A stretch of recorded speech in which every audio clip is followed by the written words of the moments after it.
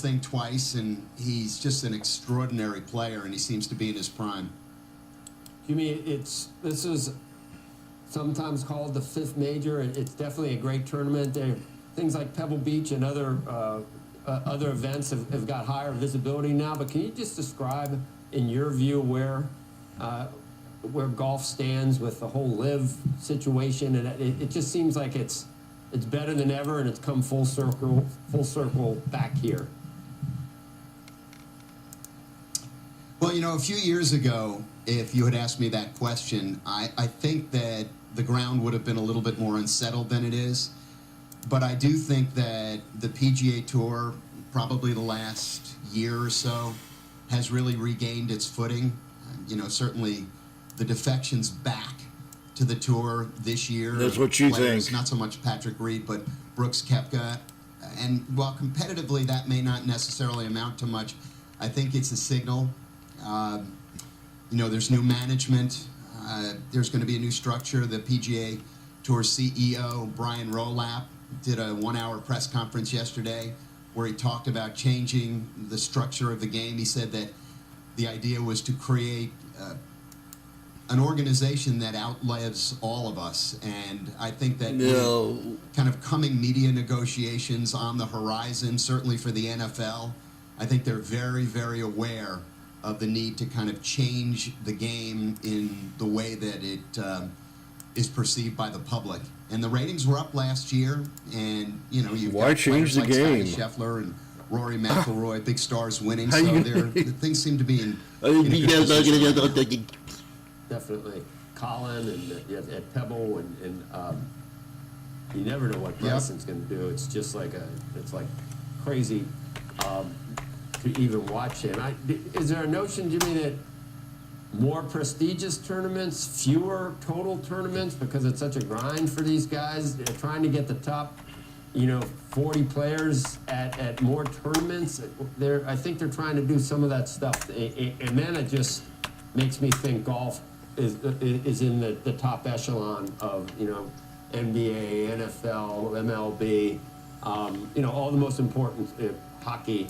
And then I don't know about the rest. Pickleball. I don't know if you're a pickleball player. You look like you might be really good. I'm not sure. No pickleball. No pickleball. It's good. Golf No. is amazing. I think golf is in a really, really good place right now. And I think that, as I mentioned, this new CEO, Brian Rowlap, who, as you probably know, came from the NFL, he wants to change things around. He said last year when he started, he said that they're going to respect history, but they're not going to be a slave to it. And just my personal opinion is that since Tiger came on the scene, everything changed. And, that's understandable. I mean, he was, arguably the best player of all time, or one of the two best players of all time. And when he arrived, things started to change. Professional golf used to be, it would start in Hawaii in January, it would end in August with the PGA Championship, and then all of the fall was what we used to call the silly season. It was just seeded to events that were exhibitions, really, but kind of hit and giggle events, as we call them, but, for money.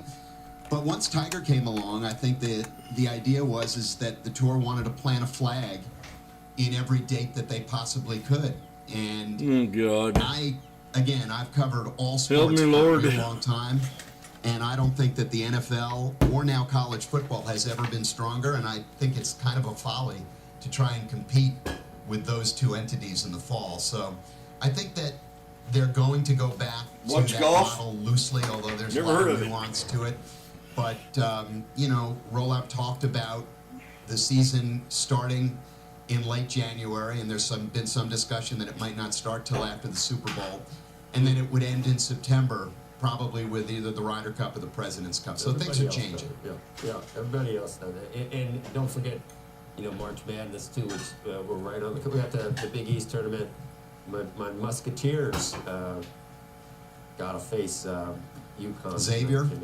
Yeah, got to face Connecticut tonight. They beat Marquette last night. Marquette beat UConn. Maybe it's possible. Jimmy, thank you. It's good. We got the energies. The Energy Secretary's waiting, and I would keep talking to you, but I think we probably should talk about what's happening in the Strait. Duty calls, but thank you. Good. All right, and a reminder, new episodes of The Big Swing with Jimmy Roberts air every week, Tuesdays on the Golf Channel at 7 and 9 a.m., then Wednesdays on YouTube or wherever you listen to podcasts. As I said, coming up, Energy Secretary Chris Wright on the decision to tap the Strategic Petroleum Reserve in global efforts to combat supply disruptions in the Persian Gulf. Overnight, Iran stepped up attacks on ships in the Middle East. Much more on that story straight ahead. Stop by for in just a moment.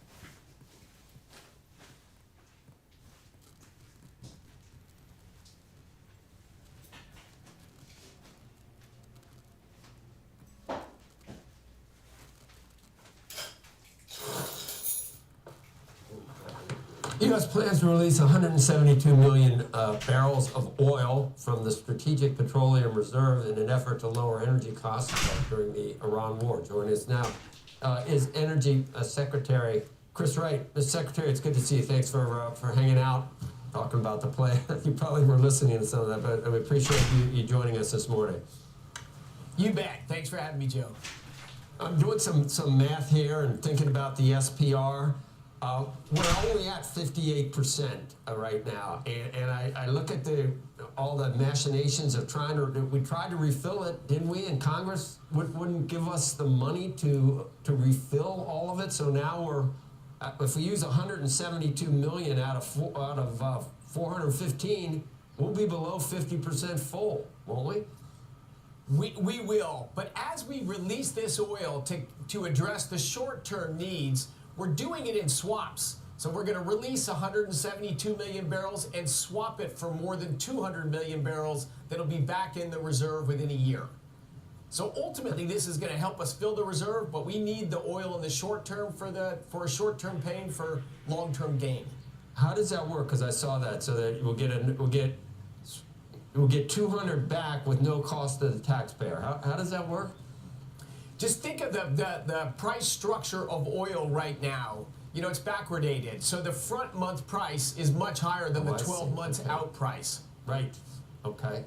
All right. So yeah, that the math actually works out. How long does it take for this to help with the total 400 million? Because it's at least 120 days for it all to get there. Hence, we won't see any immediate effect on lowering prices, or we wouldn't expect that, would we? Well, it's certainly an offset. And again, it's not just the United States that's releasing. You know, it's 30 nations around the world. There's no shortage or even really tight oil market in the Western Hemisphere. The issue's in Asia. That's where the oil from the Persian Gulf flows. Japan is releasing 3 times more than their pro rata share. Just addressing where is the struggle is in refineries in Asia. We're just getting oil into those refineries as quick as possible. We're going through a short-term disruption, but it's overdue to address this Iranian threat that's festered and grown for 47 years. Iran is able to get its own ships through. So at least at this point, it's not optimal the way things are happening. We're having some trouble. We keep hearing, and I think you've said that Iran's ability to threaten shipping is already declining. Can you update us on where we are and how long we're talking about, before we see any progress at all in opening things up? Well, with President Trump's leadership here, the military is going at full speed. You know, this is an operation that'll take weeks, not months. Every day, enormous progress is made. We're destroying their ability to threaten the United States troops in the region, to threaten their neighbors, and ultimately to threaten the energy markets. They were going the opposite direction, right? Massively expanding their missile program, pushing ahead with a nuclear program. If this can had been kicked down the road one more administration, we would end with an Iran that would be ensconced forever with nuclear weapons in that region. Simply unacceptable. So President Trump has been working to, through negotiations, through every effort possible to deliver the right result here. But ultimately, the only option on the table, and I believe firmly it is the right option, is to destroy their military ability to threaten their neighbors and the Straits. But it's a weeks-long operation. It's not days. It's not months. I think people would love to see the Navy being able to escort a tanker through the Strait. And earlier this week, from an ex-post, it looked like that was happening. It wasn't happening. I guess the White House later said that it was incorrect. Why isn't it happening? Can it happen now? Will it happen soon that the Navy can do that? It'll happen relatively soon, but it can't happen now. We're simply not ready. All of our military assets right now are focused on destroying Iran's offensive capabilities and the manufacturing industry that supplies their offensive capabilities. We don't want this to be a brush off for a year or two. We want to permanently destroy their ability to build missiles, to build drones, to have a nuclear program. It is amazing. They have invested all of the wealth of their country, deprived the rights of all of their people simply to build a war machine. And we are systematically, day by day, destroying that war machine. Secretary Wright, when you say weeks, not months, for the incursion, the war, whatever you might want to call this, the question that the markets are focused on, does that mean days or weeks before you might be able to start escorting some of those tankers through the Strait? When we talked to an oil expert earlier this morning, she suggested that if this carries on for the next couple of weeks through the end of the month, that you could be looking at oil prices above $150. And it's not just oil that there are concerns about. There is helium, tanks of helium trying to get through, because that's critical to making sure we can continue to manufacture semiconductors. There's nothing that can be substituted for the cooling properties of helium with that. Do you think by the end of this month, the U.S. Navy will be escorting some of those ships through the Strait? I think that, yes. I think that is quite likely the case. But again, I'll be over at the Pentagon later today, but that is what the military is working on. And yes, a lot of critical materials come out of the Straits of Hormuz. Look, we have a large global economy. Fortunately, with President Trump's policies, the United States is a net exporter of oil. We're a net exporter of natural gas. And in fact, we're growing our net exports of natural gas this spring, this summer. You'll see massively more capacity online by the end of this year. Natural gas is another product. So we've done the right things in the U.S. to make the Western Hemisphere a much better place and to supply the world. But it is short-term pain for the long-term gain, but it's simply a must-achieve thing. Otherwise, you've got decades into the future of an Iran that can hold the world hostage whenever it wants. Yes, there is disruption right now to do this. And if the election had gone another way, we probably would, our kids would be living with Iran, to the end of their lives. That's not acceptable outcome. Mr. Secretary, I don't think I've seen you or had you on since the endangerment law was, or it was at least repealed. Hard to believe in 2009, even that it passed muster, that you could call something as ubiquitous as CO2, plant food, we all exhale CO2, that you could call that it endangers the public health. So it seemed flawed right from the beginning to me, but it's called one of the biggest rollbacks of over-regulation that we've ever had, but it's not done yet, is it? States are challenging it. Do you think that the science at this point validates that decision to repeal that endangerment finding? Are we slowly coming to the other side of the whole climate hysteria that we've been through? I sure hope so, and I absolutely do believe so, Joe. This was another one of those things that just, it got stuck into the regulatory regime. It unfortunately got upheld by a very unfortunate Supreme Court decision. This will run back through the courts again, but the data, the facts were never there to support this decision, and this is a regulatory creep that just crushed our ability to build new power plants in this country, to get rid of people's lawnmowers and tell them which water heater they can use and what outdoor refrigerator was virtuous enough for them. Just a massive government overcreep. Another one of those things people assume was stuck.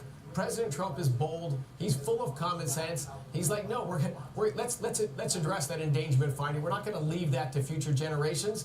He doesn't want to leave the Iran growing threat and a nuclear-armed Iran to future generations as well. So yes, it takes courageous leadership to go through the few weeks we're in right now to get it done, but it's the right thing for America. It's the right thing for the world. Well, it's not dead yet. And the dead enders in this, I see it on social media and everything else. They really want it to be true. I'm not really sure why, but the idea that we might not have an existential crisis or catastrophic anthropogenic global warming, they cling to it almost like a religion, which I think it actually was for a while. Secretary Wright, appreciate your time today. Thank you. Thanks, Joe. Okay. We have much more still ahead on Squawk Box this morning, including the battle between the Pentagon and Anthropic. We will be joined by Emil Michael. He is the Department of Defense Undersecretary of Research and Engineering. He heads up the Pentagon's adoption of AI and was in the middle of the negotiations between Anthropic and the government. Right now, as we head to a break, though, a reminder for you, get the best of Squawk Box in our daily podcast. You can follow Squawk Pod on your favorite podcast app, and you can listen anytime. Plus, check out The Path. It's a new podcast series for CNBC Cures. Full video episodes are available on CNBC TV's YouTube page. You can watch, listen, let us know what you think. Squawk Box will be right back.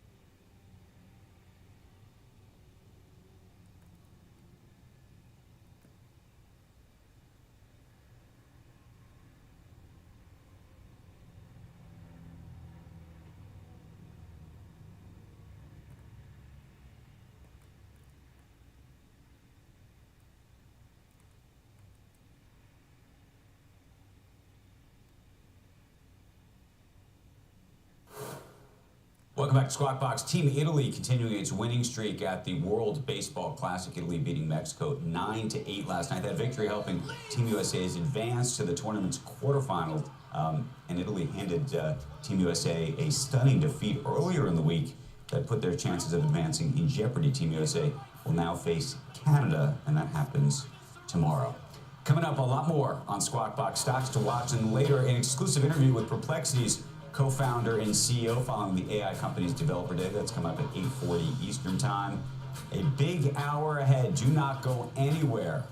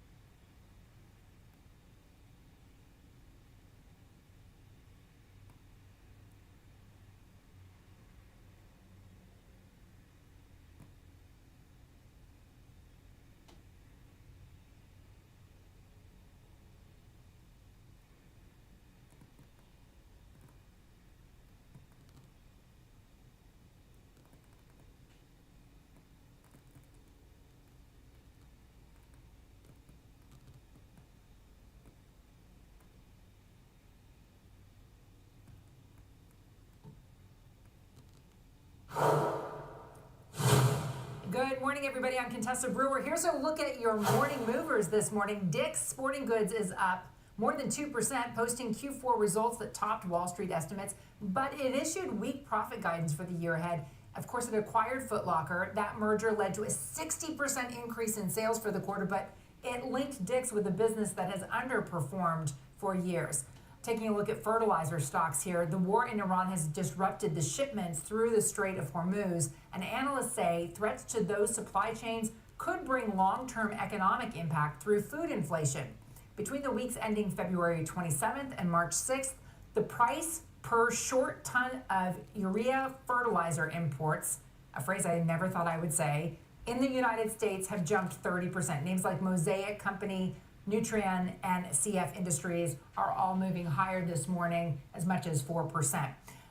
In fact, CF Industries closed at an all-time high yesterday. It's up 27% since the conflict started. And finally, we're looking at shares of Occidental Energy up 2% after Wells Fargo gave it a rare double upgrade to overweight from underweight and raised the price target to $69 from 47. Look, that's an implied upside of 25% from yesterday's close. Analysts there think Occidental benefits from high oil prices, but it is at risk because it operates in Oman and the UAE, and they see more benefits coming from its efficient production in the Permian Basin, where they lowered spending while maintaining production growth. Of course, you can get lots more on that, where you can go to cnbc.com/pro and get more detail and context around these upgrades and downgrades.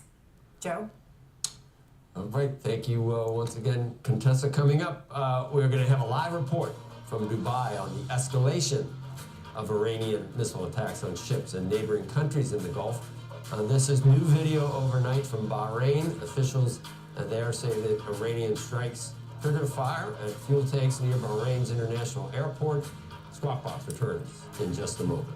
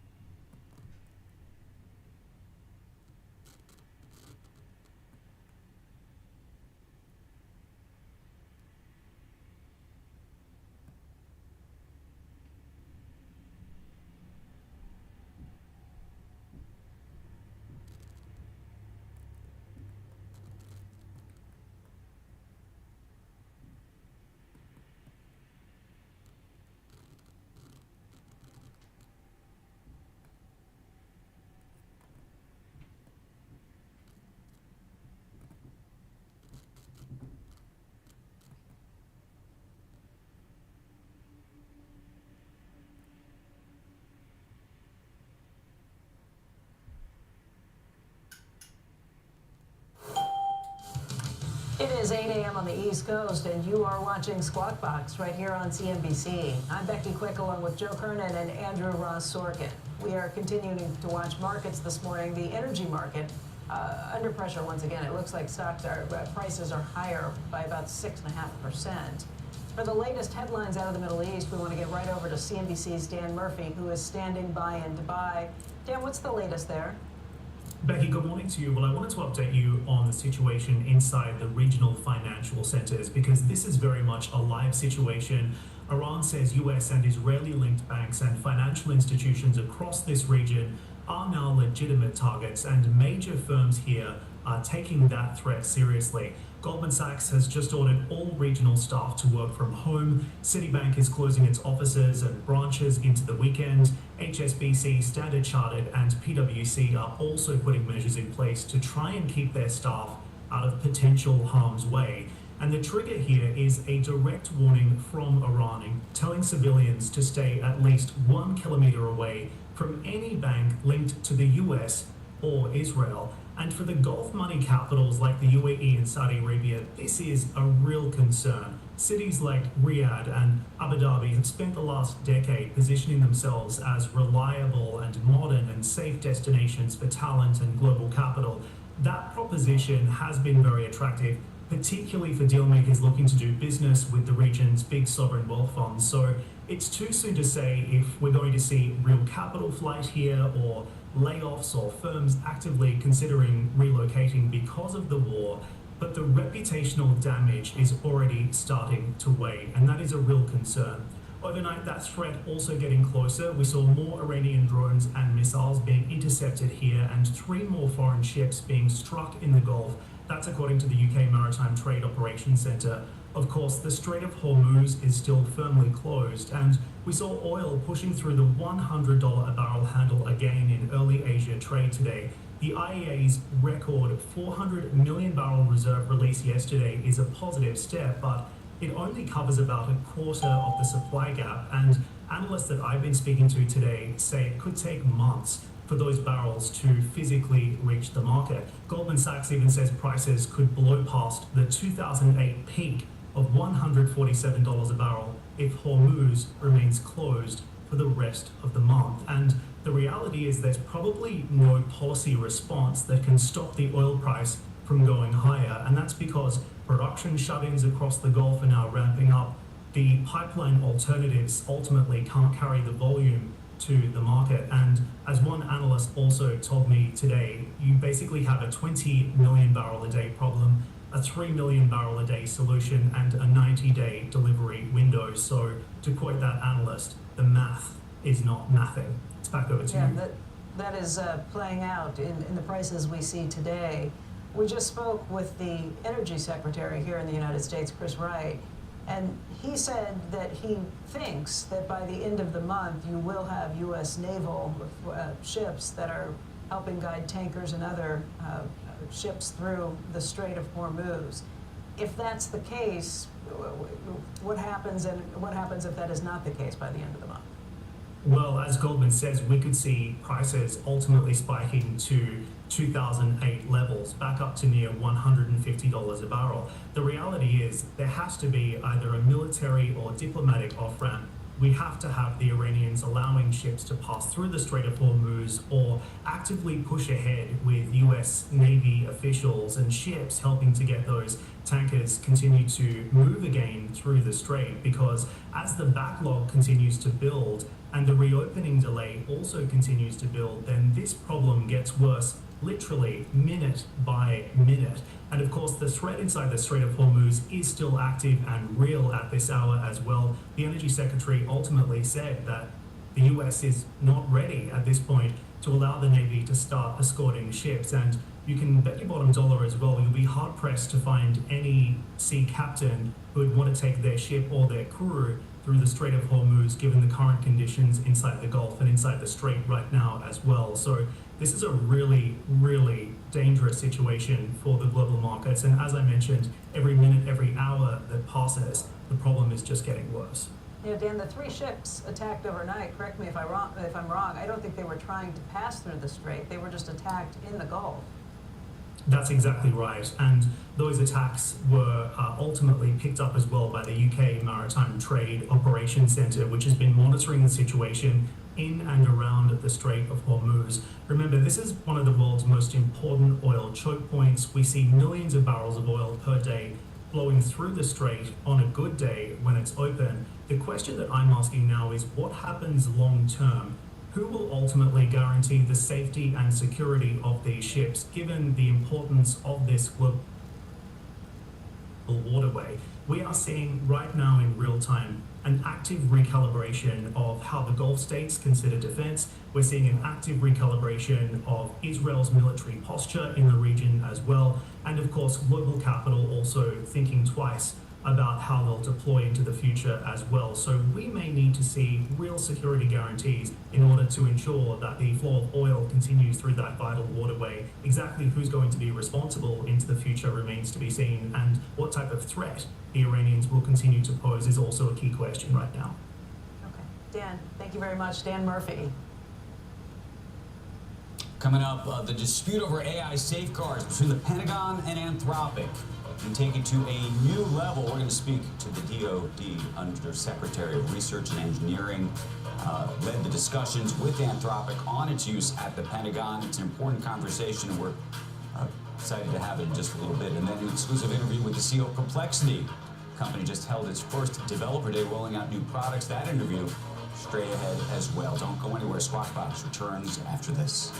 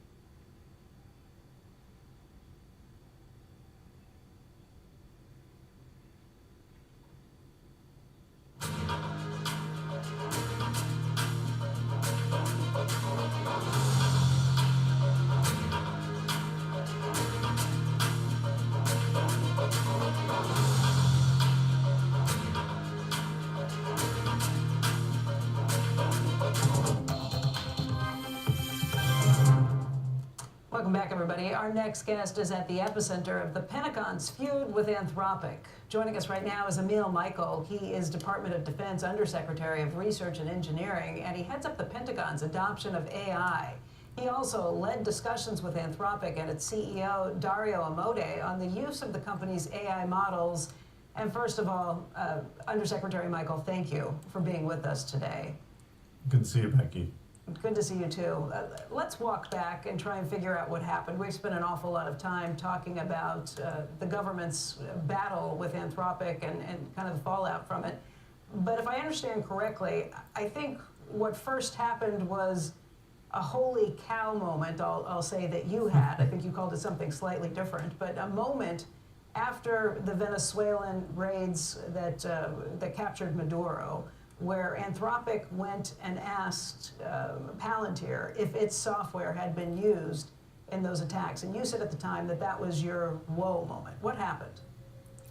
Yeah, what happened is we're in the middle of negotiations with all the frontier lab companies to more widely deploy their models across the department for all the various use cases: enterprise, intelligence, warfighting.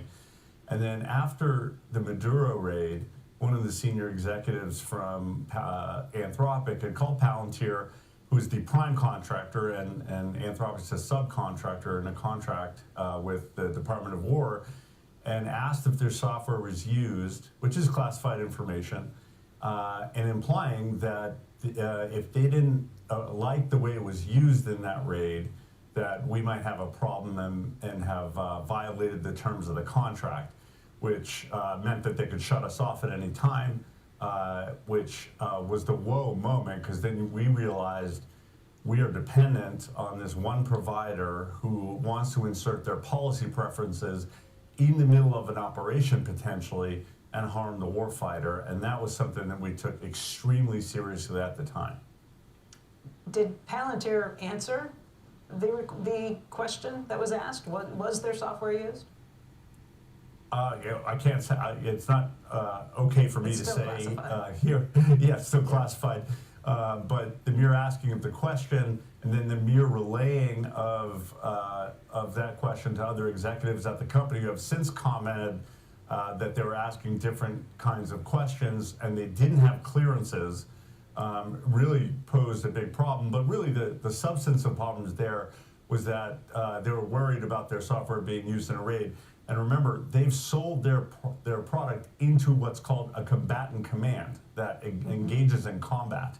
And their terms of service, trying to restrict how that combat is conducted. And that means they're inserting themselves in the chain of command. And that was very worrisome to us at the Pentagon. Okay, let's walk through what we on the outside have kind of heard and how it's been reported and how we understand it. The sticking point came down to 2 points in the negotiations that you were leading with Anthropic, and that was, first of all, they didn't want their software to ever be used for spying in mass levels on Americans, whether it was legal or not. And second of all, they didn't want decisions being made without a human involved when it came to destruction and weapons that could kill people. Is that the case? No, it's sort of a red herring. When we got the contract that we inherited from the Biden administration, there were 25 pages of different restrictions on the Department of War and its use cases. And they were so restrictive when I looked at them that we started a negotiation to sort of reset the baseline. I mean, we are the Department of War. We use their software and services and hardware for Department of War activities. And we wanted to baseline where we're at. And so at the end of it, we actually got to terms on the autonomous question because we have our own policies at the DOW which say that there has to be human oversight on autonomous weapons, and there has to be human oversight on the development of autonomous weapons, which you might use physics, material science, aerodynamics, all those kinds of things. But throughout the negotiation, we had to negotiate every single exception to their broad use policy, and that became untenable in a department of 3 million people. The mass surveillance thing was just a marketing ploy, really. The Department of War has no equities in that kind of thing. We follow the law. We actually agreed to put in the contract that we follow the 1947 National Security Act, the FISA Act, and all other applicable laws. They were trying to redefine their own definition of what domestic surveillance meant and take that power away from Congress and our democratically elected leadership. Emil, let me ask what happened with OpenAI, because you were negotiating with OpenAI at the same time. And from the outside, it looks like OpenAI received basically the same considerations that Anthropic had been asking for on those 2 points. Is that the case? Why did you strike a deal with OpenAI and not Anthropic? There was a few points here. So we told every frontier model company that every lab gets the same terms. Because we're the government, we have to be fair. And frankly, we wanted all 4 labs to have their products available to our warfighters.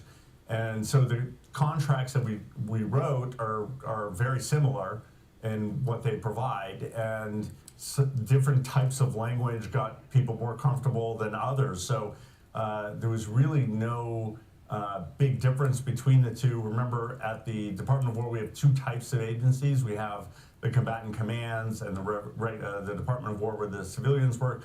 We also have intelligence agencies, and we're knocking them down one by one. So OpenAI got the same terms on combatant commands. We got the same terms on the rest of the Department of War, and we were just trying to finish up the intelligence agencies there. So another obfuscation that Anthropic put into the media space for some reason. From some of the conversations we've had around this table, is that we are in an arms race right now with China in particular. We believe we're at the front with AI. Anthropic clearly is one of the leading firms in that fight. By going a step further, obviously the government can do business with whoever it wants, but by taking that further step and declaring them a threat to the supply chain, meaning that other contractors to the government can't use them, that probably puts Anthropic in a pretty perilous position in terms of continuing to take on the Chinese and be able to develop at a faster pace. What do you say to that argument? Yeah, I'd say that the way their executives conducted themselves by asking for classified information and communicating messages that should be classified among their executives, bad faith negotiations, and then the other really subtle point that I think we're going to hear a lot about AI in the coming year, insider threats, model poisoning. Remember, their model has a soul, has a constitution. That's not the U.S. Constitution. The other day, their model was anxious, and they believe it has a 20% chance right now of being sentient and have its own ability to make decisions. So does the Department of War want something like that in their supply chain so that it could hallucinate, it could corrupt models that are used by defense contractors who are building weapon systems or airplanes and so on? So the truth of it is we can't have a company that has a different policy preference that is baked into the model through its constitution, its soul, its policy preferences, pollute the supply chain so our warfighters are getting ineffective weapons, ineffective body armor, ineffective protection, and that's really where the supply chain risk designation came from. Mr. Undersecretary, help me understand this piece of it, because as I've been talking to people in and around these conversations, it appears that there is a real fault line between you and Dario on a very personal level, but specifically around this idea of the supply chain risk. If in fact this was and is a genuine supply chain risk, wouldn't you be removing this service immediately from all of the Pentagon? I mean, it is continuing to be used in this moment as we speak in Iran. We just heard reports from Reuters that there is going to be potentially an extension period in which parts of the government and parts of the Pentagon could continue to use Anthropic. If it was a genuine supply chain risk and this was not part of a larger negotiation, what some people think is a political shakedown, why wouldn't you remove it immediately? Yeah, so most of that's just not accurate. I didn't meet Dario ever until December, so I had no personal relationship with him one way or the other until then. It was strictly business. I communicated multiple times. This has nothing to do with politics. I want the best models for the warfighter, so that's one thing. On the supply chain risk, if they had never entered the department's systems, it wouldn't be an issue. We'd disagree on this, and they could move on. But they're embedded in our systems, and as you know, Andrew, you can't just rip out a system that's deeply embedded overnight. So we have a smooth transition plan.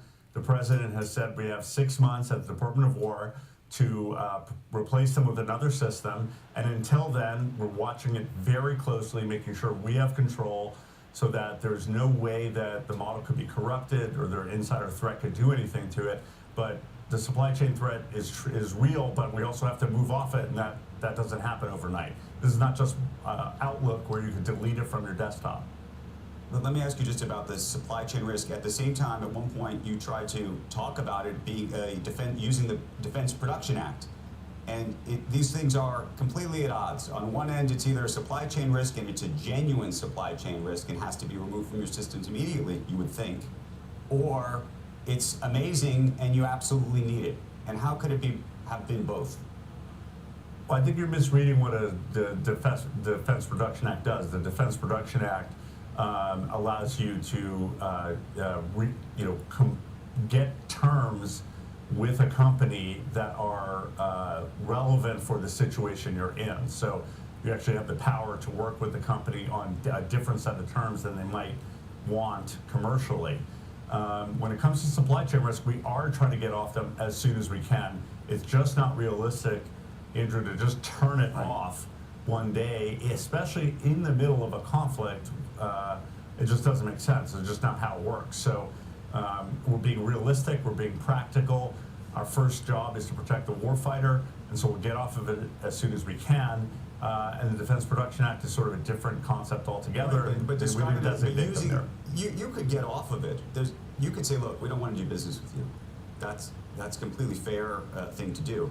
Once you designated a supply chain risk, it genuinely has to be a supply chain risk. And if you're saying that it's being used today to defend warfighters, that's sort of a complicated dance. Let me ask you a separate question, though, about this, which is OpenAI has put in its own guardrails into the system, into its own system, around the exact same issues that Anthropic is seeking not only to put guardrails in its system about, but to effectively put contractual terms in about.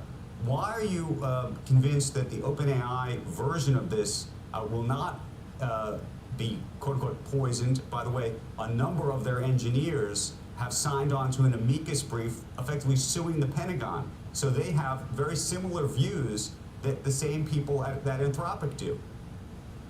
Yeah, I mean, that's a very, very confusing question. What you're saying is that with OpenAI, I'm not worried about the model poisoning or guardrails. All models have guardrails. All models should have guardrails.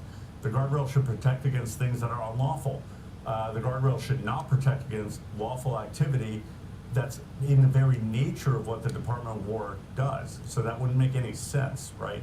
What we're worried about with the model poisoning is you had policy preferences embedded into the model. When the leadership of OpenAI or XAI or Google are not inserting the policy preferences through a constitution, through a SOL, through things that they want to prevent that are lawful, that ends up being the risk for the model poisoning. And when the supply chain risk, got to reemphasize, is that when it comes to Boeing, who's building fighter jets and using this for physics or material science or some other matter, if the model is anxious and doesn't want to give the right answer or hallucinates in a way that's consistent with what the founders of the company want, but not what we want, it could corrupt the very product that we're buying.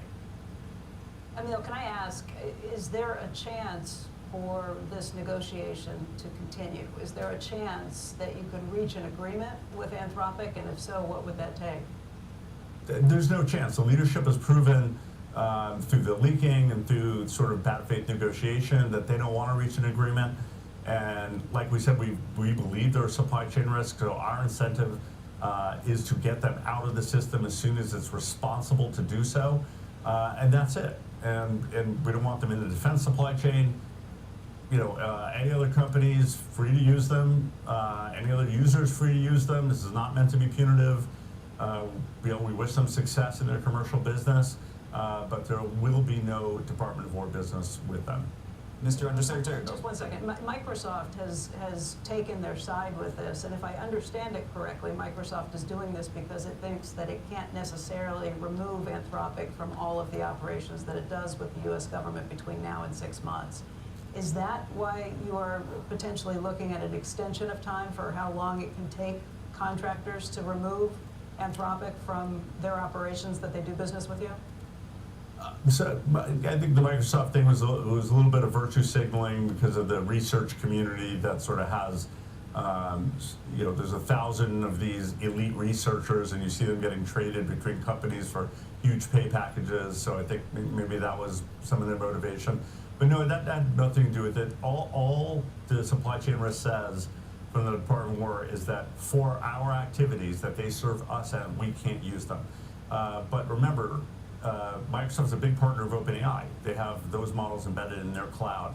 AWS has multiple of these models baked into their cloud. So there's lots of different options to move on to. But when it comes to the classified networks, that takes a little bit of integration work, but everyone should be able to do this within 6 months. Now, if we're in a conflict 6 months from now, we have a sensitive operation that we need to continue, obviously we're going to make exceptions so that we don't put current operations at risk, but otherwise 6 months is the plan. Mr. Secretary, you said you wished Anthropic well and that other companies and other parts of the government could use this service, and yet we heard from the Treasury Secretary that he plans to remove this from the Treasury Department. We also heard news that there could even be a potential executive order effectively that could remove it from all parts of the government. We also heard from an Anthropic lawyer during one of the cases about how fast all this is going to move, that there was an effort by the government to tell other companies not to use Anthropic. Yeah, I mean, I wish them well in their commercial business. President Trump said he doesn't want the government, U.S. government, to do business with them. They have a huge commercial business, lots of developers, a tiny fraction of their business, my understanding, comes from the U.S. government at all. So again, not to be punitive, but every agency has to follow President Trump's sort of policies. So I don't think that's that's anything that's not expected. And any of these rumors, I'd love to see them verified. Department of Defense, the Department of War is not reaching out to companies to tell them what to do, so long as it's not in our supply chain. That's the only thing Department of War is cared about. What President Trump's order said was that the U.S. government can't contract with them directly, but they can go have their commercial business. That's fine. Do you think that do you assume that in court that it's a slam dunk for Anthropic to win? That the facts are so clear that have you already factored that into all your decisions that you're going to lose in court? I mean, a federal judge in Northern California, which has been forum shopped, you never know what's going to happen, but when our case is fully shown, I think it's going to be pretty clear that this was a good thing to do to declare them a supply chain risk, not only for the Department of War, but for the safety of the country. And we let those things play out in court. Do you consider Claude currently to be the best model? I think it has certain attributes that we like, but I think what's most important about why they're in the Department of War is that due to the Biden era executive order, they were one of the few preferred model companies that were promoted by that administration, and they did a good job selling into the government way faster and way deeper than the other model companies did. So it's a legacy of the last administration that they're here. So the users who use them at the government haven't used an alternative. But I strongly believe there's other options out there that are just as good, as not better, depending on the category, whether it's coding, whether it's bug fixing, whether it's cyber, lots of different use cases, and each of them trade on the leaderboards every couple months, who's on top. Emil, we have about 30 seconds left. Do you anticipate that a new administration could potentially change, if this was something that was put in place by the Biden administration, Anthropic got in under that, is this going to be something that changes administration to administration? That's new. We haven't seen that in the past. I hope not. I think my goal is to have to never be wholly dependent on any one company. And that's another mistake the last administration made, is they didn't ensure that you had dual supply chains so that you were never in a position where you were dependent on one company. But so when I leave office and whoever the administration is in the next, I hope to leave them with multiple options, all integrated, all fully capable, so that we have the power to decide which is best for us and that we don't face a risk like this ever again. Undersecretary Michael, thank you for your time this morning. We appreciate it. Thank you. All right, housing starts, trade deficit, and jobless claims hitting the wires. And Rick Santelli standing by at the CME in Chicago. Rick, the numbers, please. Yes, this is for the week ending March 7th on initial claims. 213,000, Joe. That's a couple thousand less than expected. Subtle revision from 213 to 214 means that this is down 1,000. It continues to be very well behaved. If you look at continuing claims, 1,850,000, almost spot on with expectations. A subtle revision in the rearview mirror still makes this lower than last week's 1,871,000. Now, let's look at housing starts and permits. These are January numbers, so cold weather, of course, may have an effect. Expecting on the starts, 1,341,000 seasonally adjusted annualized units. Comes in much, much better. 1,487,000. This goes against pretty much everyone's calls as to what they were expecting, either due to weather or builder inventory being on the large side. 1,487,000 will be the best since February of last year. So basically about a year. That's a terrific number. And if we look at what's going on the permit side, a little disappointing, but not much. We're expecting a number over 1.4 million. This comes in at 1,376,000. So a little bit on the light side. 1,376,000 seasonally adjusted annualized units will be the smallest pace since August of last year. And then last and certainly not least, the trade balance for January. We know it's a deficit. Minus 54.5 billion. That's about 10 billion less than we were looking for. Last month, 70 billion moves to minus 72 billion. Minus 54 billion would be the smallest just since November when it was 53. And do remember, the high watermark going back to all record keeping in 92 was March of last year at 135.9 billion. And just about several months ago in October, we were at minus 28 billion. And that was the best it's looked going all the way back to 09. So we see the volatile nature mostly due to tariff movement. And of course, considering that this is a January number, we were paying very close attention, but there really wasn't a lot of tariff effects at that point in time to consider. Joe, back to you. I didn't want to All right, Rick. Thanks. Steve Leisman joins us now with more. Hey, Steve. Hey, Joe, yeah, it looks like the housing beat came from multifamily. You did have a decline in single family. That could have been weather related, but this is a good number that's going to help feed in, I think, to GDP. There wasn't much expectation here, as Rick suggested. That's the first thing. Trade deficit, I never know what to do in this time of tariffs because the tariffs have could have wreaked havoc on these trade numbers. Again, but a lower deficit number will help GDP again. Again, these are in the rearview mirrors. Jobless claims 213. We've been under 265 going back to 2021. 300 is the number where we used to get concerned. So not really concerned. Again, it seems like we're in this low hire environment. I hope Rick didn't go yet because I want to come right back to him. Rick, before you go, are you still there, Rick? Yes, of course. Great, thank you. Yes, yeah. So today, your two grades this week.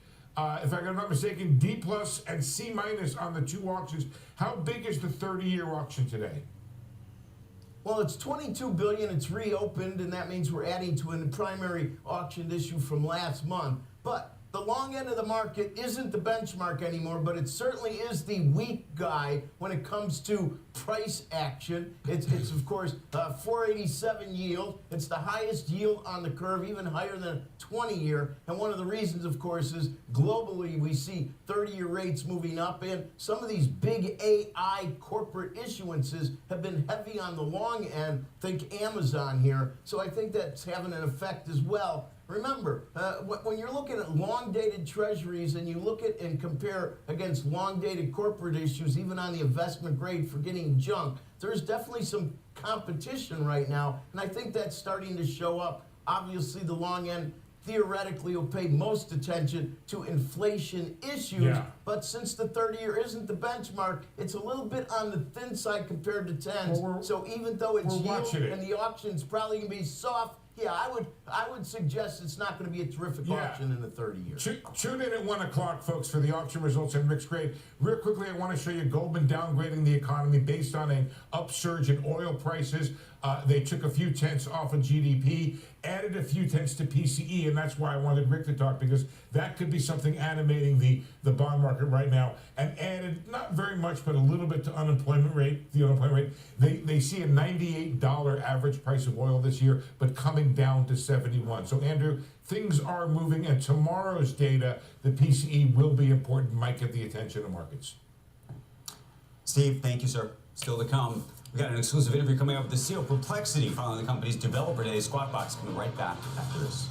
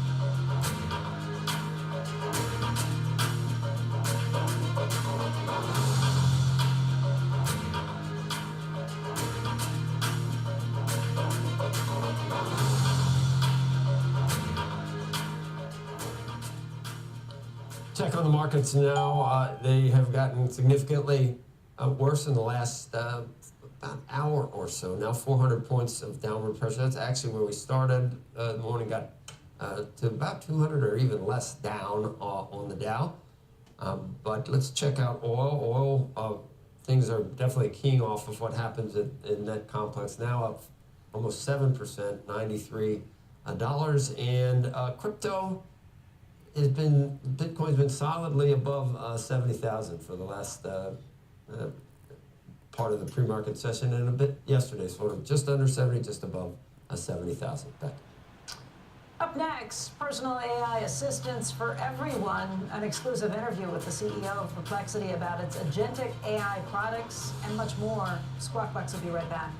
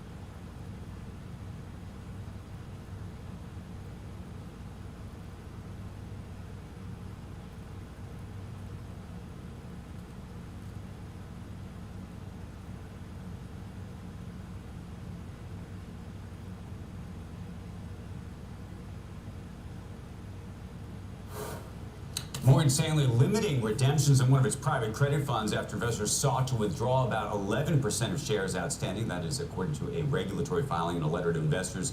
Morgan Stanley's private credit said that North Haven Private Income Fund, that's what it's called, will return about $170 million tied to its first quarter tender offer. Amounts to about 46% of investors' requests. Meantime, investors in Cliffwater's flagship private credit fund seeking to redeem about 14% of shares in its first quarter. That firm had capped its repurchases at 7%. When we come back, a lot more on Squawk. Perplexity seeing its valuation soar from just $80 million in 2024 to about $21 billion just 2 years later. NVIDIA, Jeff Bezos, SoftBank, and others jumping in on that funding. We're going to speak exclusively to the company's CEO right after the break.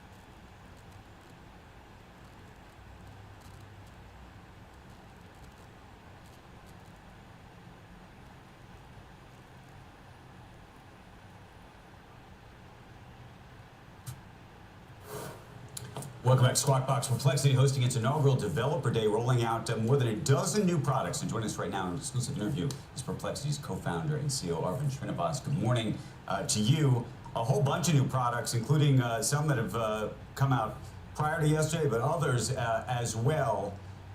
Help us understand sort of where Perplexity is going and what Perplexity is doing differently, for example, than how we should think about it relative to some of the large language models that you rely on underneath the service.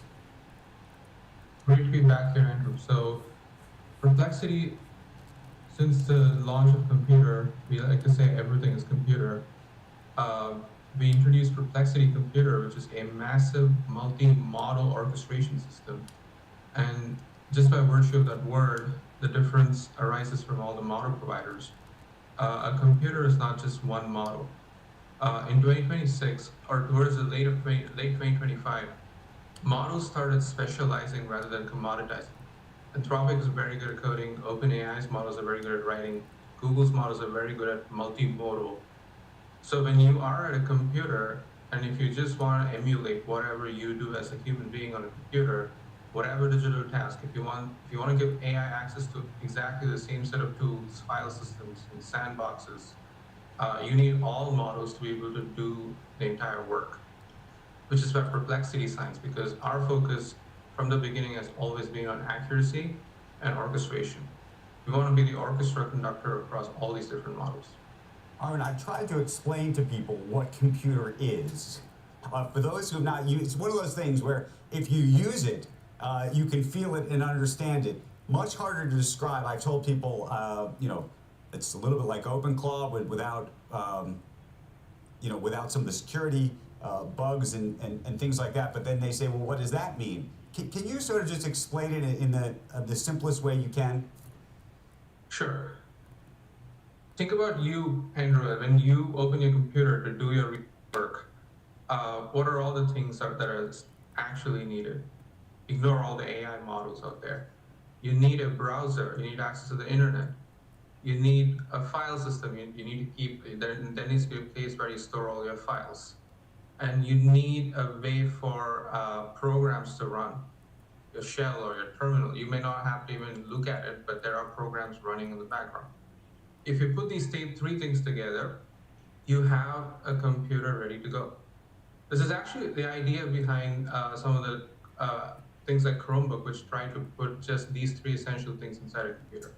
Now, if you want an AI to do all the work you as a human being do on a computer, but except it's running securely in some server in the cloud, if you put these three things together and pair them with LLM models which do the orchestration, you essentially get a digital worker on the cloud that's running securely on a sandbox with all access to your personal data, persistent storage.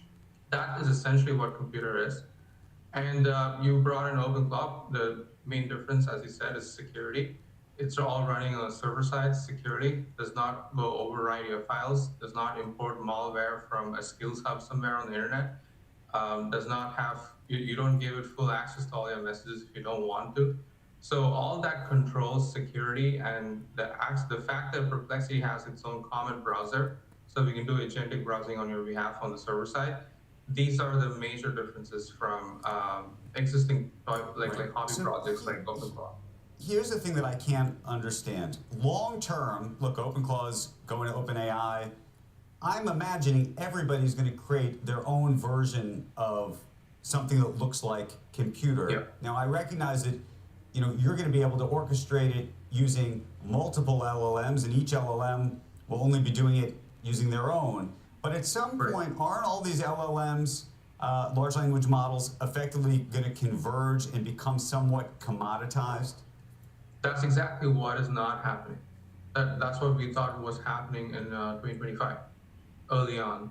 But towards the end of 2025, what happened was models started specializing. I'm just quoting Dario here, like in one of his most recent interviews, he said this, where even within coding, which you think might be a specialization, OpenAI's Codex models and Anthropic's Claude models are very different in terms of what they're good at in coding itself. And this is one particular skill, writing is another skill, Being good at images and videos is another skill. What we are seeing, at least, is that enterprise users are always selecting multiple different models all the time. And that's actually one of the value propositions of the Perplexity product, that you don't have to feel locked into one model provider. You don't have to have one horse in the race. You can hope that Perplexity figures out which model is best for what purpose, and you just have to come to the product and use it, and you can trust Perplexity to do what we need to do for each model. Let me ask you a separate question. As you know, Amazon has been trying to block your Comet AI browser.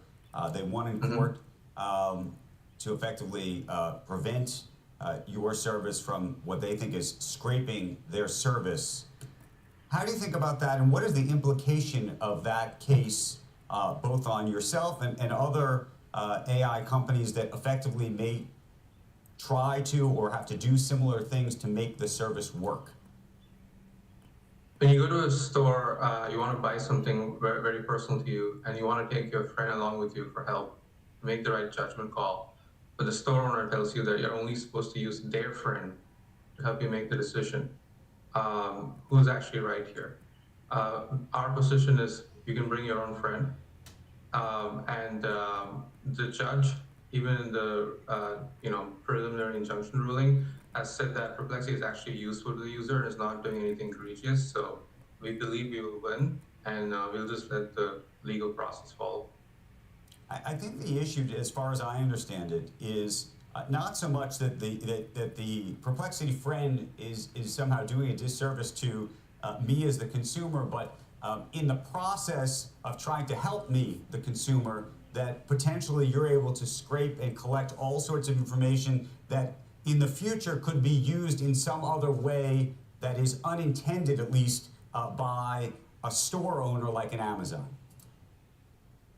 Well, our browser is always like first class in terms of how secure it is. Like, we've published evals on agent reliability, prompt security from prompt injection attacks. We built our own benchmark for that. And these are all like things that you can only keep improving on, right? So it's all solvable. We've made evals for that, and we would love to work with Amazon on these things, because together we can solve all the hard problems. Let me ask you separately. We just talked to Emil Michael of the Department of War. He's been involved in these negotiations with Anthropic, which have clearly broken down. Microsoft recently filing an amicus brief in support of Anthropic. As somebody who lives inside the world of AI right now and spends a lot of time with the researchers and everybody else who's in the middle of it, what do you think of what's happening? I think both sides have pretty reasonable talking points. Both sides could have definitely handled this a lot better, and we want whatever is best for the country and for the people living in the country. And so my hope is they figure it out. I think Anthropic's a great model provider. I think America's interests are very essential. So my hope is they figure it out and we can all move on from whatever is happening. Do you think that's possible? It sounded like earlier that was not in the cards, at least yet, not yet. I mean, anything is possible. I think at the end of the day, like when two parties are having disagreements, sometimes it's pretty tense, like what's happening right now between Anthropic and Pentagon. But I hope that things resolve and they come to an agreement on what's reasonable. Let me ask you a different question. Maybe it's a social or societal question, which is AI and the impact on jobs. We've seen companies like Block cut down their staff by 40%. Morgan Stanley recently cut some of its staff, saying it wasn't AI, but then there were some reports that AI might be a piece of it. When you talk about what a Perplexity computer can do, it effectively could replace a person, if not many people. How do you think about that right now? I definitely think everyone has to upskill. We've been saying this consistently for the last few years, which is the ultimate human edge in the age of AI is going to be your curiosity. AI is not just going to be good at answering questions, it's now good at doing things for you too. Maybe it's at a junior employee level, but definitely it's going to get more and more reliable. That doesn't mean you're out of your job, but if you were just assuming you can do the same thing that you used to do 2 years ago, that's not going to work out. And what we are saying internally at our company is everyone's using computer. every single day on Slack. This computer is living alongside us. It's just like another worker. And we've been delegating so many tasks. Just in the last 4 weeks alone, we probably have saved like $1.6 million worth of labor savings. As per estimates by Executor. So I think that's what's like special. Like I think companies will be more disciplined. They can run more efficiently. And I also see the rise of solopreneurs, people who first start their own businesses. That was never possible before because you don't have to hire so many people.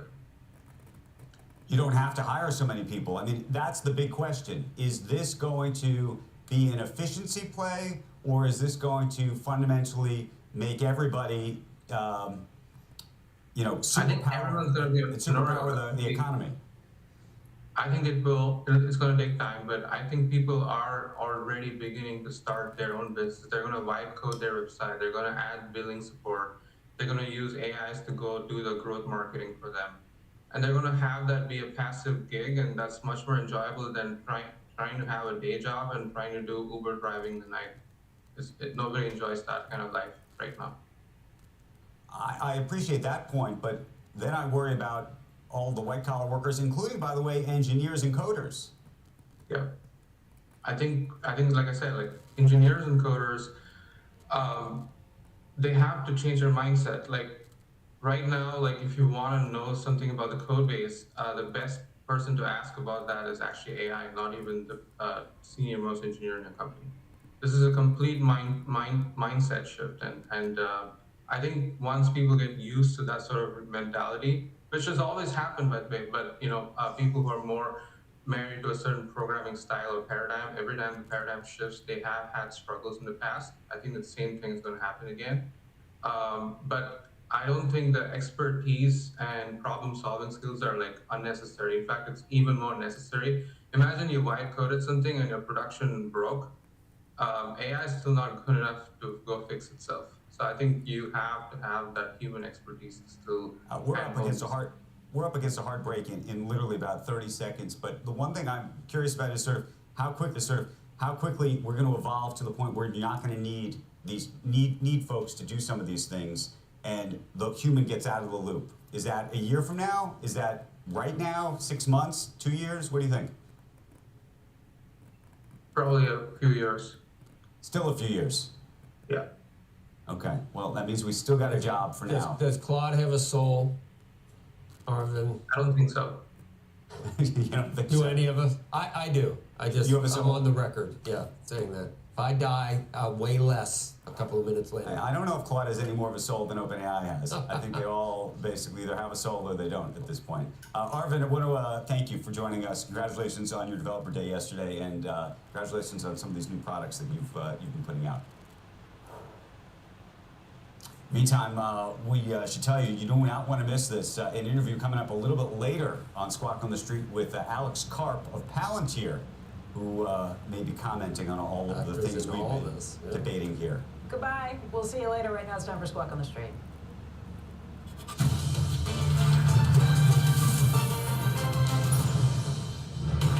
Good Thursday morning. Welcome to Squawk on the Street. I'm Carl Quintanilla with Jim Cramer at Post 9 of the New York Stock Exchange. Faber has the morning off. Brent oil gets back above 100 as Iran launches fresh attacks on tankers. Dubai, Bahrain, Qatar, and the Energy Secretary tells CNBC the Navy escorts unlikely to begin until the end of the month. Meantime, stocks look to open a little bit below Wednesday's low. 10-year spikes to 4 1/4. Our roadmap begins with oil prices resuming their surge. The IEA calls it the biggest supply disruption in the history of the global oil market. Shares of Palantir up 10% since the beginning of the war. We are joined exclusively by co-founder and CEO Alex Karp. And some more red flags for private credit. This time Morgan Stanley, Cliffwater, Deutsche, and Partners Group in the news. We begin, though, with higher crude prices and Mideast tensions weighing on the markets. Yesterday, the president spoke about oil in his first campaign-style rally since the war began. Oil prices are already coming back down, and it's going to come down, but we're not leaving until that job is finished, and it's going to be very fast. And we remain curious, Jim, as to what finish means. Yeah, I mean, I don't know, because we have to go back to the 72 playbook, the last time that the United States found itself to look like it did not have the upper hand, which was really, frankly, was against the North Vietnamese. And what Kissinger did was to go after the grid, to shut down the country. Decided to make it so that instead of bombing ports and military, they're just going to shut down the whole country by taking on all the infrastructure. Not that, of course, they have oil infrastructure, but just say, okay, look, you're done. And the North Vietnamese, which hitherto had said, listen, we're more powerful than you, we're not going to do anything to you, we have the leverage, we have the cards, came to the peace table because their country was not able to function. So I think that that's the alternative. That's one alternative. That probably happens this weekend. The other alternative is to go to Qatar, or have Qatar negotiate something in between. That would be the one that most likely could be able to do something behind the scenes that allows President Trump to declare victory. I don't see a third option. You think we take out their good this weekend? I think that they have to go after the infrastructure. So far, they've gone after the buildings. That didn't work. You know, we go after buildings. They say $200 oil. $200 oil. Obviously, we're talking about $5, $6 a gallon, and that's just not sustainable in midterm year. But more importantly, I think if you don't want to be able to have it so that hardliners win, you have to shut the country down. Now, they've not done that. I mean, interestingly enough, they talked about how they're going to do bigger strikes and better strikes, whatever. They didn't know anything. They didn't do anything. I mean, Hegseth came on and talked about basically Big Week, the 1944 move that we made against the Third Reich, but then nothing. So what you have to do, if I think the most powerful opponent we've had since World War II was North Vietnam, they did win, but to get them to the peace table, you had to take out the ability for the government to run. And so far, they've done nothing like that. They've not taken out the ability for the hardliners. They're running. The hardliners are running the country. The North Vietnamese came to the peace table because, as Kissinger was right, they couldn't run the country. So these guys may say that we have to pay $200 oil. We say you don't have a country anymore. Well, if they've moved to a true mosaic defense where you don't need centralized control, all you need to control is the Iranian coastline of the Persian Gulf. Well, if you take out the highways, you take out the electricity, and you take out the ability to be able to have a country, I don't think you send drones. I think you say, well, maybe we want to rein in the drones because right now we've lost control of the country. I'm not saying that we're going to arm the good guys, so to speak. I am saying that a bombing, even with the inefficient bombing that we had in 1972, sending B-52s, was able to shut down North Vietnam for a short period, to the point where they said, okay, listen, we'll talk. I don't know if Trump understands the history of how you get people to the peace table, but he just heard it from me. Right. And that's the way it worked. If they are so out of touch with what Kissinger did, here's what Kissinger did. He said, I don't want them to have a country. And they didn't. So how would markets respond to that on Monday, if you're right? Well, I think that what they would say is, it looks like they're going to Qatar and say, you know what, we got to find a way to be able to make it so we have a country again. And I think that Trump would say, no, we're just going to keep bombing. And the only way you're going to get a pause is if you decide, you know what, we're not going to run the country anymore. He has to put his money where his bombs where his mouth is. And I think that's been the whole problem. The whole problem has been a very weak response. It's so weak that they keep sending drones. I mean, I think you have to make it so you send drones, we shut your country down. But that's not been the plan. That they say it's the plan, but they haven't done it. Right. How much are you willing to spend on this? We did get some figures from the Pentagon. $11 billion in the first 6 days. My plan requires nothing. Requires nothing. Just send bombers. Well, munitions aren't free.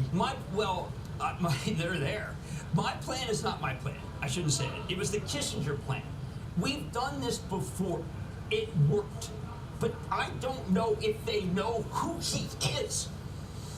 Yeah, military. We'll see if military history can be repeated, Jim. Meantime, Goldman does extend their time window of disruption to 21 days. They were at 10 before what they argue would be a 30-day gradual recovery. Right. I mean, the one thing I think that you could argue is that we are not as hostage to the price of oil as we seem to think. Your $140 oil is $1 at the pump. Well, this is a global story, right? You're right. Absolutely. But this is not. We are the least affected of all major. I'm just saying that Trump's right to be able to say, listen, like Secretary Wright when he talked about, listen, we're okay, but it doesn't matter. It's the world. I agree with that. But and that was the difference between North Vietnam, which is not the war. But I do think that the response sounds like it's going to be a powerful response, Hex's response, but then it wasn't. So I think everyone's a little confused. And since Hex's anemic response, the Iranians ramped it up. And now are saying, listen, you're going to have $200 oil in America. And I don't think that America wants to be told what to do by Iran. Yeah, well, we'll see. I mean, there's estimates now today, some fresh estimates. 3 months of closure probably gets Brent to 160, 165. Well, you're Makes sense? talking about 550, except for in California, I don't know, $8. Look, all I'm saying is just that it looks to me like we have not been able to figure out how to get them to stop. I think that most of Americans would have thought they would have stopped by now. Instead, they seem to, as the president would say, have the cards.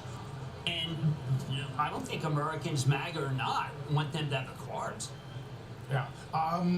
Meantime, market's still juggling some elements of private credit. This piece in the FT about Partners Group, good chance we see default rates double in the next few years, Jim. Yeah, I We didn't know mentioned about Morgan that. Stanley and Cliffwater. Yeah, I think that was extreme, the double, because the companies are in private credit. If you look at them, most of the portfolios are good companies. It's just that they are disruptible by AI. Blue Owl, of course, which cracked 10 earlier in the week, down again today. Some reports that they've told investors their loan sale had no hidden incentives.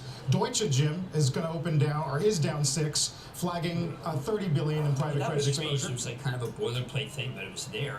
Packer, I asked Packer about special incentives, and he denied them point blank. So I don't want to recycle that story because we had it first.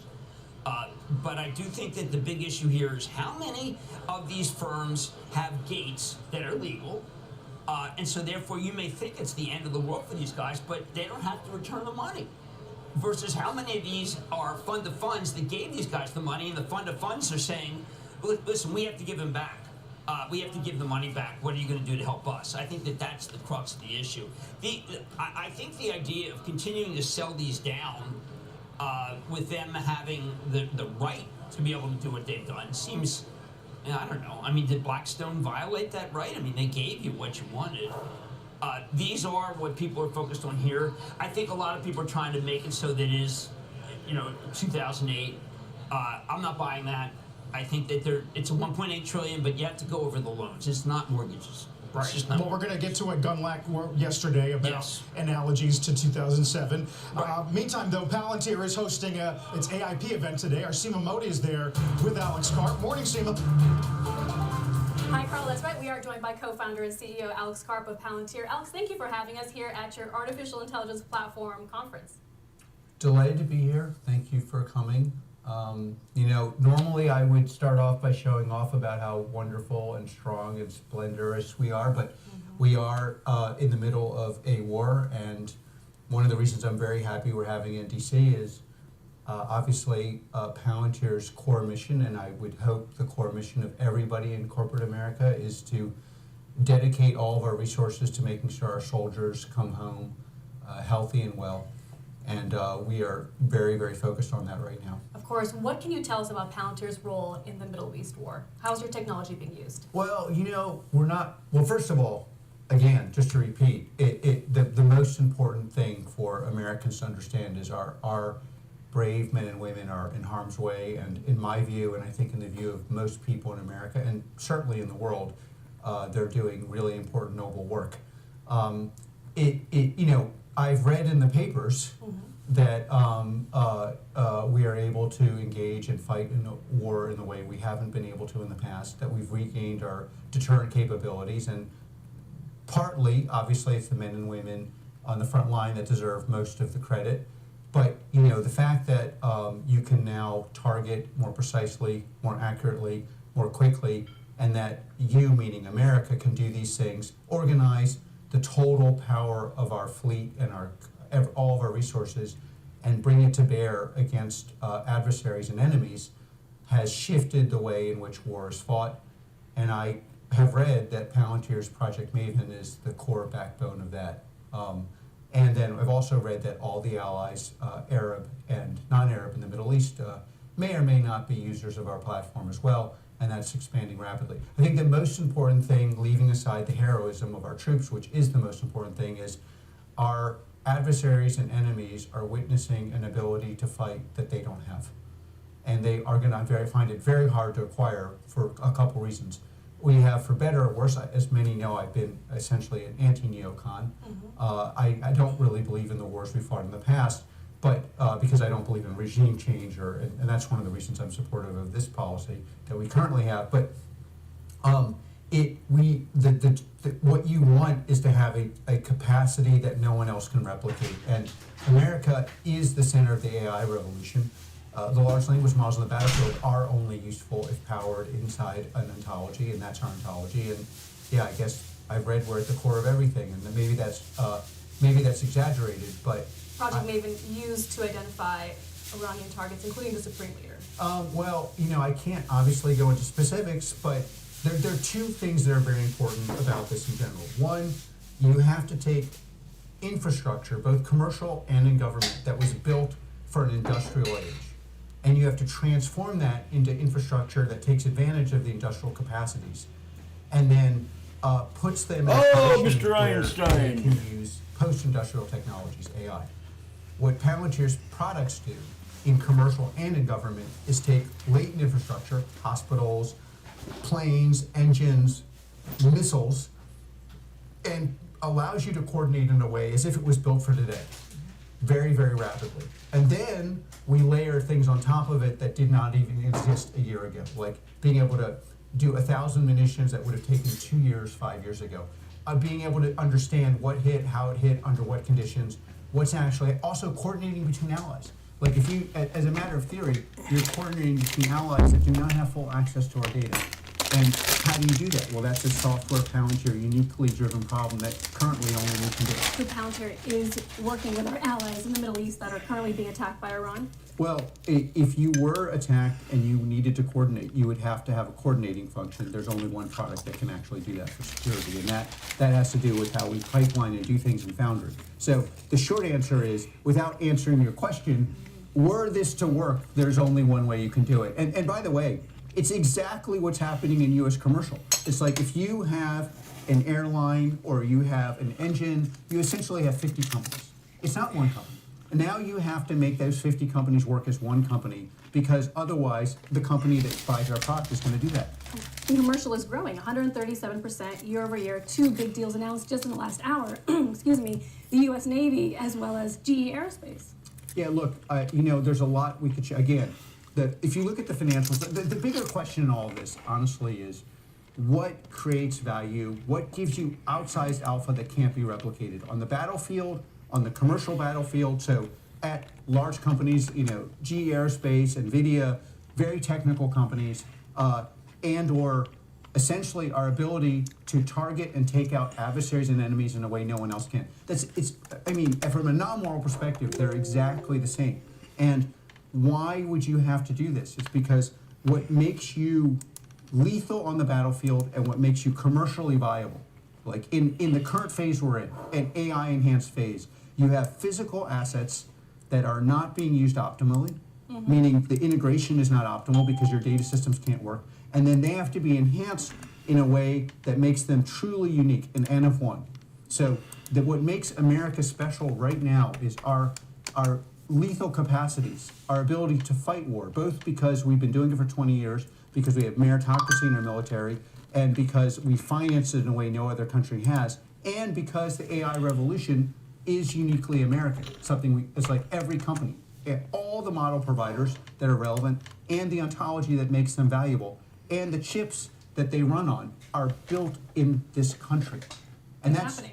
It's like, well, yeah, it's obviously happening. And then the question is, what does it mean for society? And those are really big questions because, what does it mean for our job force? What does it mean for our fighting force? And right now I'm 100, as focused as you can be on making sure we're delivering the magical technology to our warfighters. But then, many people are watching this and figuring out, well, where should I invest?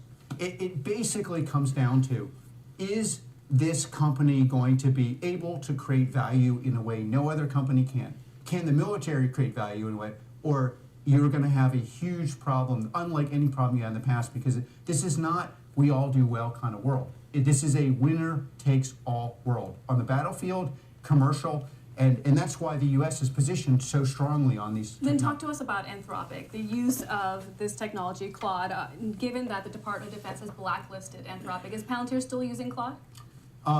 We were in the middle of all these discussions, and so both for respect to the Department of War and Dario, I obviously can't go into specifics, but I can tell you first of all, what's in the papers. The Department of War is planning to phase out Anthropic. Currently, it's not phased out. Our products are integrated with Anthropic, and in the future, it will probably be integrated with other large language models because of this dispute. The core question, though, is, and where I can give you my opinion, is in this country, on the battlefield, not domestic surveillance. And no one believes it, but Palantir is the most important protector of the Fourth Amendment, or Fourth Amendment meaning the right of privacy in this country because of the way our product works, and I'm deeply committed to that, as are most Americans. The Fourth Amendment, in my view, or extrapolation, does not apply to adversaries on the battlefield.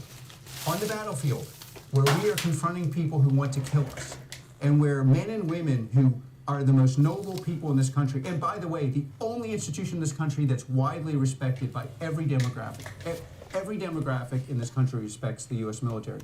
They deserve the best and most lethal technology in the world, and we at Palantir are going to make for effing sure that they get it. Whether we get it from Anthropic, whether we get it from OpenAI, or we get it from Elon and X, or we get it from NVIDIA or Google, the thing for us is we are committed to the warfighter getting the best technology. And by the way, I'm bifurcating that from domestic issues. I see lots of reasons to restrict these technologies in law enforcement and in other use cases because they are so powerful they could proxy eviscerate, even if they're within the context of the law, the rights that were given to us by a higher being in the First, Second, Fourth, and Fifth Amendments. Okay, so if it's not Claude, there's another option available. Jim Cramer has a question back in studio. Alex, first, thank you for coming on Squawk on the Street. It's always great to see you. Yeah, I'm supposed to look at the camera, but I'm not a professional, so I'm looking at the camera and don't see you. But yes, we see you. Nice to be here. Thank you. In the technological republic, hard power, soft belief in the future of the West, you distinguish between companies that are doing things that are exactly what you're talking about. In other words, trying to help the warfighters, and then companies that, frankly, are doing different missions. You divided Google, Amazon, Facebook, shifted their focus from collaboration with the state to the consumer market. Do you think that in this particular war incident that we're having right now, there's been a uniting, and that these companies are helping the president to try to win this war? Look, there's been amazing. Thank you for the question. There's been a huge shift in Silicon Valley. When we started Palantir, we couldn't get funding. Because we were pro making sure the warfighter came home alive, and quite frankly, that in some cases means that our enemies and adversaries do not come home alive. And the Valley structurally has moved from being hostile to skeptical to neutral positive, on the idea that Silicon Valley, like every other part of the part of industry, has to support the warfighter. The one thing, though, that I think even now is underestimated by all actors, What would that be, sir? and including in Silicon Valley, is how disruptive these technologies are. If you are going to disrupt the economic and therefore political power significantly of one party space, highly educated, often female voters who vote mostly Democrat, and military and working class people who do not feel supported, and you feel like you believe that that's going to work out politically, you're in an insane asylum. Like, that you cannot have it. This technology disrupts. Well, we live in one. Trained, largely Democratic voters, and makes their economic power less, and increases the economic power of vocationally trained, working class, often male voters, and so these disruptions are going to disrupt every aspect of our society. And to make this work, we have to come to an agreement of what it is we're going to do with the technology. How are we going to explain to people who are likely going to have less good and less interesting jobs from their perspective.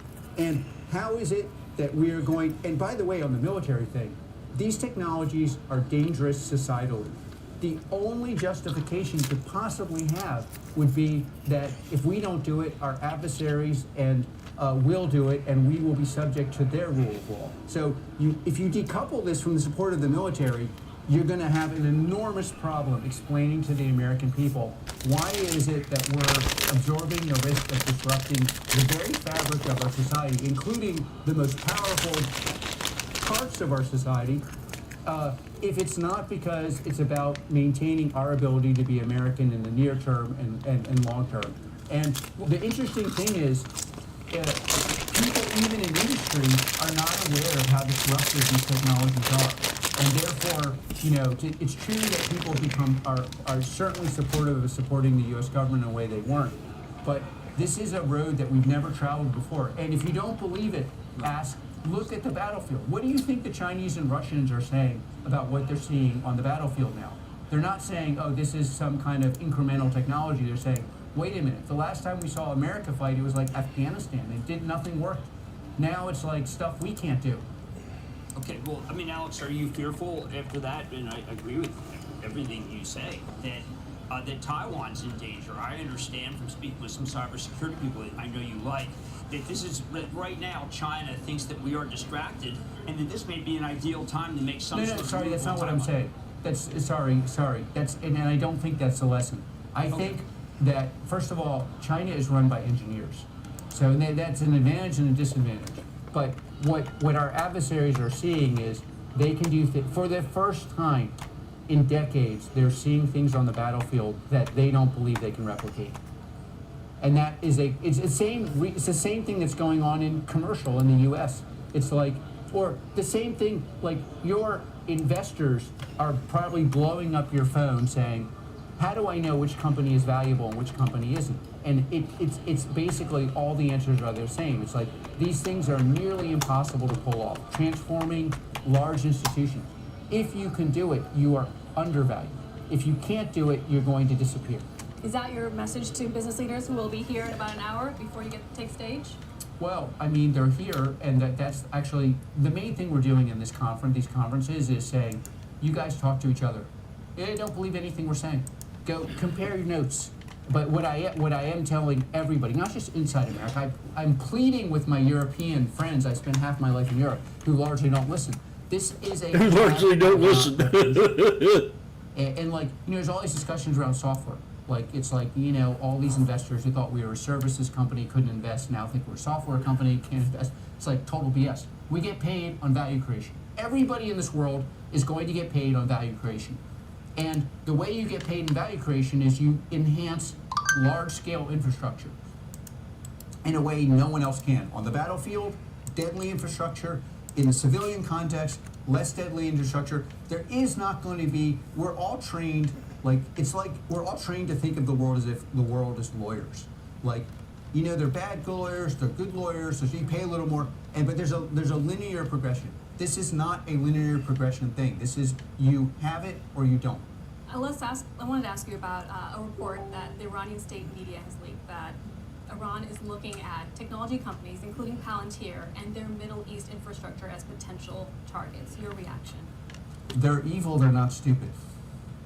I mean, Amazon 3 data centers have already been bombed. They're evil, they're not stupid. It's like, if you look at, it's like, even there you see a revolution. And again, we mind our own business at Palantir.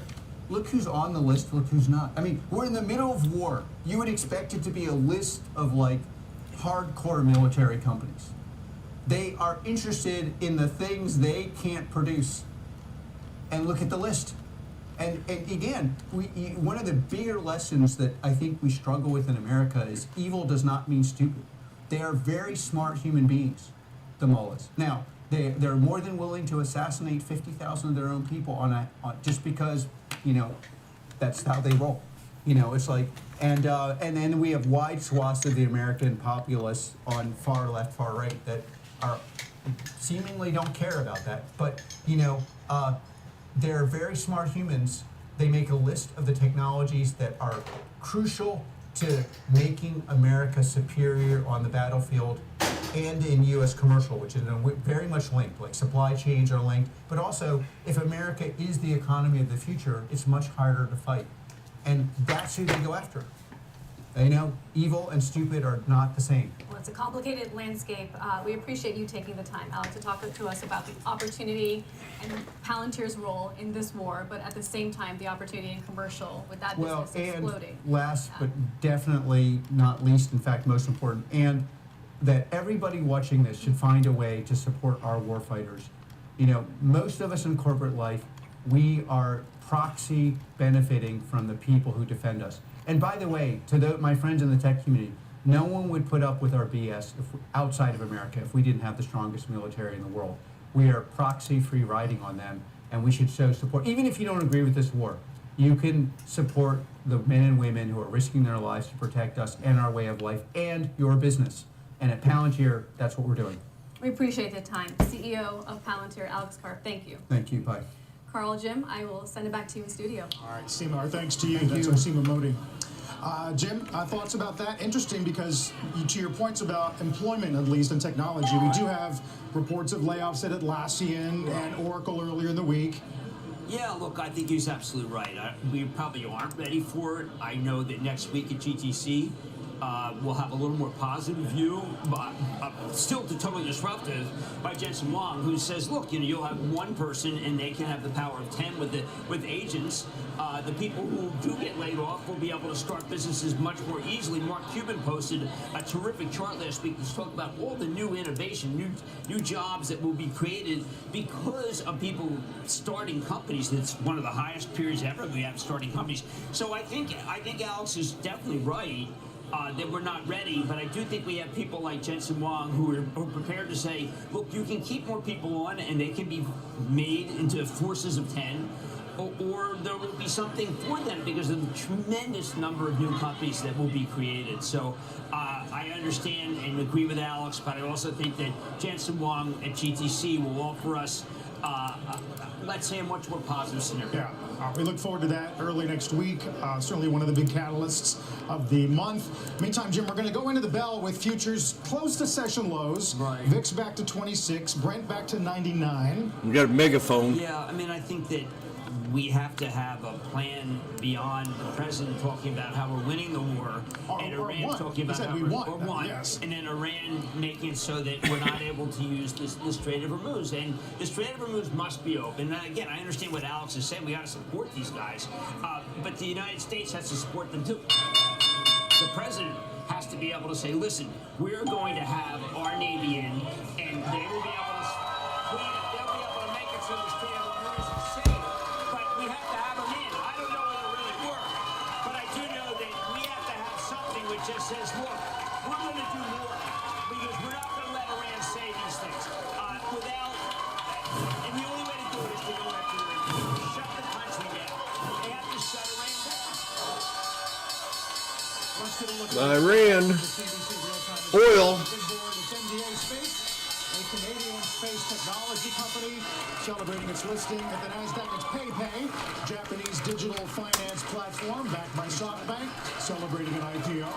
Yeah, look, I think a lot of us feel beleaguered between private credit and what's going on in Iran, and it's a shame because there's so many companies doing quite well. But and I mentioned that our oil higher will result in higher gasoline. We are somewhat insulated, but you're absolutely right. The world is a gloomier place, and it's amazing that we're so close to the highs. 674s or Jim, 675s. Not to Pollyanna it, but Goldman does have a note out today. John Flood Spy. looking at hedge fund positioning and arguing that if there is good news, I gotta go do something watch out here. for what they're calling a. So we've got a snake breakout, pullback, higher low at 79 cents. Let me be able to say, the president has to be able to not talk. Don't talk. Don't talk about 76.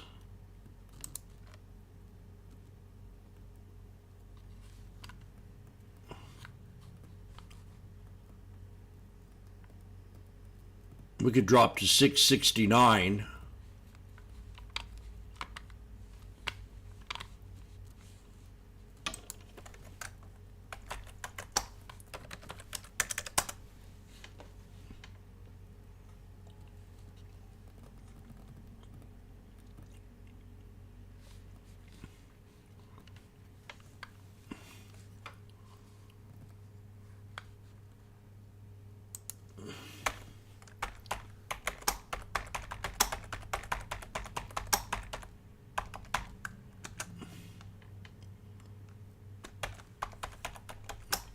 strike 675.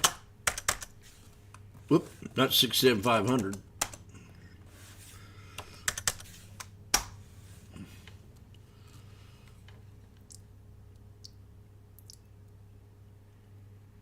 $75 here.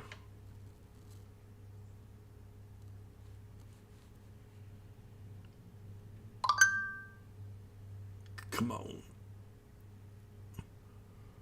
Come on. We got a triple bottom.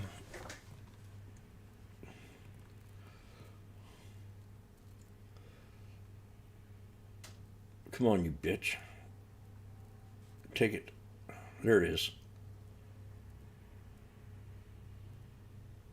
75 cents. Let's do it.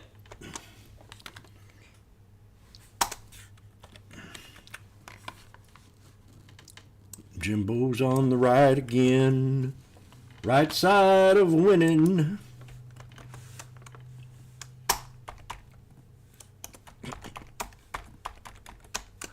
Tight stop.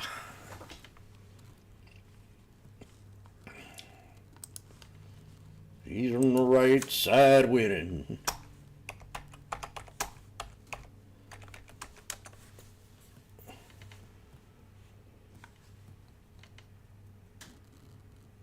Come on, Fred Johnson. Oh, 90 cents. Oh, damn.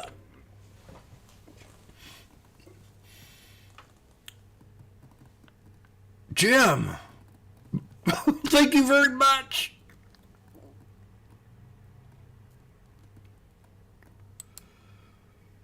Woo-hoo! And it was 90 cents that just stole the war.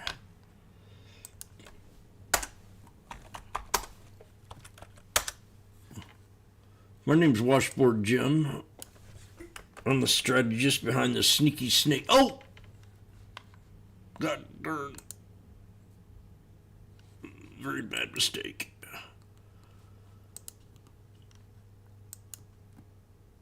Oh. Amazing grace. How sweet sound, yes. Grace like me. I was lost.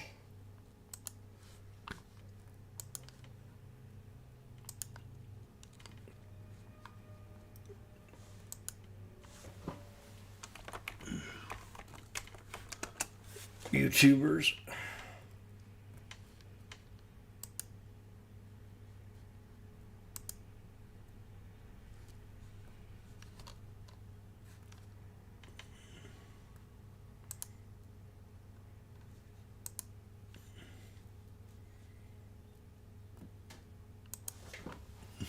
Everyone.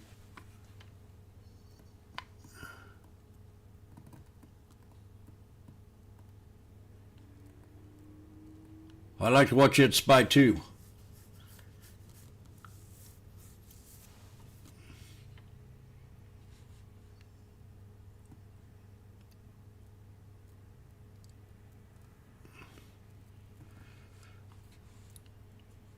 We got to break the 21 to go higher.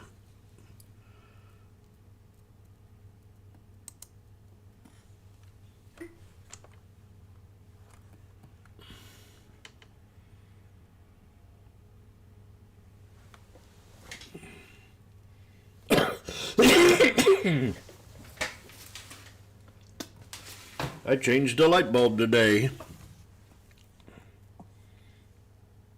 How many of you can do that?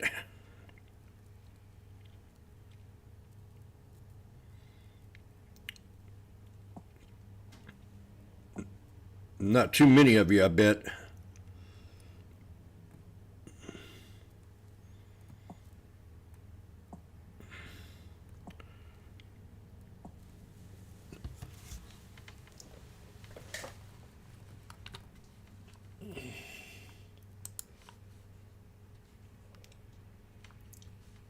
Now, pay attention, room.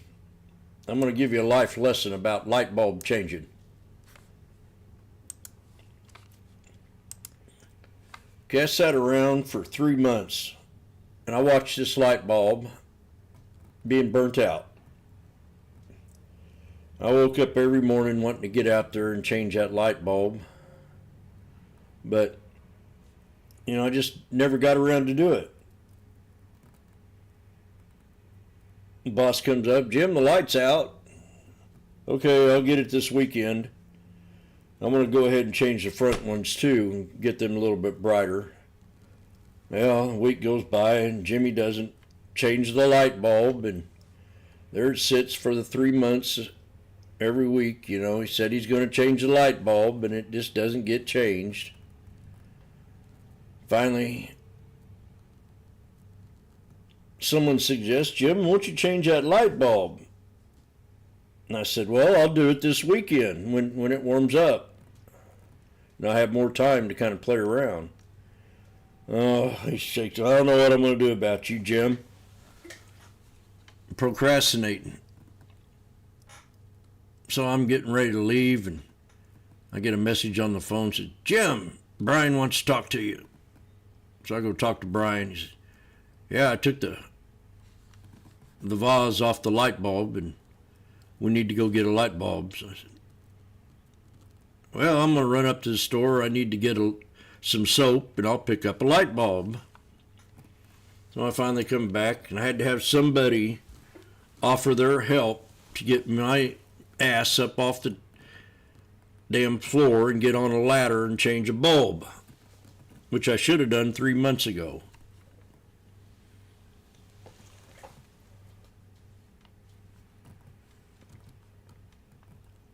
So the only way you're going to get better is to work at it and develop a system instead of putting it off and putting it off and putting it off.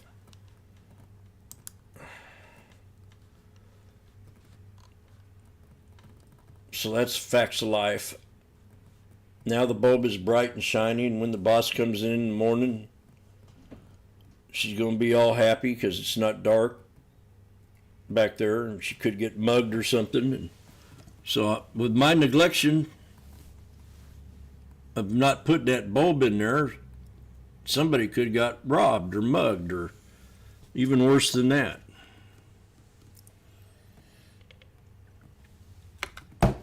So I don't know how many times I've been taught this lesson in life.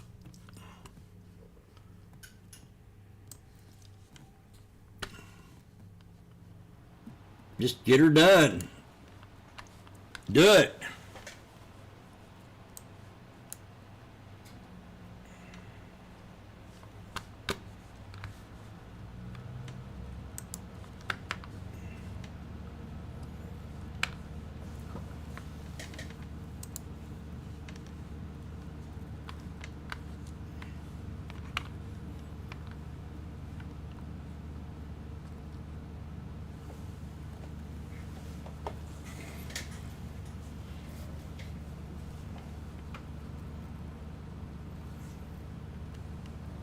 Joe liked it.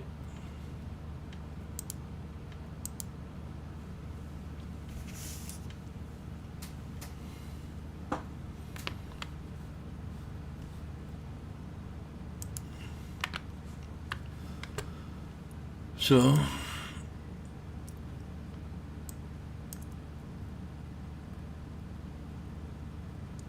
right now we're just kind of swagging off here. I think he's going to come down and retest and didn't have the breakout. This is a bear flag. So if it comes down and becomes bullish, we have a triple bottom. We could have a double bottom. We have a triple bottom going up like this. We failed that. Now we got a double bottom. And then we'll have a double bottom. Now, out of a snake. So as I look at these calls, they're at 75 cents. I'm going to move them up to 674 and get them at $1. So I'm getting a new, oh, whoa, that's SPX. Hold on. That's SPY. 674 at a buck for the SPY. I got them. And the SPX.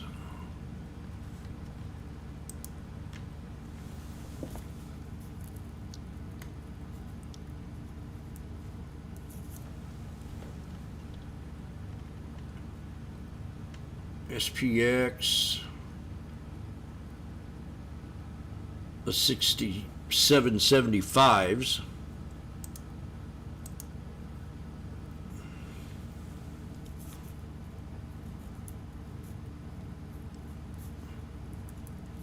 If I can get 420.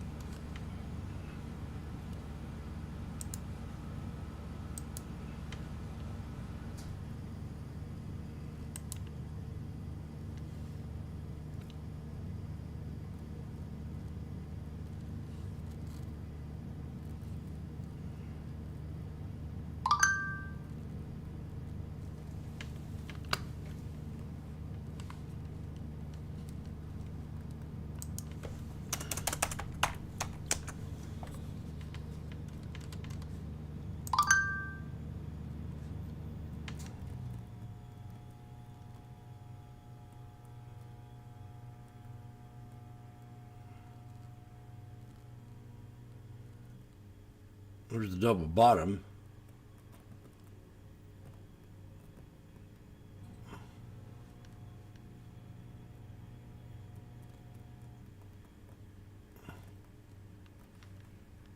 Oh, let's see what the problem was here.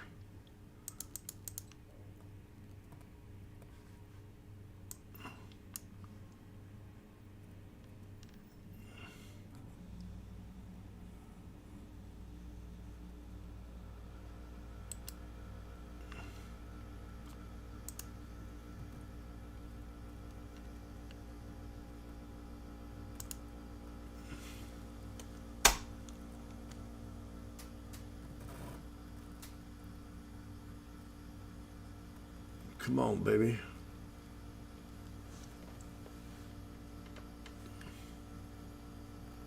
$6.80. So I got 90 cents.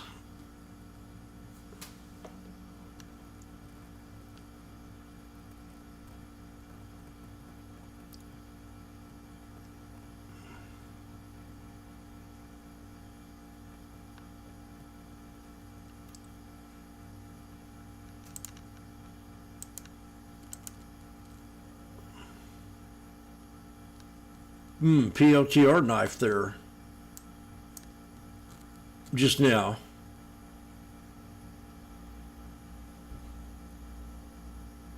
Oh boy, this ain't good.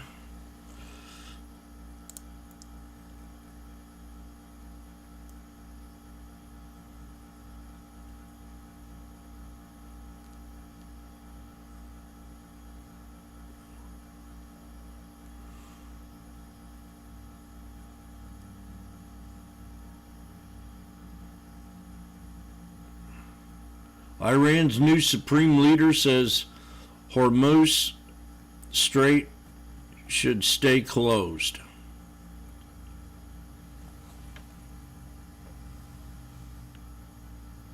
So I don't know, I'm not going to eat much more of this.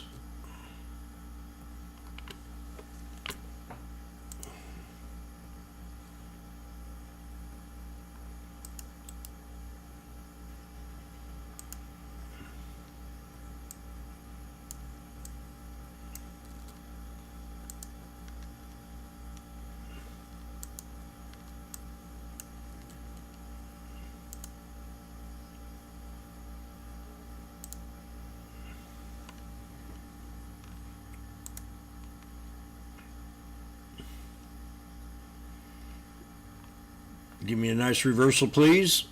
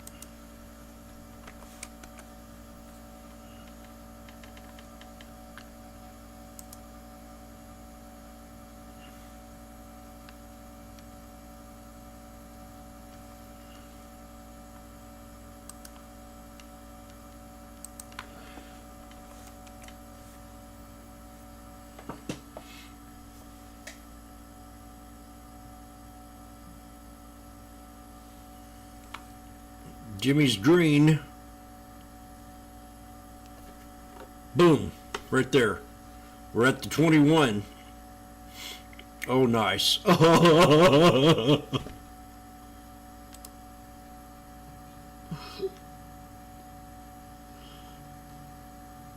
Come on, sell it.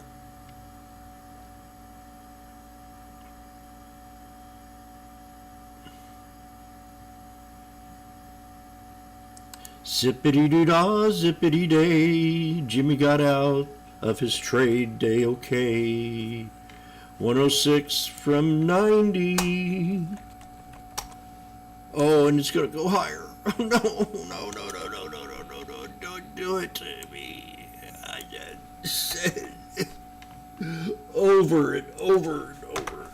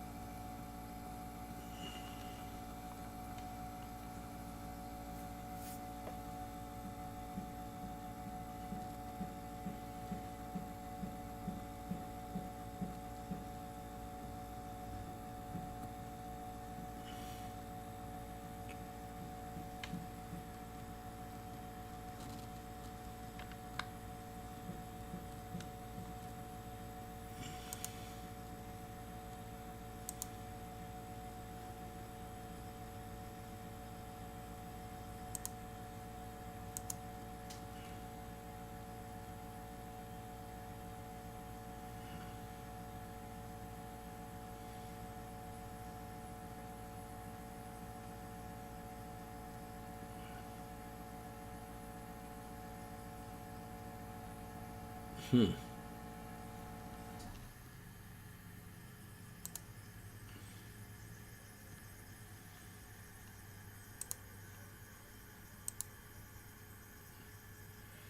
we're on another pullback.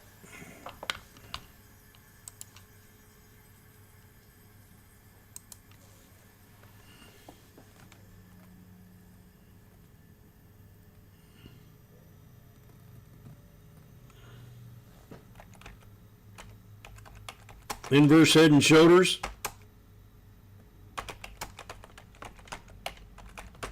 On SPY.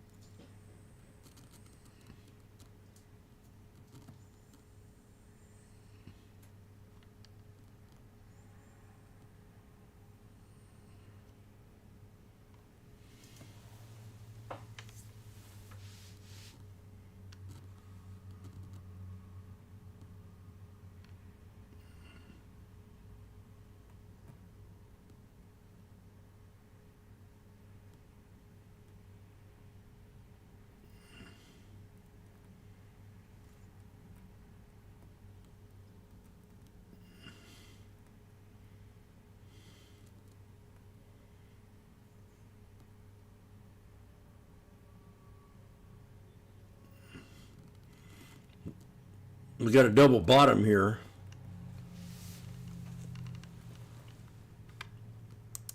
Should be ready again. They're at 71.72 cents.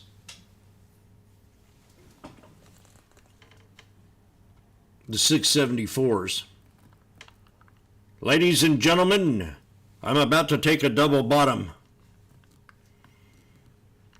Do it!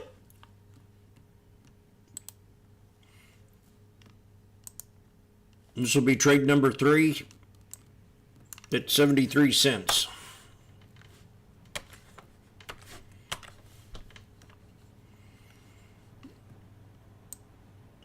I appreciate a rebound.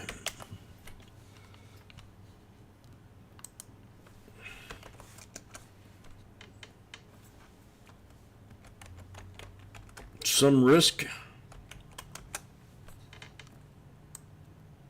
Yippee! Let's get her down. Come on now. We appreciate you. Oh, no. We got to hold the double bottom. The wick is our last resort. If we don't hold the wick, we stop out. Oh, there it is. Oh, come on. Oh, shit. Well, that was fast. Oh,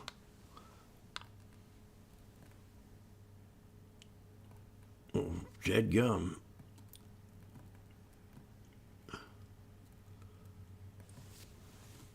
Okay. There's like 120 bucks right there.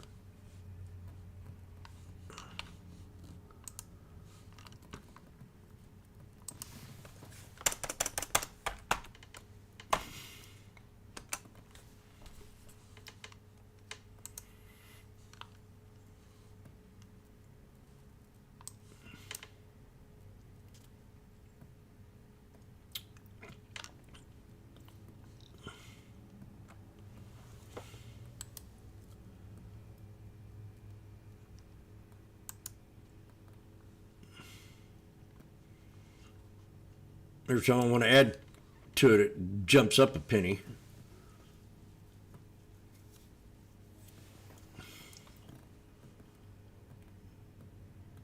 Well, fuck it. Just leave it alone.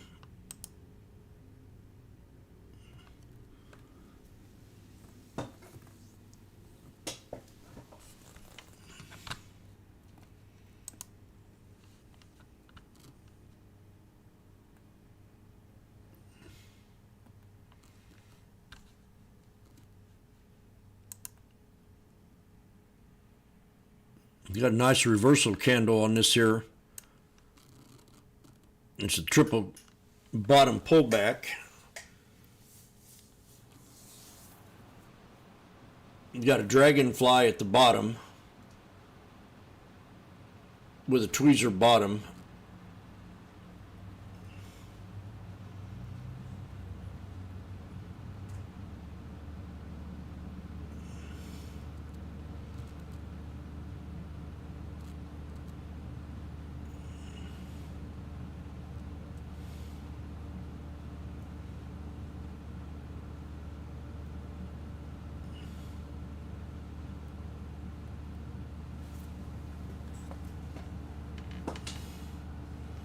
Well, I'm going to take a risk and add.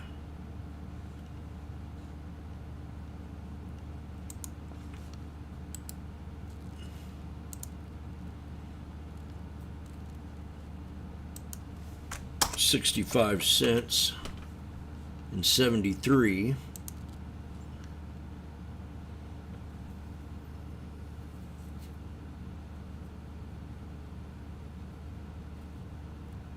Then I gotta go run an errand.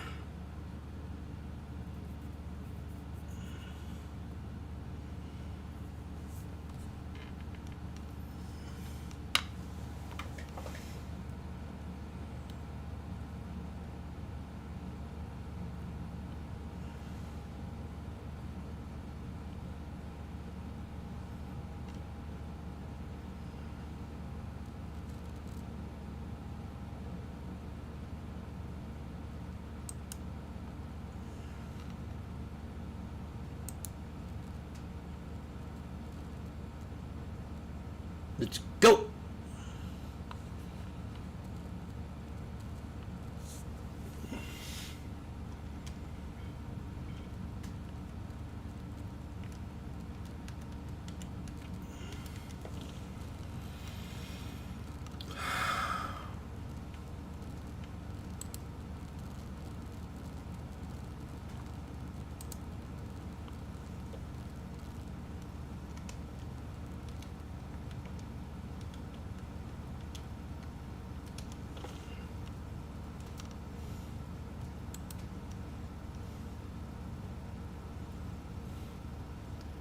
Let's go. We're in the green.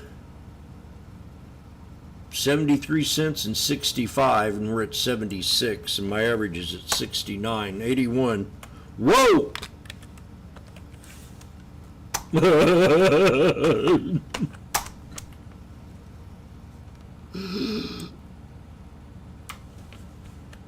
Oh, he didn't get it. He wanted it at 83. Ladies and gentlemen, SPY scalping, Lotto strikes 674s at 73 and 65, an average of 69, and they're at 78, 79. So I'm up $200. Now make a business decision. We're getting to the VWAP. Ladies and gentlemen, next step at the VWAP at 81 cents. Please make a business decision.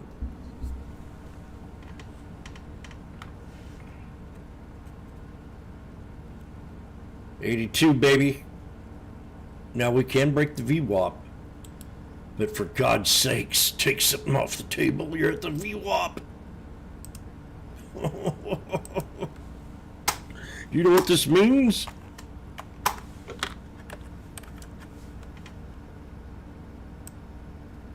I sat here and I don't know how he does it, but again, against all odds,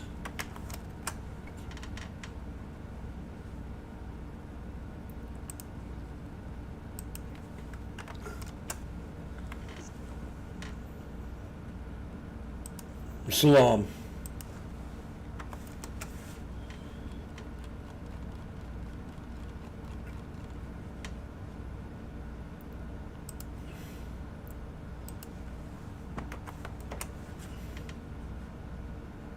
There he does it again.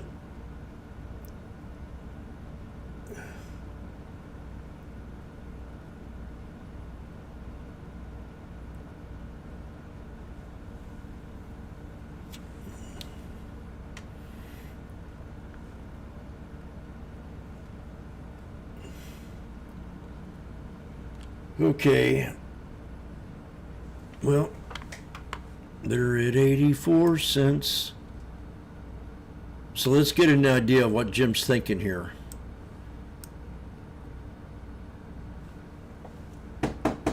James, I took that trade with you. I was here when you called the triple bottom at opening. I didn't see it. Could you explain what you were seeing? I said, yes, I would love to do that.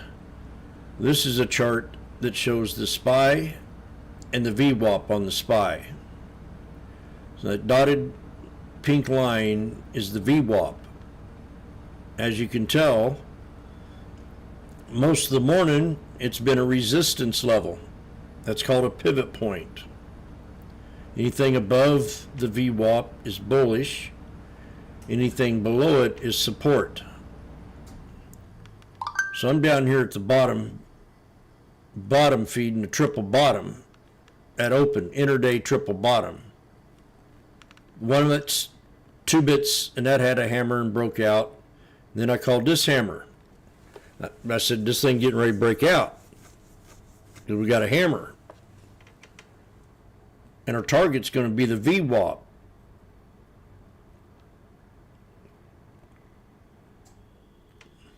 So you got 1, 2, 3, triple bottom intraday with hammers to the VWAP. SPY to the 200 EMA. We hit the 200 EMA over here. We could do it again, but pay attention to them candles that come out of that snake. These were both hammers with a tweezer bottom. And then we had the hammer here, and I called these out. I said hammer. Then we got the inverted hammer. Somewhere I saw a dragonfly. I forgot where I saw that at. It might have been the SPY. Or it might have been SPX.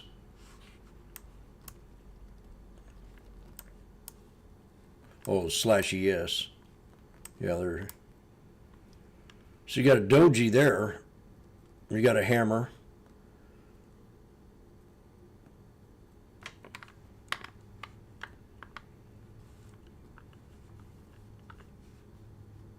So that's how you do it. I'm going to go do my errand, then come back and have lunch. So I got 3 trades out of the way. First thing this morning, I trade the same thing every single day. I don't care how boring it gets.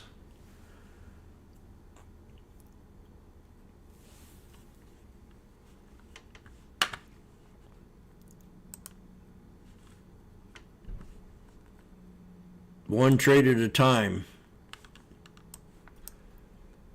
We've got IWM. What's resistance on the IWM? You're right. It's the 200 EMA and SMA.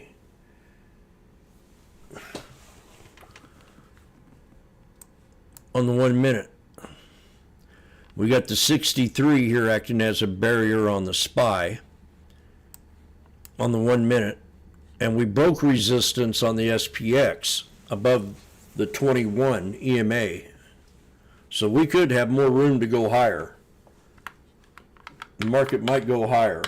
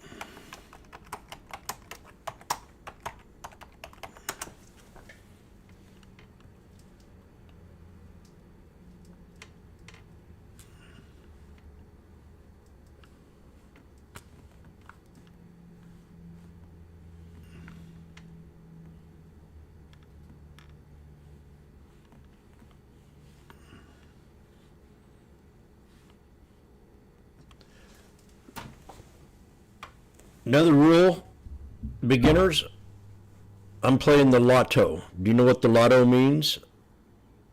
Say yes or no. That means the same day expiration.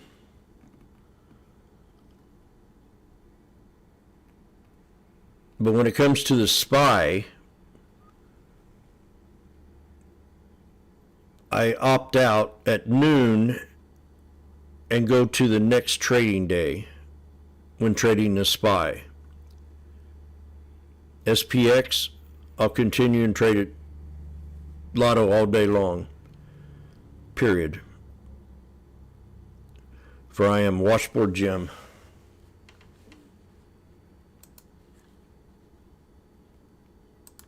I talk about chart patterns, moving averages, and not being a homosexual. Never had gay tendencies.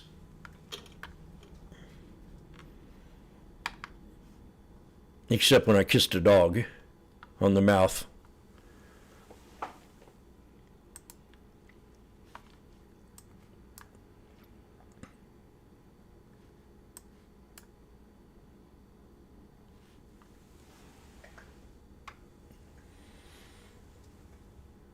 So far, we've been respecting the bottom orb on the SPY, and we're breaking the 9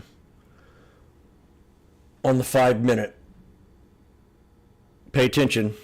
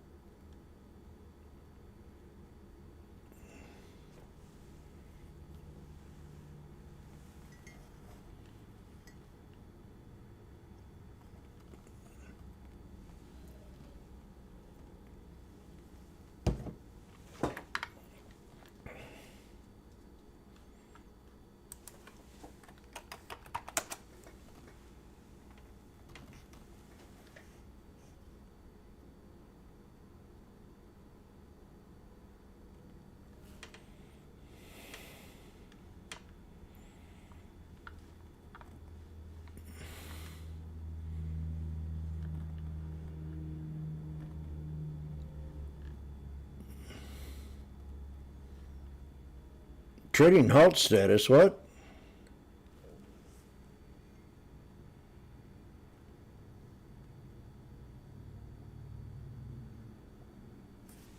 IPO. Okay, well, I'm going to go do my thing.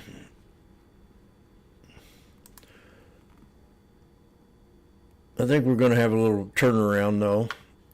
Not much, but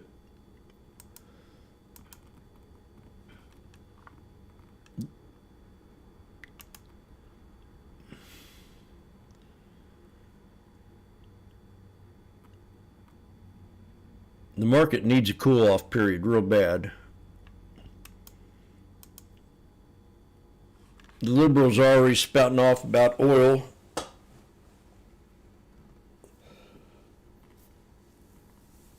With the Iran deal, it's about oil when they're in office all the time. With the war on oil, and then they give billions to Iran. And I don't understand sometimes. Oil reserves is part of ensuring near-term supply in Asia. U.S. Energy Secretary Wright says release of oil reserves is in part about ensuring near-term supply in Asia.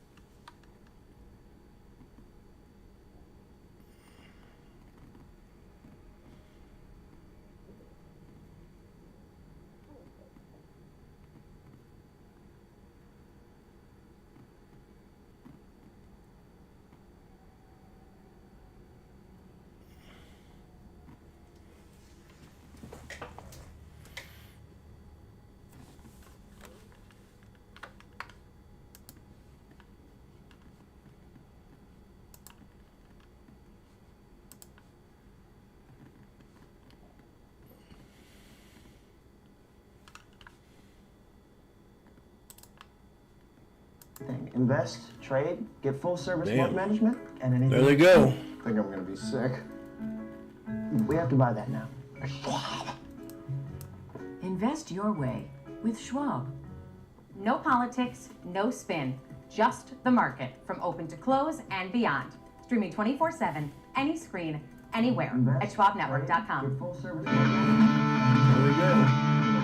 The Back on Morning Trade Live Dollar General is moving lower this morning despite beating earnings estimates on the top and bottom lines.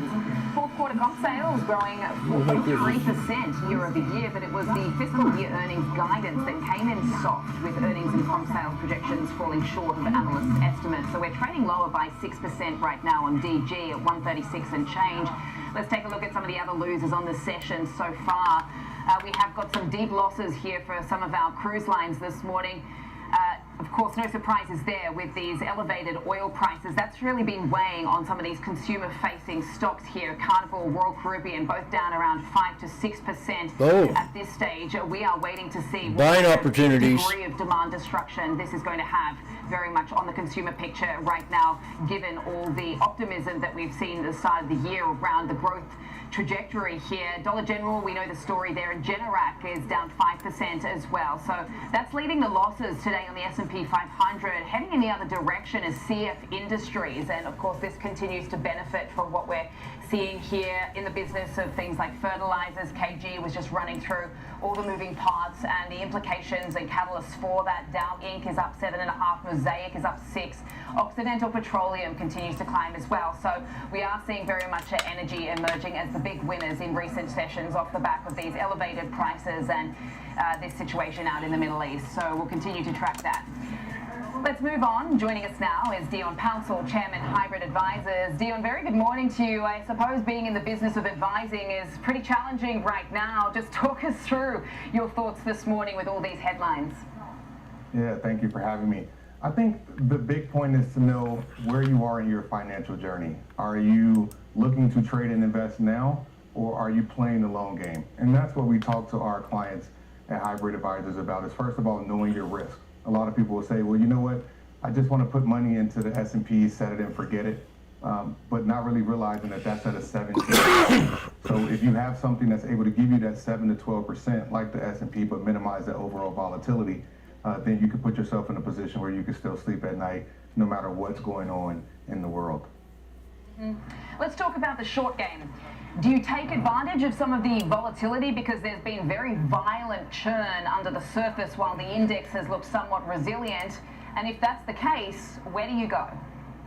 Yeah, so volatility is not a bad thing. Volatility actually means liquidity and you can get your money in and out.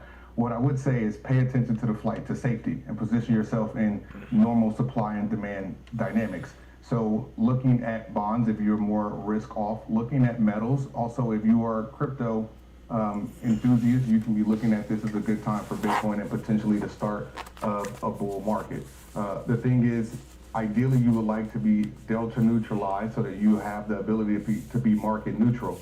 But if I'm looking at stocks on the daily right now between the next 7 to 14 days, I would be looking at defense stocks. I would look at Lockheed Martin. I would look at consumer stocks like Costco and Walmart, things that people will pour into, knowing that over the last recent emergencies of the world, these stocks have gained over time and been tried and true. Very smart. Defense and consumer goods going over those different opportunities.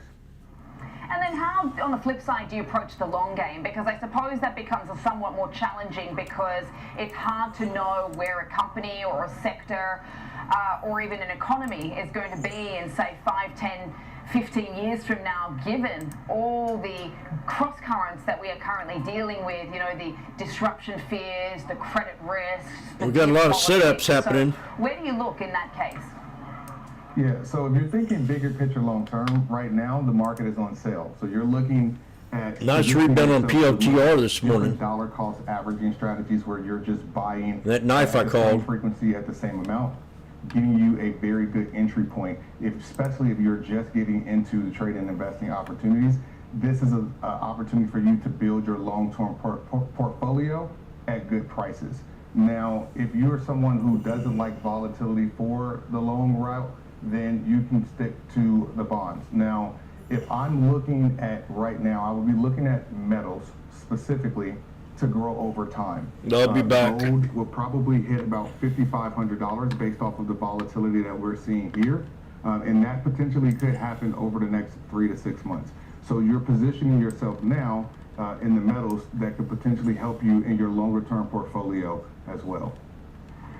How are you thinking about technology? Because, you know, Liz Ann Saunders over at Charles Schwab has talked about how you can't be monolithic when you approach tech, and you can see that playing out in the market. I mean, the semi versus software spread, obviously that bifurcation that we've been watching, who's emerging as immune versus the vulnerable, the winners and the losers, and the disruption fears. How do you play that? Yeah, we've seen a flight out of the Mag 7. We've seen how it's also impacted the overall equity markets. And so when you're heavily weighted in one sector, which most of the market has been on the technology side, now this gives you a data-driven reason to be able to start taking some of those profits and reallocate to balance the Maybe and maybe Now, not. the thing is with the entire market doing all of that at the same time, I think it's the first time your flips actually worked. to the downside on the equities, and then that is where you also want to be able to position yourself for. I think I can name at least 4 or 5 times where they thought they were going to flip the market over, and it didn't happen. And it's been the last 5 or 6 years. It can happen now because it's happened. I mean, you just can't continue running up. Capital that they need. And the chart says that the yearly candlestick that we've had 3 wonderful, beautiful years, and every time we've had 3 beautiful years, we've had a year of consolidation, no matter what.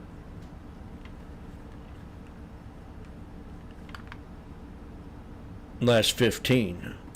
Now, you do still want to stick to the blue chip companies that are providing those private credits, so that you also still minimize your volatility. But this allows you to. Now we're coming to a head and shoulders and get on the exposure to different SPX asset here. classes that you may not But I gotta have go. or had I'd good trade this entry maybe. points when you wanted to in the past.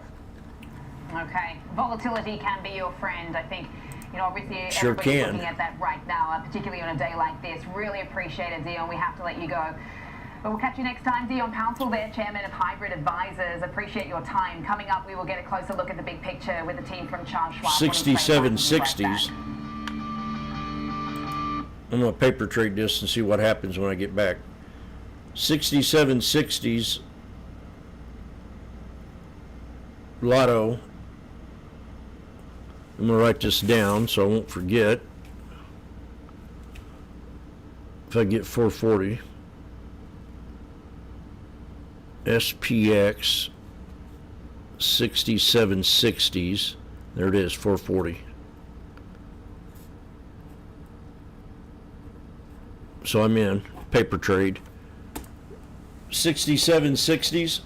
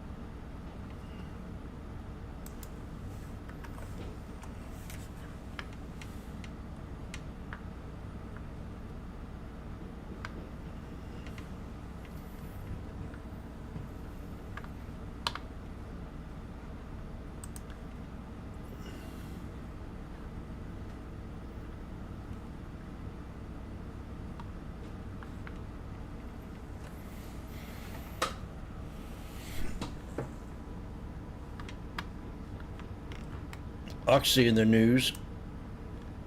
Take a look at some of these other energy. Oh, there we go. So God darn it. This morning we've got going up 4.5% off the back of all of that. Chevron is tracking higher by 1.7. Jimmy did a paper trade and it said $5. Broadly down on a day like this. All but utilities actually is higher as well. Welcome back to Morning Trade Live. It's time now for the big picture. Let's welcome in Cooper Howard, Director of Fixed Income Research and Strategy, Schwab Center for Financial Research.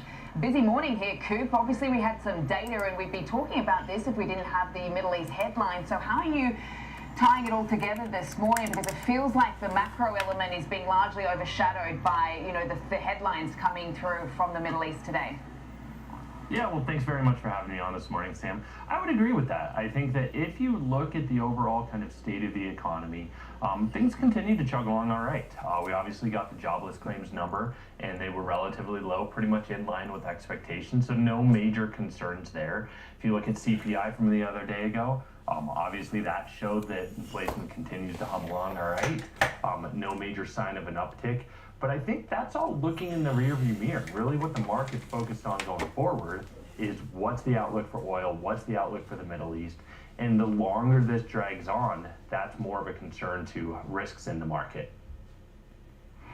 And that's exactly what I wanted to get at. I'm just wondering what you and the folks over at Charles Schwab are looking at as far as indicators to give you a sense of, you know, the kind of demand destruction that everybody's looking out for when you had, you know, the market's entering a year in which we thought that there was going to be a lot of productivity, and the data had been backing it up. But what are you looking out for as far as signals to tell you as to whether any of that is at risk now? You know, I think the big thing that we're obviously looking at are developments in the Middle East, and the way that that could be potentially translated into the markets, and specifically the fixed income markets, is that higher oil prices have the potential for raising inflation. And if that comes to fruition, what I would expect is that we would see longer term bond yields move up a little bit. We've discussed in the past how we like to break down moves in the Treasury market into expectations for the Fed fund rate, inflation expectations, and then the term premiums. And really what I'm looking at right now are those inflation expectations. If you look at TIPS break-even rates, Sam, on the short end of the curve, they are elevated. They have moved up to elevated levels. Longer term, they continue to remain in check. So what I all think it means, if you boil it down to it, is that it likely puts a floor on how much lower longer term yields can potentially go. We know that we plumbed around 4% just a couple weeks ago, but I would not be surprised if that's the low for this near-term cycle, and we continue to at least move range-bound, if not move a little bit higher from here. Yeah, I mean, the two-year yield hitting the high for the year, and I suppose that says something. We do have this sort of growing uneasiness in these markets, particularly when you look at global bond markets, where we have seen very much yields spiking across the board, everywhere from the UK to Germany to Australia. I think bonds have actually erased most of the gains for the year in some of those markets. I'm just wondering how you're looking at the 10-year just to touch above 420 in the US, and what that tells you about the performance here versus the rest of the world. Yeah, so in terms of performance, we would not be surprised if bond yields or bonds post positive returns for the year. So one of the positives, if you look at kind of the positives of higher yields, is that that gives you a better entry point, a better starting yield. And over the long term, the number one contributor to total returns with fixed income is that coupon return, is that initial yield that you're likely to get. So given that yields have moved up, that actually does bode well looking forward for total returns. Obviously, prices and yields move in opposite directions, so if we continue to see yields move higher, then yes, that would be a deterrent to total returns. But we do think that there still is a place for fixed income in a portfolio because of those higher yields look to be a little bit more attractive today. And also, they do provide diversification for more riskier investments.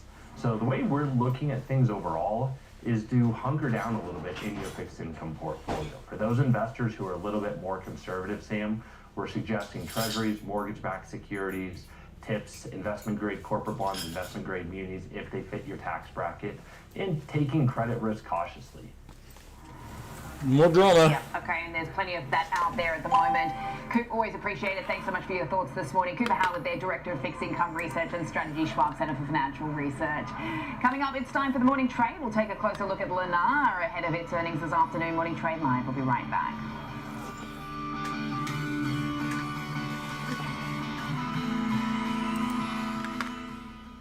Trading at Schwab is powered by Ameritrade, giving traders even more ways to sharpen their skills with tailored education. Paper trade says I don't want to work. A library filled with new online videos, webcasts, articles, courses, and more.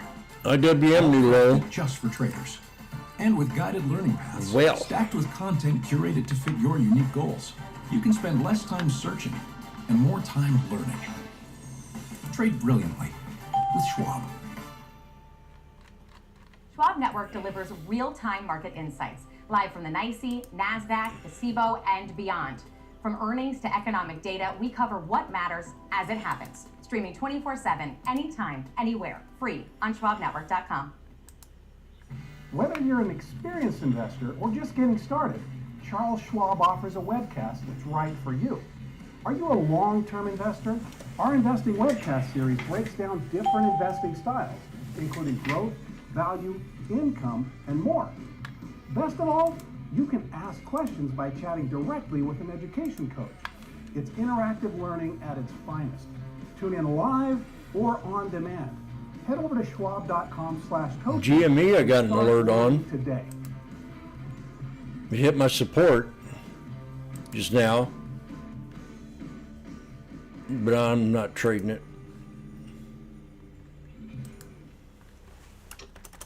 From the most iconic trading floor in the world, this is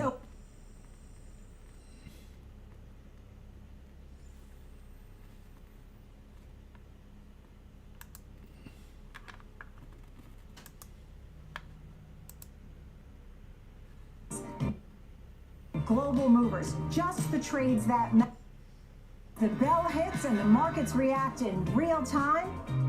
Opening bell, live at the NYSE, right when it counts. We're back on Morning Trade Live. Let's focus on Lennar.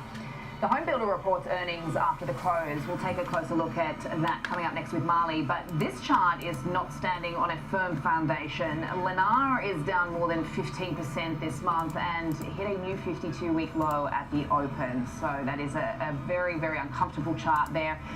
Other home builders have been weak to start the year, and Lennar has by far been hit the hardest. So that's the focus of the morning trade. Joining us for a closer look now is Marley. Very good morning to you, Marley. So for the Lennar, we've seen the chart. How low is the bar going into this report? What can we expect? It's about as low as it could possibly be, Sam. It's a pretty battered chart. You just showed it. Expectations very low here. Analysts projecting about a 55% year-over-year decline in terms of the EPS number. They're expecting it to be about 96 cents. That's down from $2.14 in the year-ago period. Their bottom line expected to have weakened significantly during the fiscal first quarter compared with that year-ago period because of its increased incentive offerings that it's having to offer in this complicated market right now. Also having to lower their average home sale price. That's another expectation for this report, to boost their sales volume in an attempt to try to improve some of these numbers. With the fluctuating mortgage rate and affordability crisis environment that the housing market currently has in the U.S., Lennar chose the path of sacrificing its margins to boost home delivery numbers, which likely has been adverse for the company in the near term. With that expected focus on volume over price, deliveries are forecasted to be between 17,000 and 18,000 homes, which would be in line with the year-ago quarter. But that average sales price will be down somewhere between $365,000 and $375,000. In the year-ago quarter, it was closer to $410,000. Their top-line performance also had expected to decline about 10% year-over-year because of that lower home sales revenue with that lower average selling price. Analysts expecting about $6.83 billion in revenue for the quarter. That's down from $9.37 billion just in the previous quarter and $7.63 billion in the year-ago quarter. Home building revenues, which are roughly about 95% of their previous quarter revenues, expected to decline also about 10% year over year. But they expect their home sales gross margin as well to be between 15 and 16%. That's also down from the 18.7 that they saw a year ago. They've made some technological investments that are likely going to put some pressure on margins in the near term. They have a significant drag on operating leverage. They've made higher marketing and selling expenses. They're also expected to have higher SG&A expenses this quarter. So their SG&A expenses are expected to be about 9.5%. That's a percent year over year. So that should weigh on margins as well. And Sam, you mentioned how low is the bar here. They've only beat estimates in one of the last 4 quarters, and I do not think that is the setup for today in terms of what I saw from the sell side. Yeah, it's a tough time for some of these home builders given the environment. Thanks so much for that, Marley. Let's trade it now with Joe Tigay, Portfolio Manager of the Rational Equity Alma Fund. A very good morning to you, Joe. Not a great morning for some of these home builders. It'll be the next test with Lennar's earnings. I mean, as Marley said there, you know, you've got a challenging housing environment. Obviously, we've seen that mortgage rate ticking up once again this week. And look, margins are the big story. So how would you approach an example trade for this chart, which looks pretty tough? Yeah, and you got to stick with the trend, in my opinion, here, just lower, and it's been a tough go of it. I think I expect more of that. There's no reason to think that it's changing anytime soon. And yes, it's been a bad environment for the home builders, but just lately, this past 2 weeks, it's been a very bad environment for stocks in general. It's going to be major headwinds into this earnings event, so I'm just looking for a little bit of downside protection here through this earnings event, 95.90. Put spread in March is what I was looking to do. Defined risk just to the downside. Maybe they have a great earnings and it pops up. That'd be great. Of course, for the stock, I'll be limited to the premium I pay for my put spread. But just looking for a little more downside. Unfortunately, in Lennar, just having that on there just gives me a little bit of protection throughout everything else I own. Okay, a good look at Lennar there. And I mean, look, it is down alongside all the other home builders as well. We know some of the incentives have weighed on margins, but yes, a tough time for some of these guys, particularly as housing just hasn't bounced back, you know, the way that everybody had hoped, or at least as fast. Just thoughts on the overall market today as we continue to track these headlines out of the Middle East, Joe? Yeah, there's more uncertainty. We've seen volatility peak around low 30s. We're at 27 in the VIX index right now. So a lot of uncertainty. People don't know what's going to happen next. We had oil 119 very briefly to start the week, came all the way back down to below 90. Now we're back in the mid to high 90s, going higher. So just uncertainty. When's this going to end? How long is this going to last?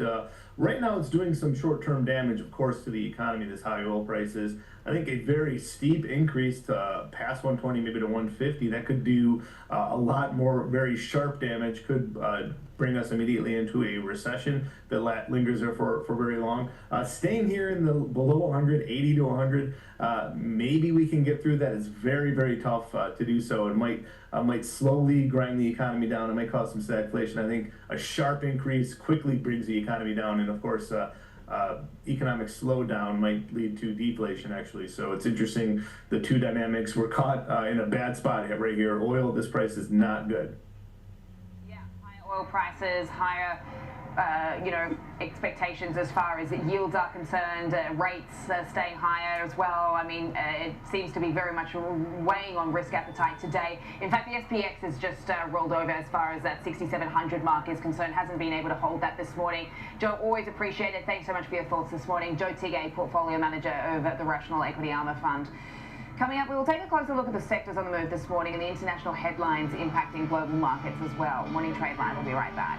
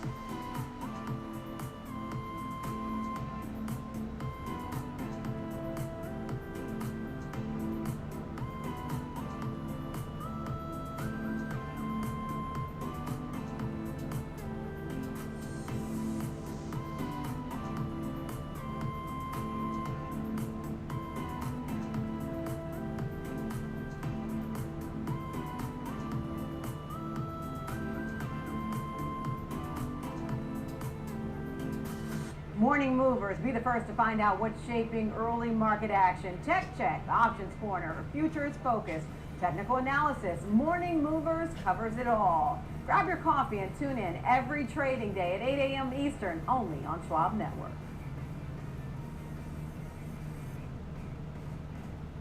Stay connected to what moves the markets. Download the Schwab Network app and stream anytime wherever you are.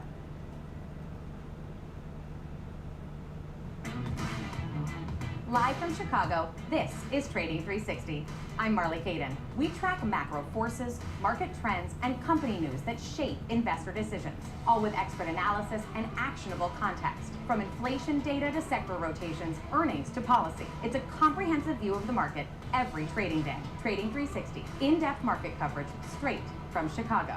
Weekdays at 11 a.m. Eastern on Schwab Network.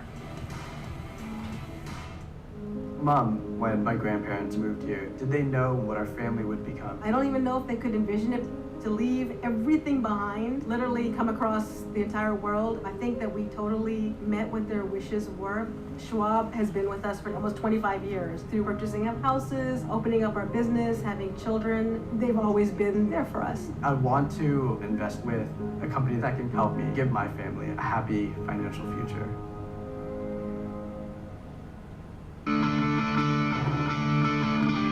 Welcome back to Morning Trade Live. I'm Sam Bardas, coming to you live from the New York Stock Exchange. It's time now to take a look at the sectors that are moving markets this morning. So George Sillis is joining me today. George, I've been dying to ask somebody all day, what is it with softwares that seems to outperform when we see this sort of more risk-off tone in these markets, like we saw last week? Well, this is interesting. I've been talking about this for several weeks.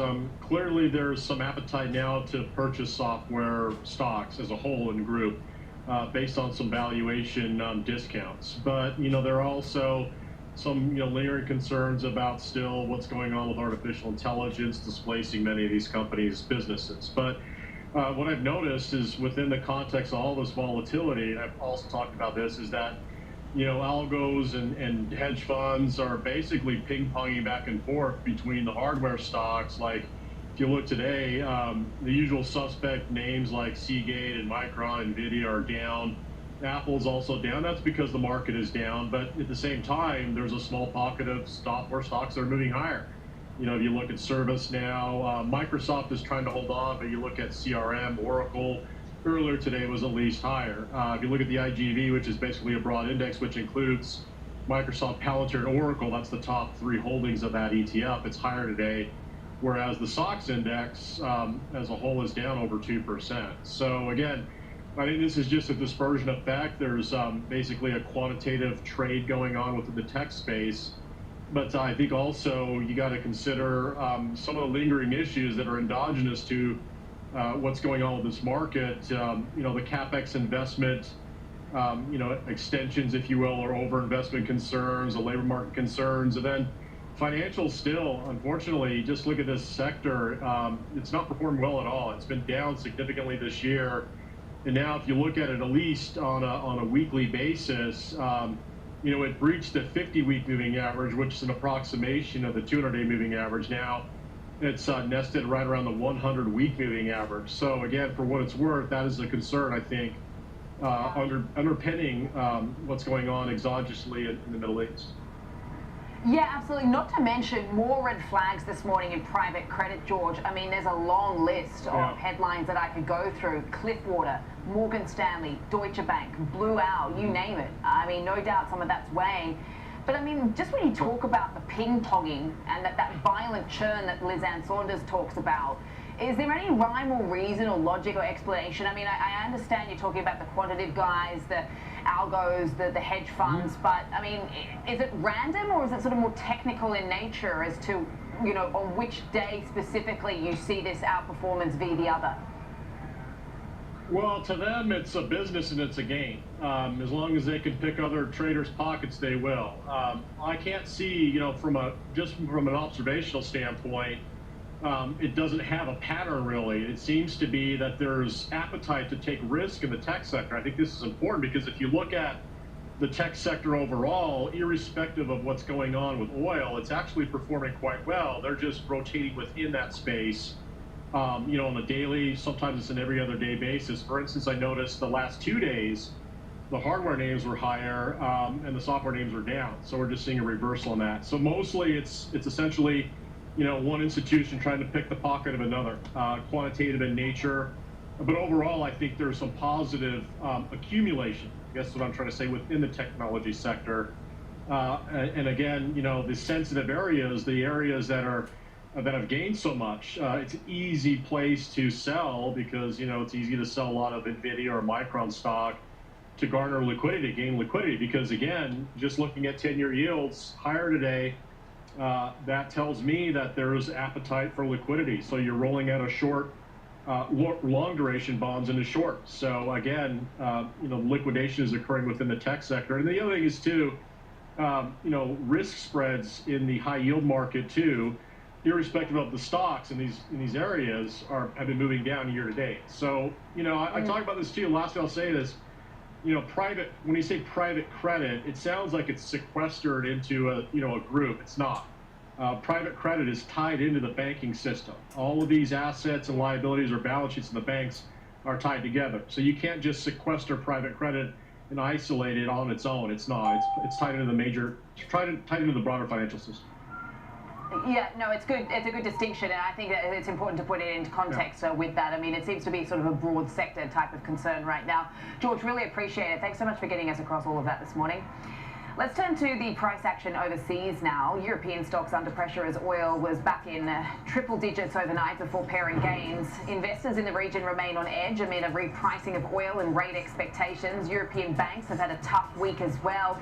JP Morgan cautioning European lenders like HSBC and Standard Chartered are among the most exposed to the Middle East conflict, potentially pressuring earnings and not helping the mood today. The Trump administration announcing new trade probes into the European Union as well as China, Japan, India and a number of Southeast Asian economies too. BMW saying it expects earnings to be hit this year from a combination of those tariffs, higher input costs and competition in China. The company has been trying to reduce expenses to help some of that profitability. But some good news for Tesla in China. Sales recovering in the country last month, even as government subsidies faded and people celebrated the Lunar New Year. The company reporting a 91% jump from a low base last year after a 45% drop the previous month. Tesla has continued to try to incentivize buyers with attractive financing plans, and the jump in sales comes as the broader EV market in China looked sluggish last month. But Elon Musk's cars still face competition from local rivals like BYD and NIO, which has turned profitable on record sales, currently trading down at 2.5%. Alongside its Mag 7 peers today. Coming up, it's time for Inside Out. We'll take a closer look at Dick's Sporting Goods after earnings and bring you an example trade for that name when Morning Trade Live returns.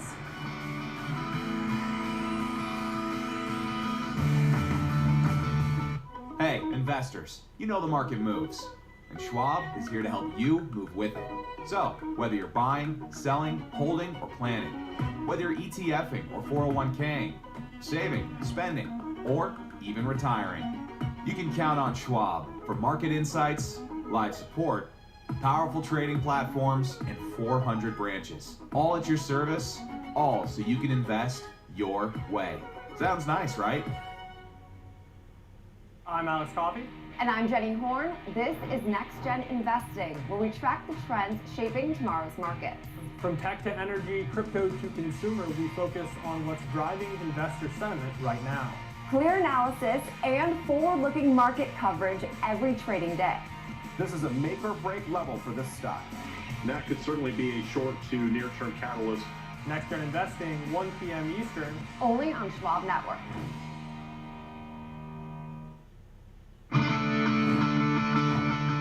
We're back on Morning Trade Live. Let's take a look at some of the retail stocks that reported earnings this morning. Quite a number of them, actually. Dick's Sporting Goods is trading higher by almost 2%.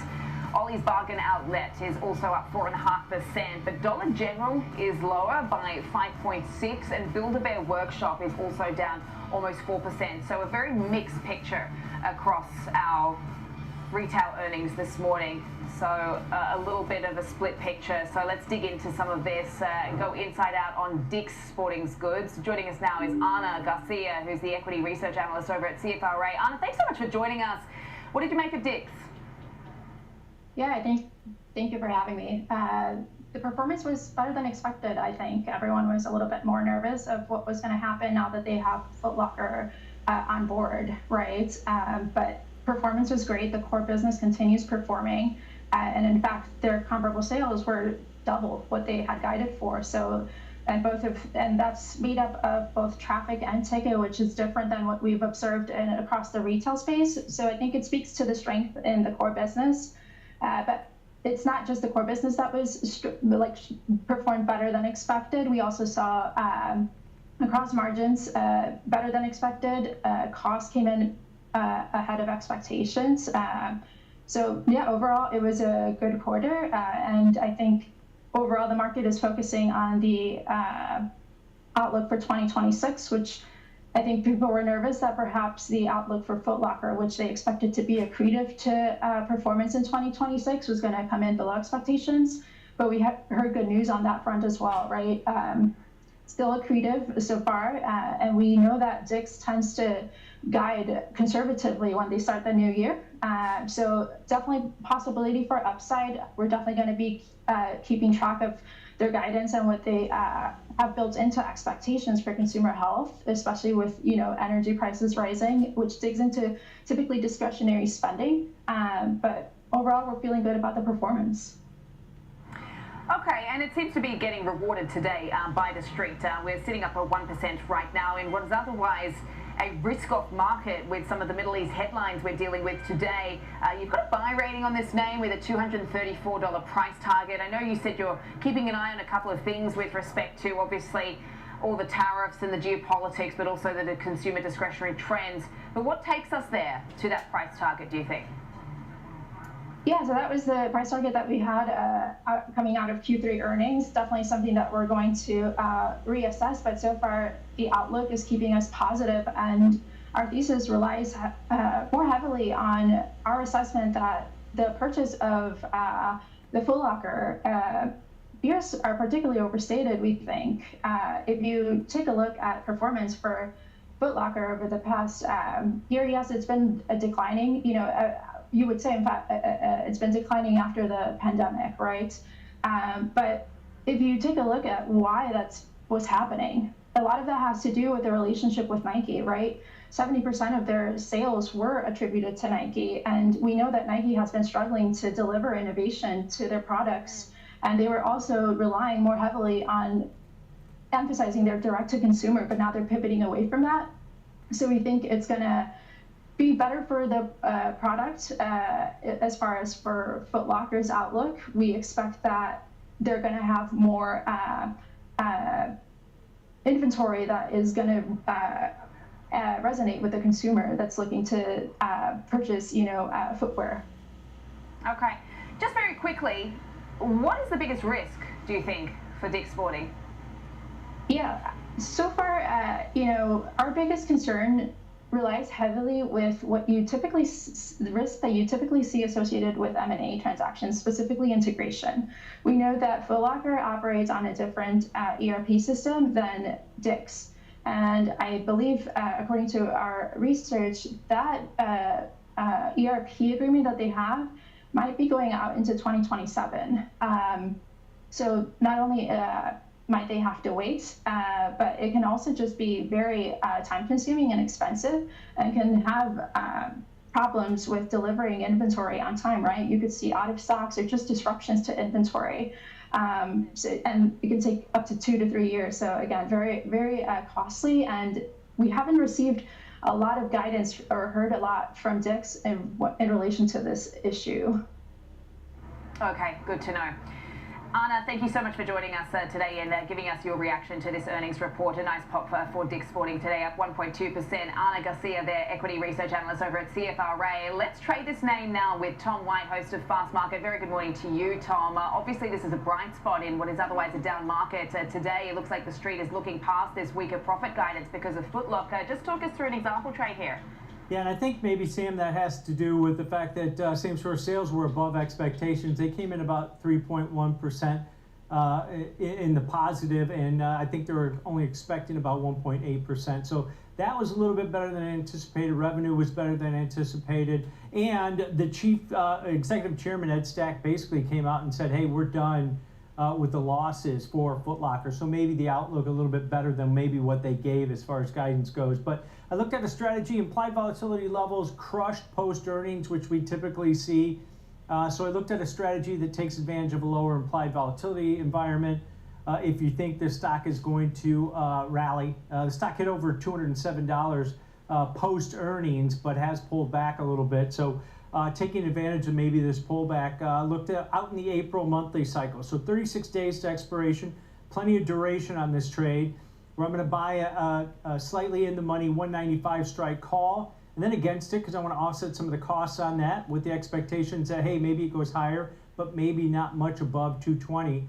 I sell the 220 strike call. So a bullish $25 wide call vertical. You're going to pay roughly, I've got a $10 debit on here. It's probably trading closer to $9 right now. But the debit you pay is going to be your risk. So if you pay $10, you got $1,000 in risk with the potential reward of $1,500 if it gets above 220 at expiration over the next 5 weeks or so. The break even on this one, 205 to the upside. That's less than 3% above the current share price in the stock right now. So buying a directional biased vertical, kind of setting up with your guests, outlook here for the stock. If you think it's going to continue to rally over the next maybe 5 weeks or so, this strategy takes advantage of that in a low volatility environment. Okay, good look at Dick's Sporting Goods for us this morning. As you say, trading higher by 1.3% on some of the same-store sales, perhaps looking positive in light of some of that weaker guidance, at least on the profits. But really appreciate it, Tom. Thanks so much for the approach there. And we've, of course, got a more risk-off tone in these markets as we continue to track these headlines out of the Middle East. Thanks so much for joining us here on Morning Trade Live. I'm Sam Vardas. We've got Trading 360 up next. Schwab Bank Investor Checking, the checking account built for investors, named highest in client satisfaction by J.D. Power for 7 years in a row. With Investor Checking, you get the award-winning features of our checking account, plus cash management solutions, all designed for investors like you, with unlimited ATM fee rebates for cash withdrawals worldwide, no overdraft fees, and enhanced security features to keep your money safe. Also, because your investor checking account is linked to your Schwab One brokerage account, you can manage your checking and investing in one convenient location. Moving funds between your accounts is easy. Cash moved to your brokerage account is available in seconds. That means you can stop waiting and start investing in stocks, bonds, money market funds, and more. Get more with Schwab Bank Investor Checking, the checking account built for investors.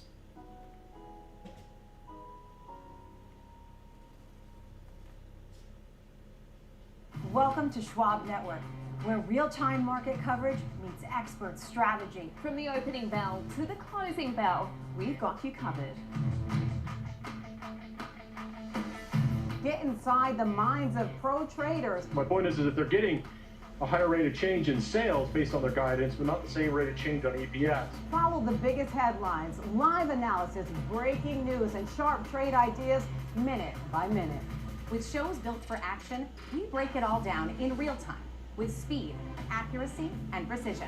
I think one of the most important things is you're making a play in a risk-defined way here going into earnings. So that would be a further downside area to watch. Smart insights, actionable data, veteran traders, and trusted financial journalists, streaming live and on demand. Schwab Network, streaming 24/7, any screen, anywhere, free. SchwabNetwork.com. Mom, when my grandparents moved here, did they know what our family would become? I don't even know if they could envision it, to leave everything behind, literally come across the entire world. I think that we totally met what their wishes were. Schwab has been with us for almost 25 years through purchasing of houses, opening up our business, having children. They've always been there for us. I want to invest with a company that can help me give my family a happy financial future. Stay connected to what moves markets. Download the Schwab Network app and get live coverage wherever you are.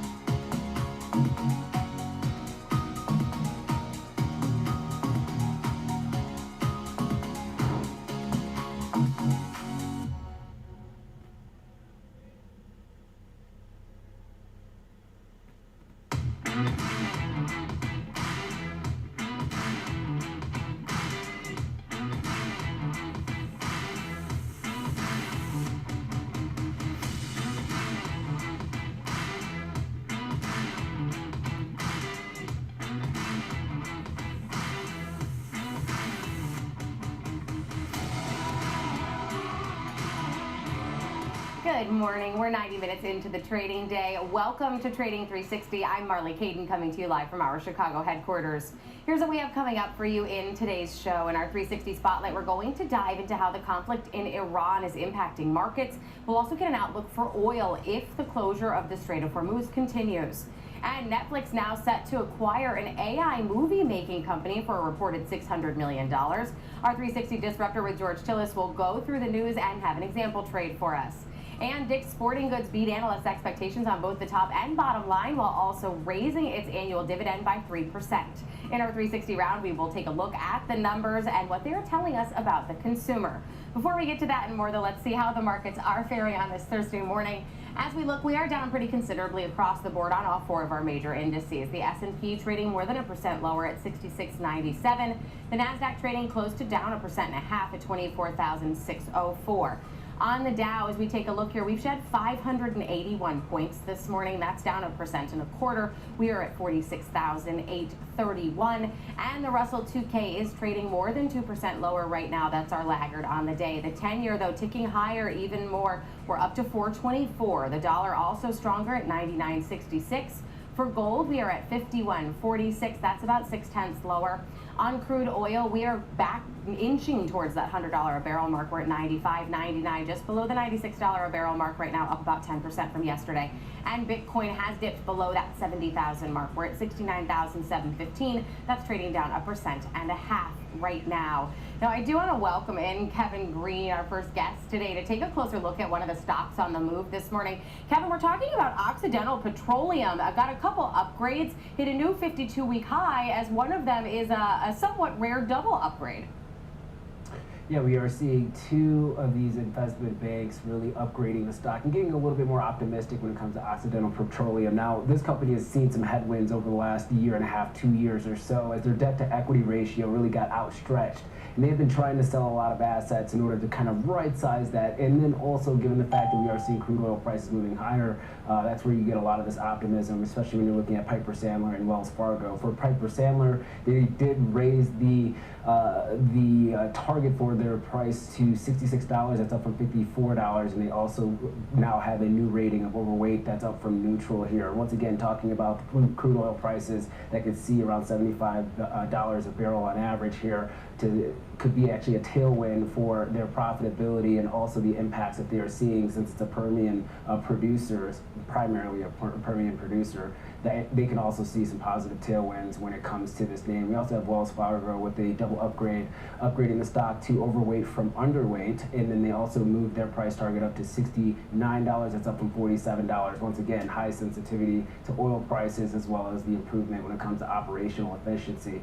Occidental has been able to cut CapEx spend, but their production levels have continued to increase to the upside here. We're pretty much seeing that across the board when you're looking at a lot of these Permian producers over the last 4 years, 5 years or so. And they believe that this is going to be a tailwind for them in 2026 as well as 2027 if we do see elevated oil prices throughout the remainder of this year. And KG, as I'm looking here, up in the last month, about 29% here for Occidental. And a lot of this tied obviously to the oil prices, sensitive to those prices here. But with these upgrades that we're seeing, particularly that double upgrade from Wells Fargo, if we were to find some sort of resolution to the situation in Iran and we saw some more stabilization in the oil prices, does the thesis for Occidental stay in place, or would we likely see some corrections to some of these new upgrades?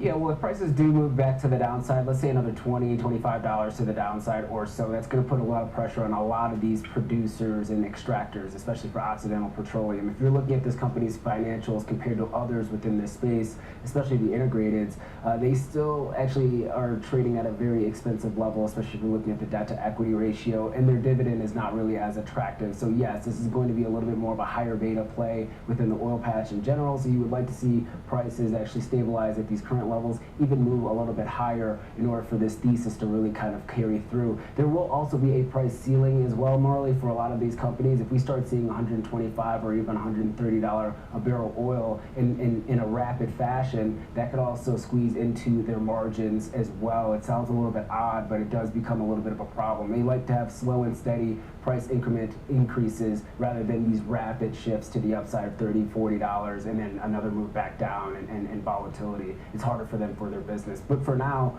Occidental is setting up for actually some favorable fundamentals here over the next couple of quarters.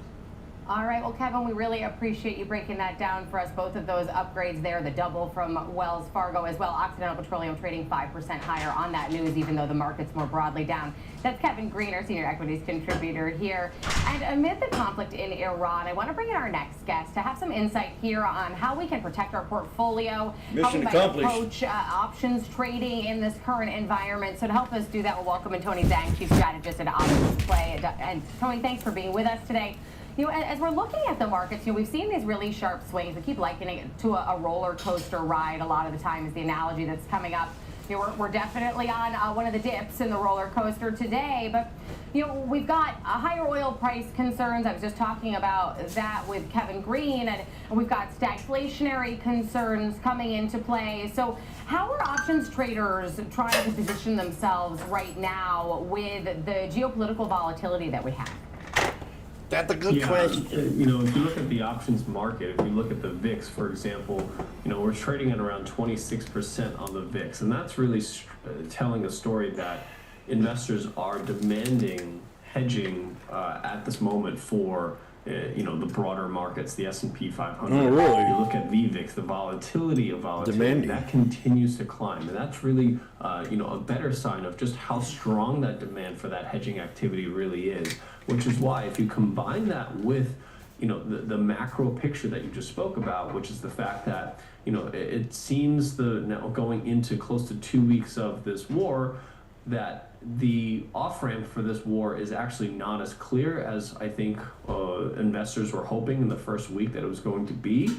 Oil prices, you know, if you look at oil prices right now, I think we're starting to price in, you know, what is looking like going to be a much longer term disruption. And the biggest concern I think for investors in equities is really the impact on that from a stagflationary perspective. Higher oil prices is likely going to contribute to higher inflation, especially if you consider the fact that we have a pretty significant cooling of the labor market combined with that.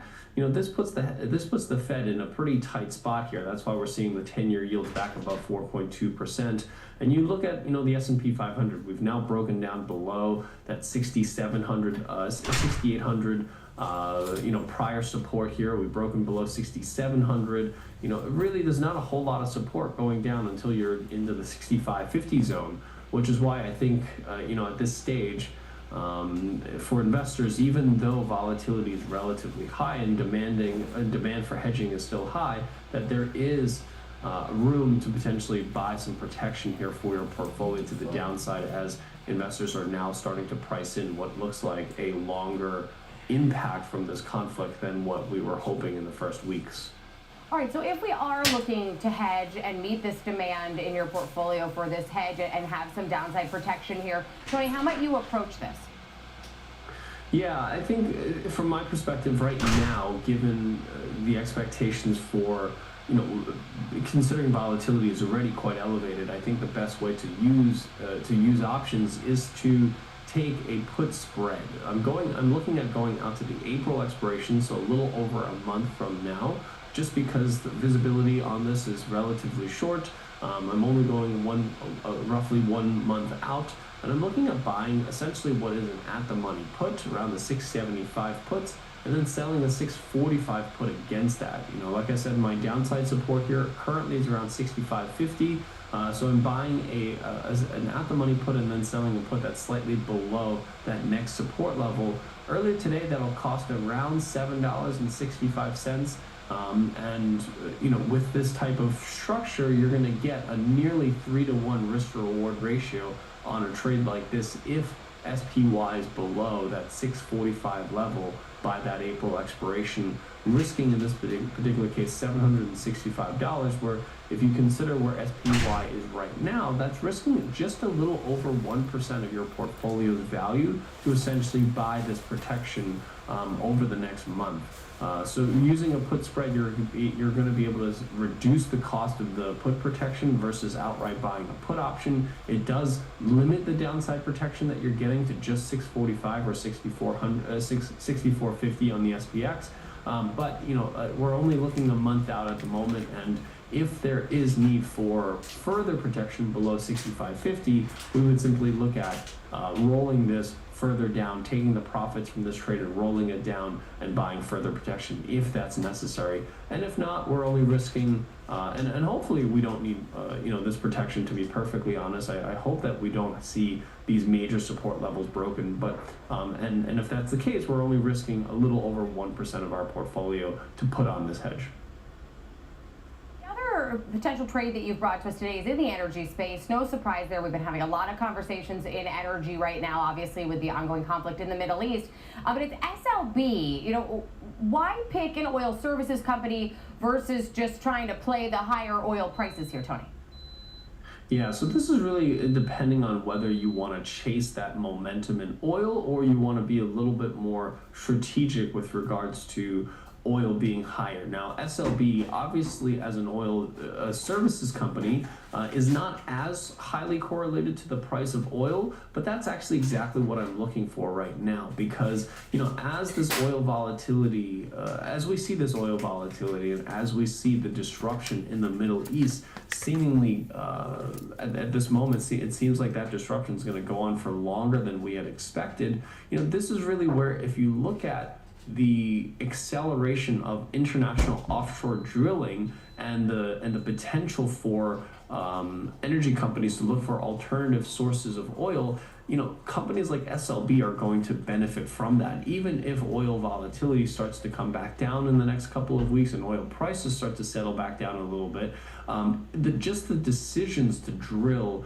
and find alternative oil sources outside of the Middle East is what's going to benefit SLB. Now, in the short run, this market volatility is going to be a concern for SLB, and that's why we see the stock down around 5%. But that's actually where I see some opportunity here, taking advantage of that pullback, taking advantage of the relatively high volatility in the options on this particular space to sell some puts here in SLB. The other thing about SLB is that you have the potential re-entry into Venezuela. So as international offshore drilling starts to accelerate, as Venezuela becomes an opportunity for SLB, this is really where it starts to look interesting for Schlumberger. Now, I'm looking at the April expiration as well here, and I'm looking at earlier today, we were looking at selling the 47.5 before the sell-off here. I think based on the current market prices, I'd be looking at selling roughly the $45 put. You'll collect a little over $2 on that put, and what that allows you to do is to collect premium. And if the stock stays where it is or moves higher, you can collect up to $2 of the stock's value, which equates to just under 5% of the stock's value that you're collecting in income in just 1 month, essentially. So, some of these oil companies have high dividends, but we're talking about 5% in a single month that you're collecting in income. And if Schlumberger were to be below that $45 strike price at the April expiration, your effective cost basis of owning the stock would be around $43. So you're essentially owning the stock at a significant discount. Oil services on average is trading around 18, 19 times forward earnings. Schlumberger is already only trading around 15 times. If you're able to pick it up around 42, you're looking at picking up around 14 times forward earnings. So you're picking it up at a substantial discount relative to the industry. Yet if you look at SLB, growth expectations, profitability, it exceeds its industry on all those metrics. So the fact that if you're able to pick this up around 14, 15 times forward earnings, I think this looks quite attractive here in a market where certainly the volatility right now is a concern, but looking out a little bit longer beyond the volatility, this is really where Schlumberger, I think, will benefit benefit from the conflict right now currently in the Middle East, versus, like you said, if you were just to play one of the majors, you're essentially just chasing the volatility of oil right now, and that could be anywhere in a couple of weeks, and it's really hard to predict that. Versus Schlumberger, I think the outlook looks a lot more positive in the long run. Tony, we really appreciate you bringing those picks for us. A hedge with SPY and also SLB, Schlumberger as your other. Tony Zhang, Chief Strategist over at Options Play. Thanks again for joining us today. And we've got a lot more for you on Trading 360. The Big Three is coming up next. Rick Ducat will take us through the technicals. Jason Brown will take us through the trades for Apple, Palantir, and Walmart. That's next on Trading 360 on Schwab Network.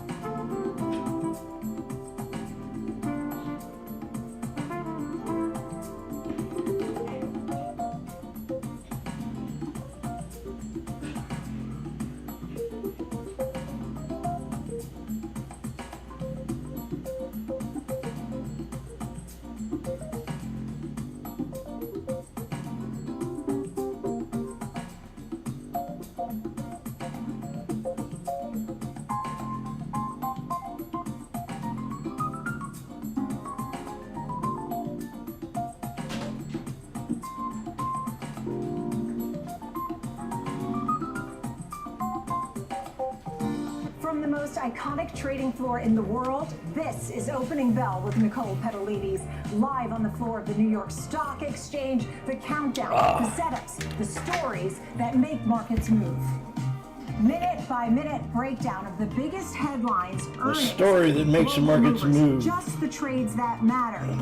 As the bell hits and the markets react in real time, Opening Bell, live at the NYSE, right when it counts. She looks like you. Aw, she's got your smile. Carl. Yep, your #1 broker's here to welcome your new little dependent. Actually, we invest with Schwab now. They have everything we need all in one place. I can set up her college fund. I've been learning about trading strategies. Schwab helps me generate retirement income. All this Schwab is everything you need is making me cranky. Does somebody need a nap? Invest your way with Schwab. Welcome back to Trading 360. I'm Marley Caden. It's time for the Big Three. We've got 3 stocks, 3 charts, 3 trades for you today. Rick Ducat, of course, will take us through the charts. Here to take us through the trades, Jason Brown, stock market expert at thebrownreport.com and the author of 5-Year Millionaire. Jason, great to have you with us. I want to dive right in to your first pick here in the Big Three today. You've got a Big Mag 7 name to kick us off today. You've got Apple trading lower, you know, with the market. Kind of a similar move, actually, a little bit more significantly than the NASDAQ this morning. But take us through this pick in Apple. Yeah, Marley, always good to be here. The first thing that I like about Apple is it's in a good position relative to the narratives that are on Wall Street right now around oil, around war.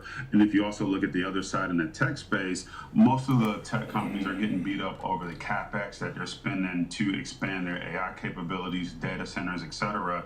Apple is not really in the middle of either one of those. And now that kind of the tariff fight is tempered down a little bit, you're just left with a great company that makes a great handset. But more importantly, when you look further out, they still haven't capitalized or rolled out their plans with AI yet. So you still have that potential boom in partnership with, looks like it may be with Google, or they may allow you to choose what operating system you want to run your AI on their platform. And then also, we haven't had the Siri refresh. So when you think about upward momentum, they still have a couple of tricks up their sleeve, if you will. And then there's also rumor that they might come out with a foldable phone. Whether they do or not, man, TSM took a big hit. War, outside of the narrative of they were AI pumping the heck out of this one. And then they have a few things that can boost phone. TSM yesterday. Joby's still under 10.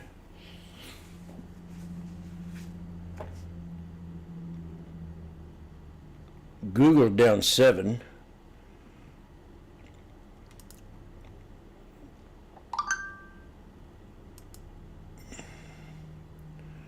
With IWM,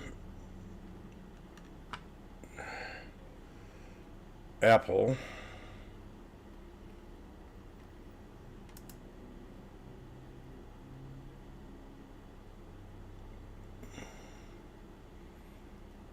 AVGO, Affirm. Something happened in housing today.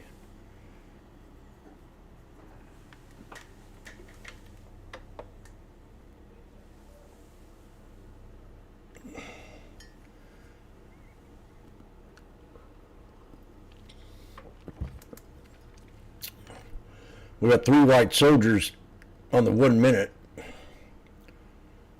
on the /ES.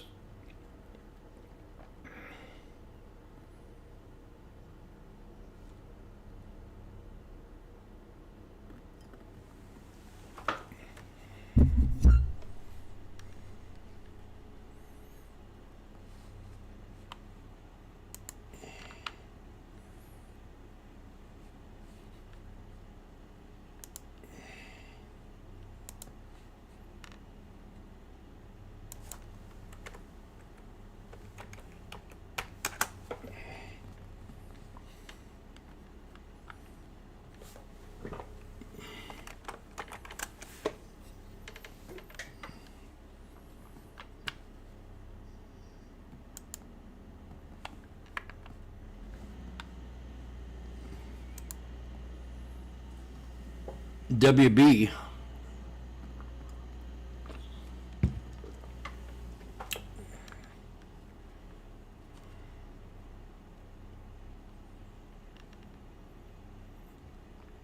Oh, Cindy Williams. That's not the same chick I know.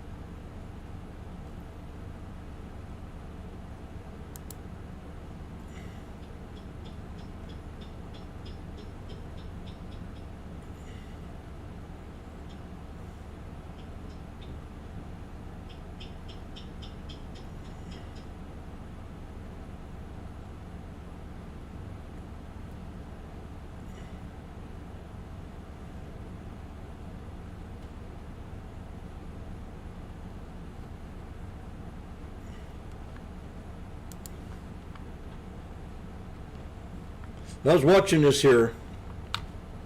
Slash ES had 3 minutes where it had these 3 white soldiers. At least I think that's... Now what the heck have I done here? Yeah. 3 white soldiers. And then I watched this one here run up 3 candles right after it did.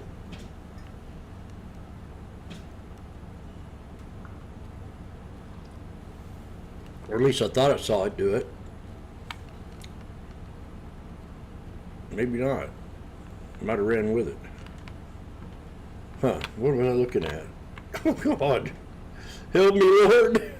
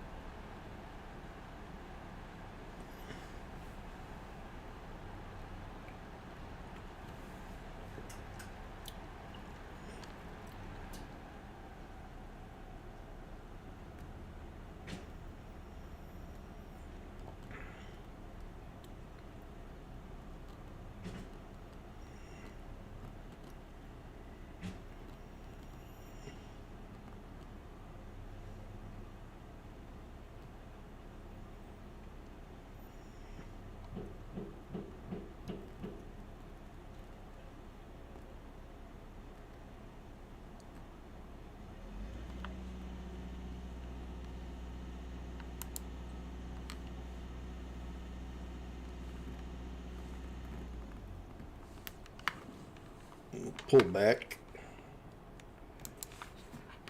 Just watch. The firm kind of broke out of the little pullback here a little bit.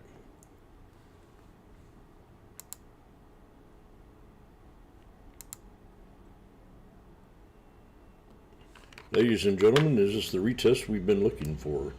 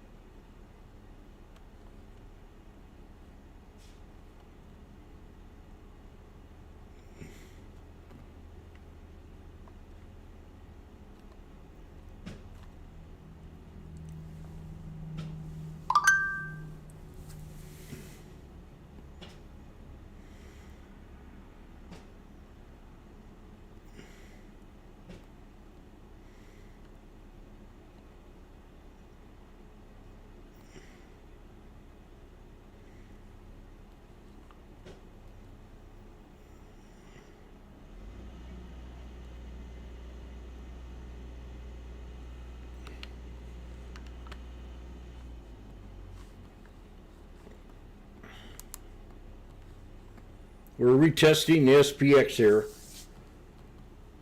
So in a minute, we'll see if we break out or not, right? Yes, Jim. Maybe 2 minutes. Let's give it a shot. It's all that you're not. One day you'll see. The 6730s. They want to run. It's their time in the sun. Break out, please.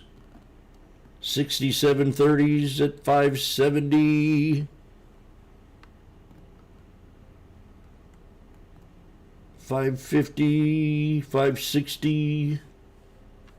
Okay, Washboardjim's. What's the odds? Oil. Hillary getting pushed in the road by Bill Clinton, or this stock breaking out. He's watching the 6730s. They are now at 510.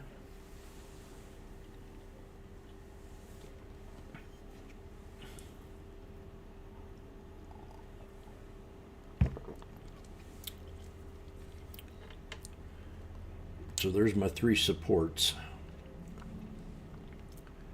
Washboardjim gets ready to take this trade. He lets everybody know that this could be risky.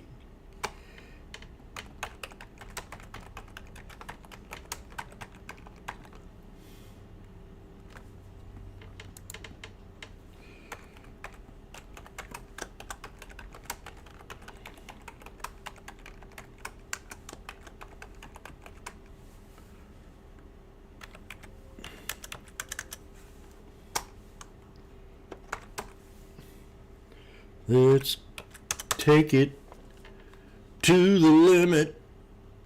One more time. We're at $5.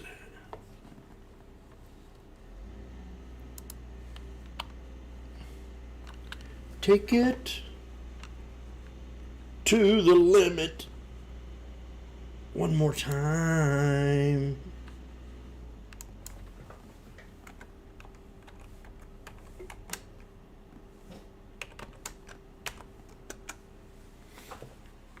He's watching it real close here. He's in the trade.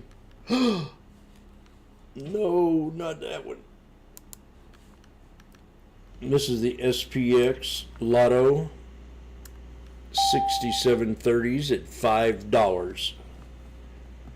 If you got a problem with that, tell me about it, and we'll talk about it out there by the barn.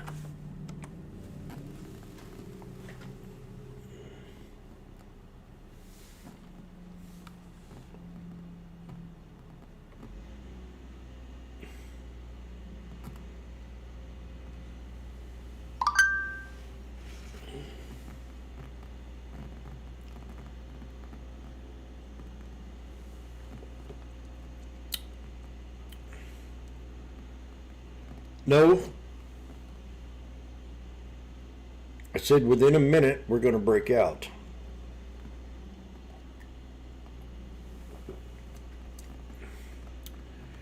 Jim, you're up $30 a contract.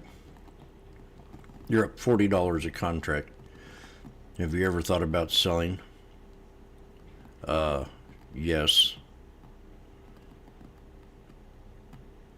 Here in Missouri, that might buy you a can of pork and beans. Okay, it's not working the way it should have. Oh, God. No. No, it's not. This is not right.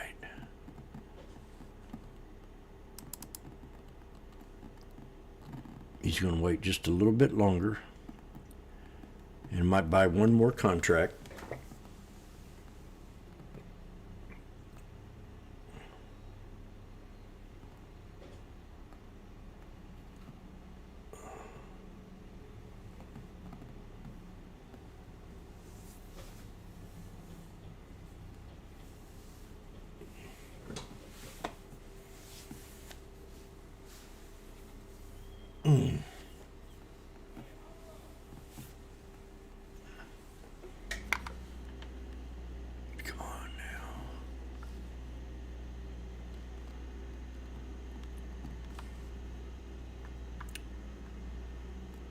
Was it CCL? We're now at 4. I'm down $60, Jim. You're down $50 if you ever thought about selling it. No, not yet. Firm is at a double bottom after the breakout.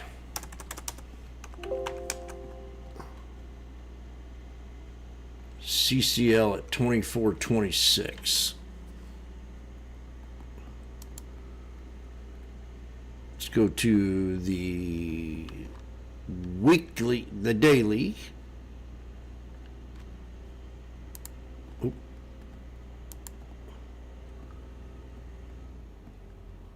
That's an hour. Double bottom on the hour. Oh, Jim's back to 510. What happened here?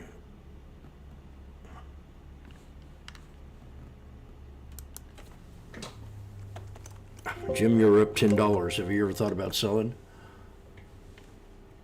No.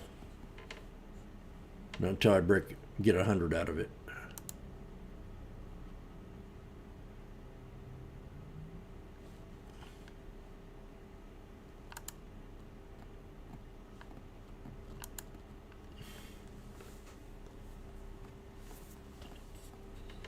They're $4.40, $4.30. Oh, well, it just took the air out of the tires.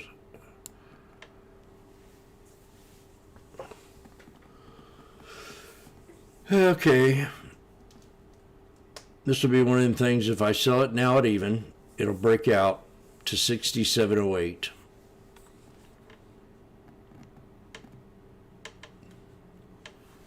Is anybody in the call with me? Please state your name and what pronoun are you?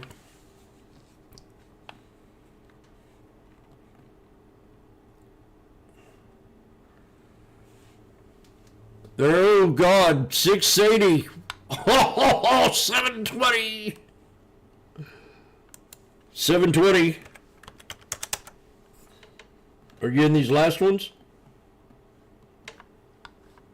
870. Oh!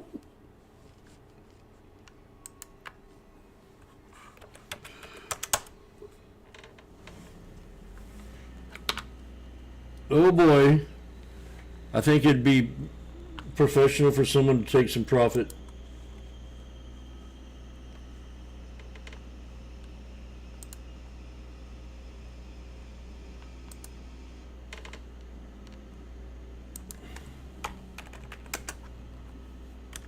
$11.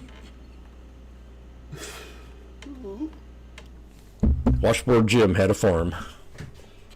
Me-I-oh.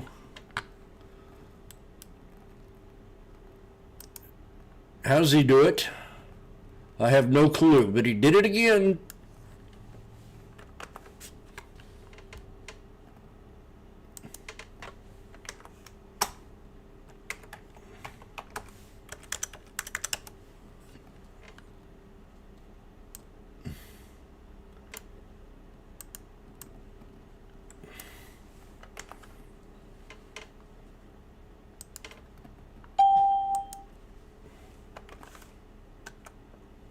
How did Jim tell?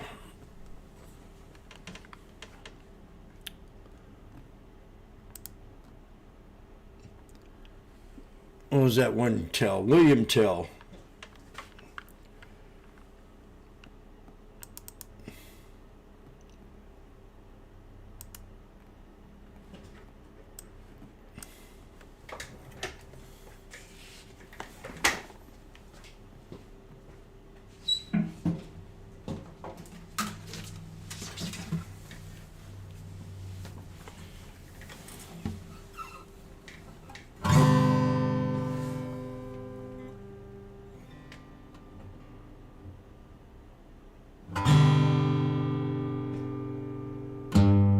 Checking out the SPX and I called out a 1, 2, 3.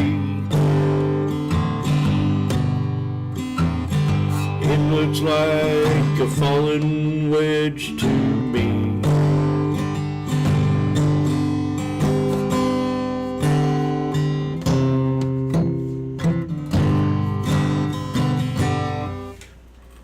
So here's your pattern.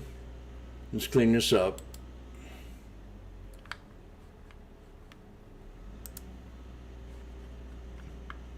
Clear pattern, please. Why are you taking so damn long? How dare you? Don't be wasting my time.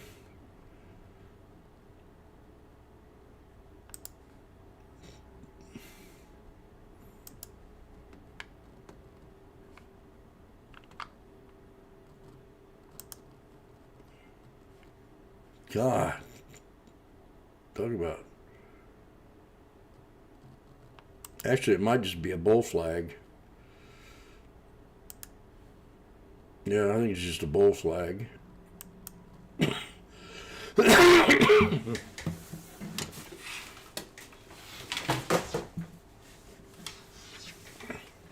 So we got a triple bottom, and we broke out.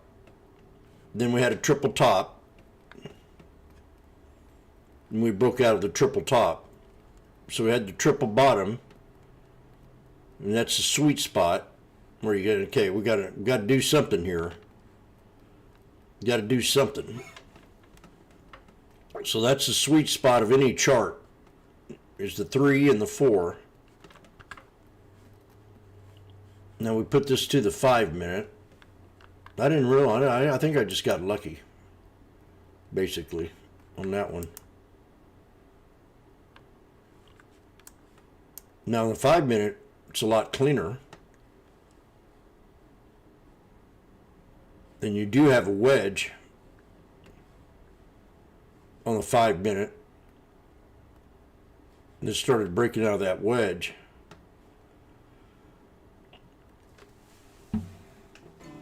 Don't know. I think I just got lucky today.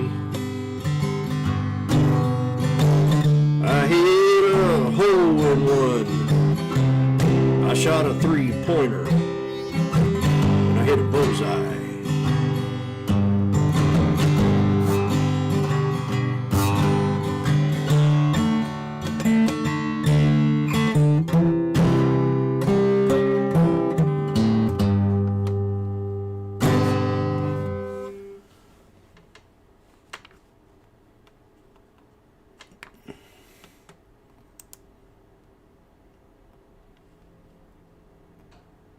And I do believe this market's set on a timer. Now I've heard Funky and others talk about that hour and the 1 minute. And I kind of believe that, but I think it's,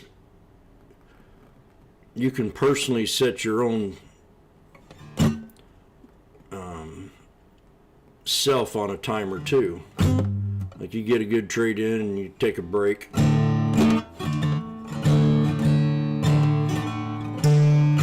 Well, it's not about making money, honey.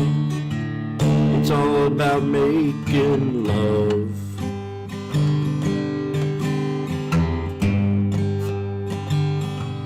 Money can't buy you happiness.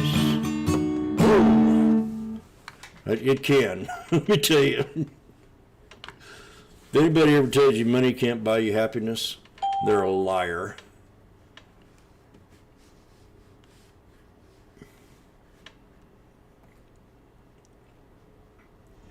I've been a lot happier with money than without. But that's just me.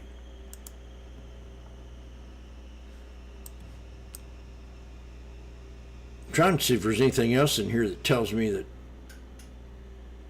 I think it's just pure luck. Got a Head and Shoulders, maybe that could have been it.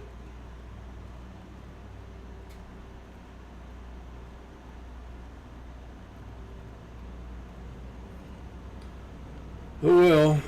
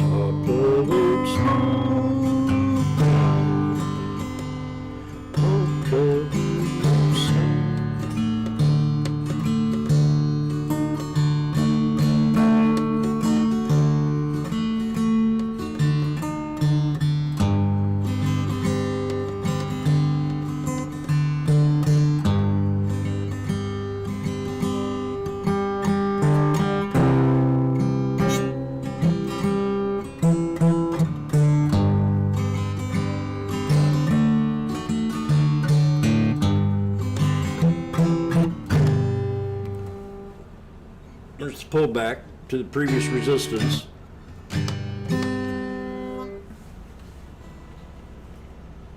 Nothing better than hot cider, making $500 in less than a minute.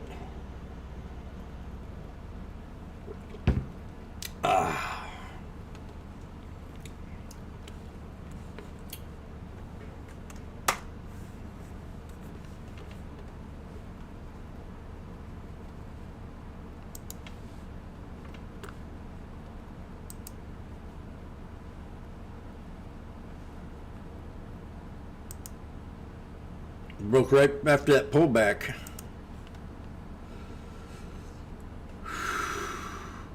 Everything when it breaks out, it retests. So always keep an eye on them reversal candles when you're watching times, when you're watching the candlesticks. Pick up why'd that reverse?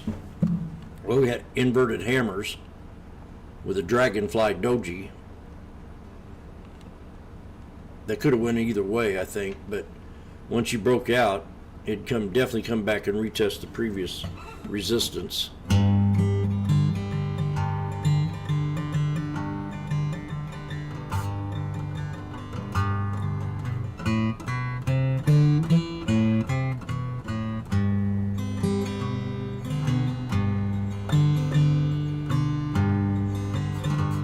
Well, I changed a light bulb this morning.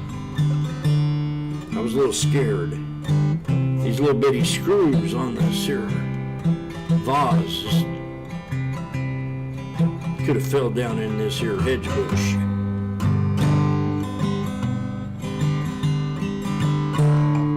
But I got that light working. Employees are a lot more safer now. Okay. Jim's had his rock concert.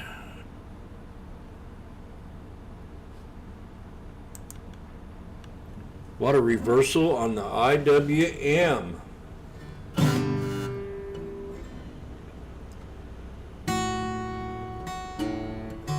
QQ is at the 200 SMA on the 1 minute time frame.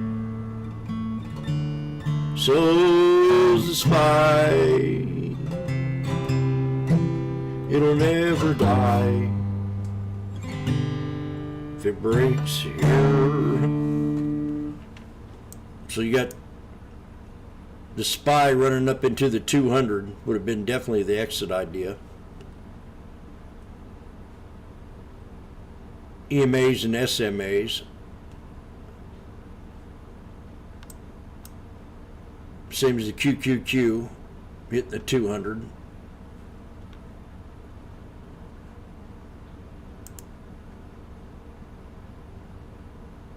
We've got a little cup on AMD. NVIDIA bounced back. I was going to mention that earlier.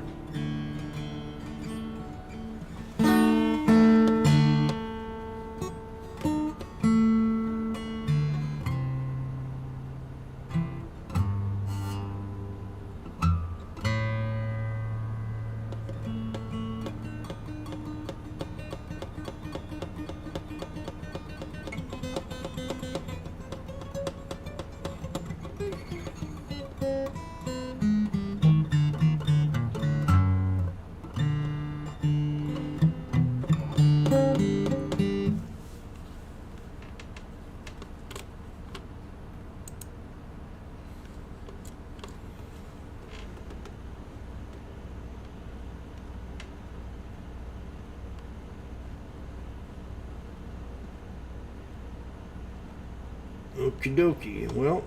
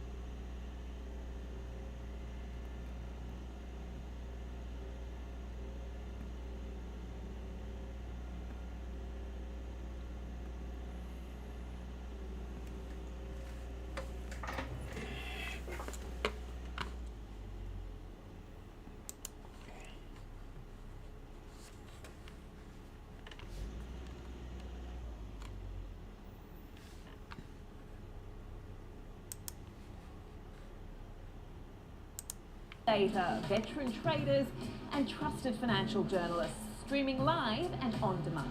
Schwab Network, streaming 24/7, any screen, anywhere, free. SchwabNetwork.com.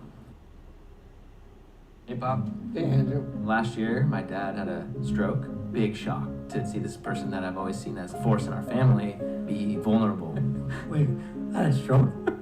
Yes. Now we're in the car together almost daily. I started to realize, what can I pick up from my dad? He's been with Schwab for a long time. Jim, my financial consultant, I probably met 20 years ago. Jim's really been there to answer any questions I ever have. Makes a huge difference when you have someone that actually cares.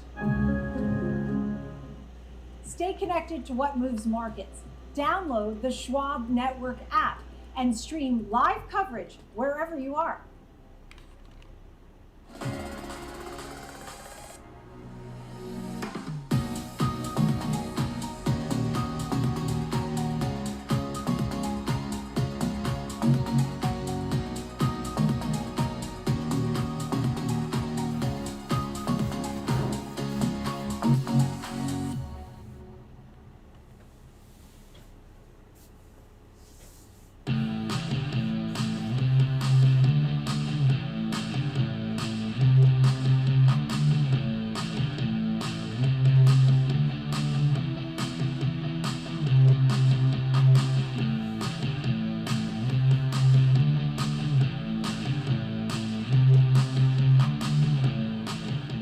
Welcome to Fast Market here on Schwab Network. I'm Diane King Hall. Coming up on noon Eastern here at the New York Stock Exchange, and Wall Street remains under pressure as surging oil prices and escalating tensions in the Middle East weigh on sentiment. Let's get it right into a check of your scorecard as we hit the lunch Dow Jones down 544. Looking at the S&P 500 lower by 1%. The downward sentiment being led by industrials, consumer discretionary, and communication services, but information technology is pretty close there with the downtrend.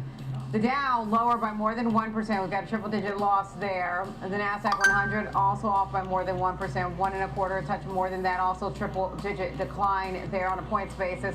Russell 2000 is lower by more than 1.5%.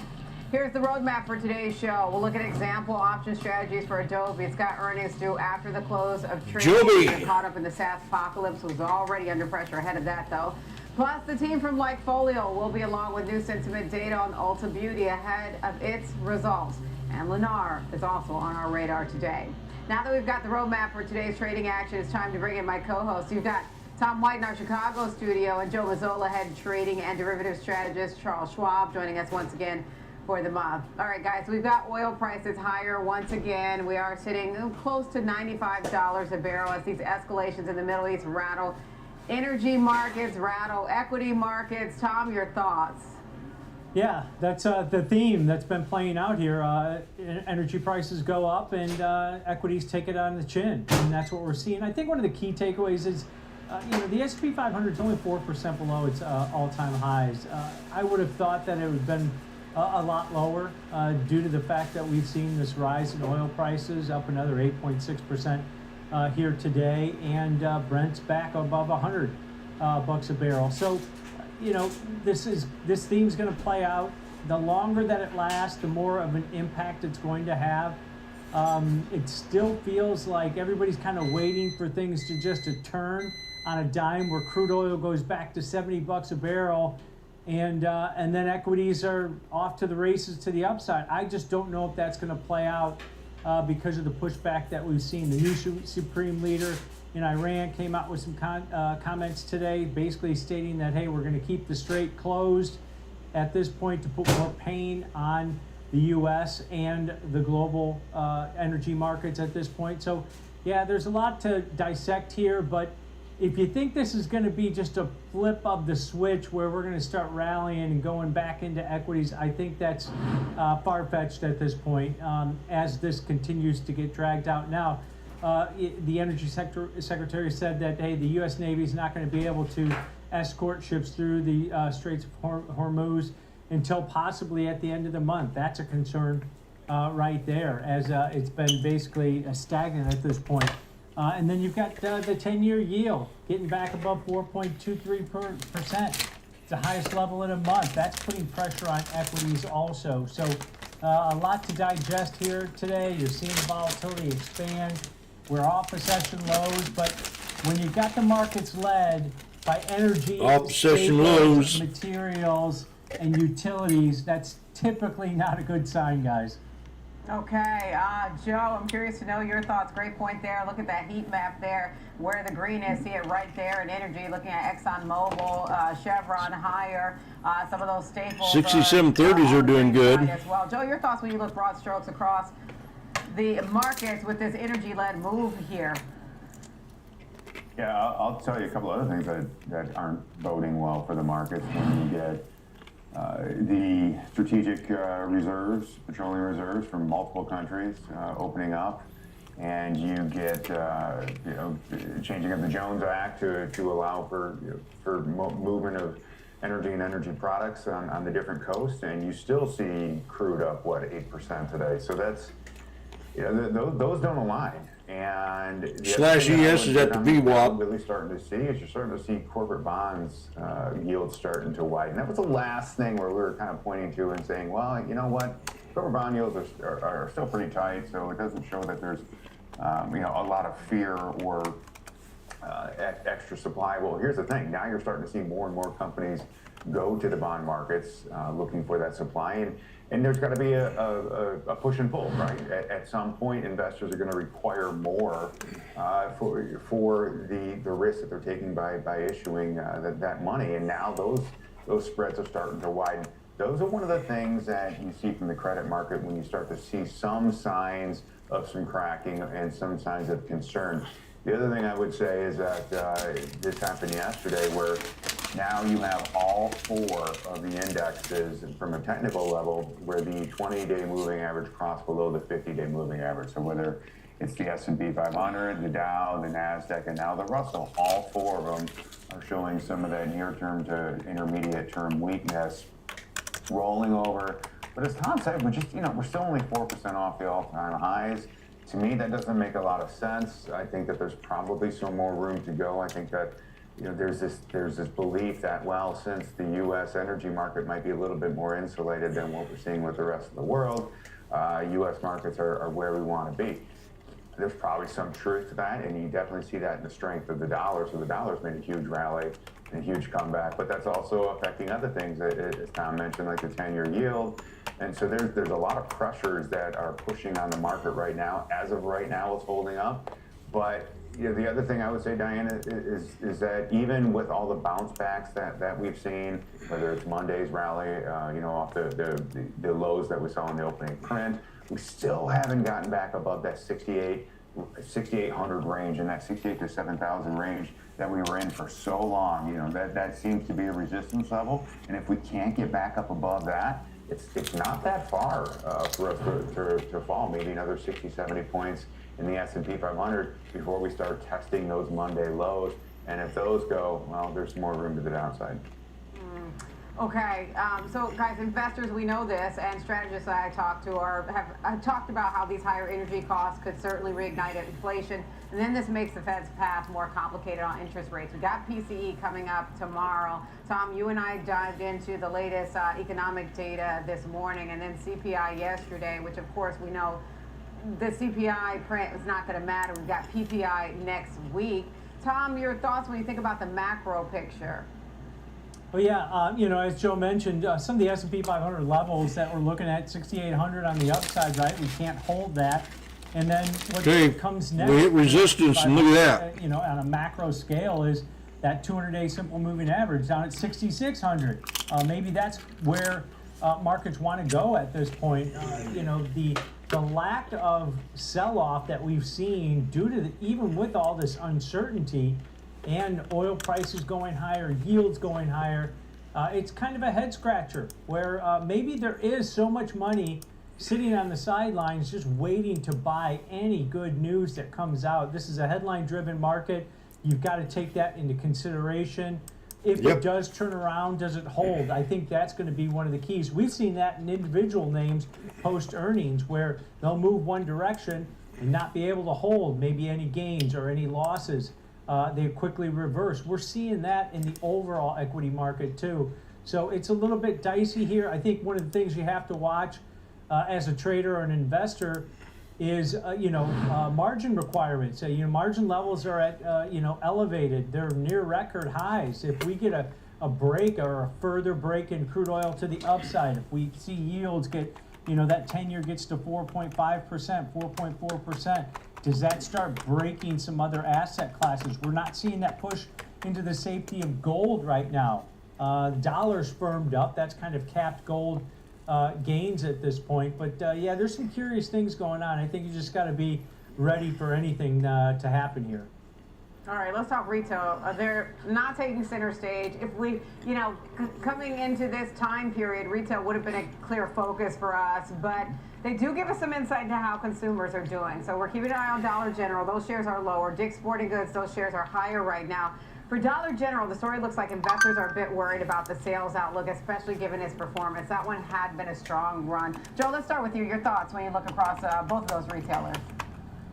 Yeah, with Dollar General and Walmart and all of those kind of discounters, they had done very well with the anticipation of the trade down. But I think at some point, the lower kind of socioeconomic groups are going to just have to not consider trading down, but at some point, you know, they're really starting to feel the pinch, and they're going to feel it at the gas pump. It takes a few weeks for it to kind of make its way into the system, and you know, it's not, I don't think everybody's filling up their car every week, but maybe they fill it up every 2 weeks. So then the second time that they're starting to do that, that's when they're starting to notice, and I think that's going to ultimately, you know, lead to a pinch at companies like that, or at retailers like that. Dick's is an interesting story because it came in better than expected, much better than expected actually, and its acquisition of Foot Locker is starting to show some fruition. You know, they're expecting Foot Locker to generate comparable sales growth of 1 to 3%.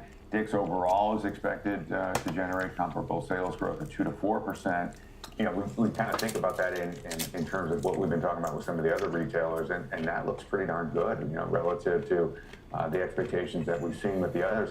I think, you know, ultimately what it's really going to come down to is, once again, the strength of the consumer. We need to kind of keep an eye on how much of these Jim, you can't see shit there. Going to be used towards purchases at stores like this, because there will be a pinch at some point.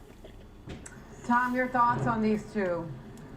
Yeah, you think, take a look at Dick's Sporting Goods. You know, basically the chief executive basically came out and stated that, hey, we're done with the losses that are getting dragged down on us by the Foot Locker acquisition. So that's a positive. Same-store sales were up over 3.1%. Yeah, may I help y'all? I ain't hangers. Yeah. I love my hangers. I'm getting ready to have another one. But as I called out these resistance levels, I paid attention to the 200 EMA on the SPX, and the /ES hit the VWAP. So right when I saw it hit the VWAP, I knew right then, scale or exit. 3 minutes later, we had 3 black crows. So what's that tell me? That's telling me to look for a reversal to the upside.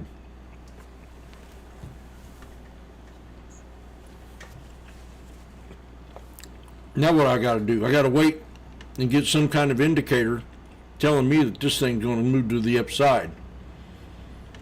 I'm using the 1 minute.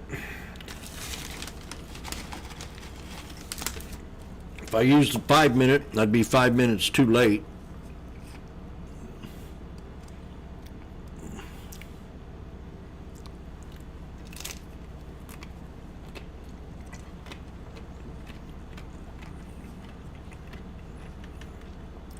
Higher lows, breaking resistance. I'm not in the trade yet. Trading a wedge. Just grabbing up $5.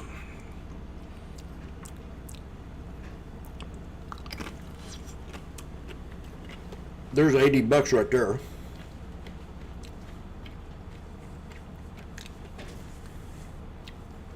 They were even at 480.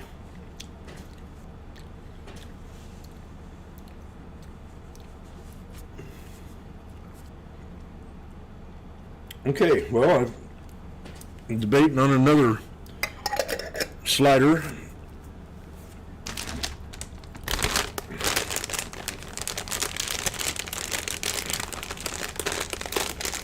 I got to get back to eating right. I kind of got a little bit out of keel.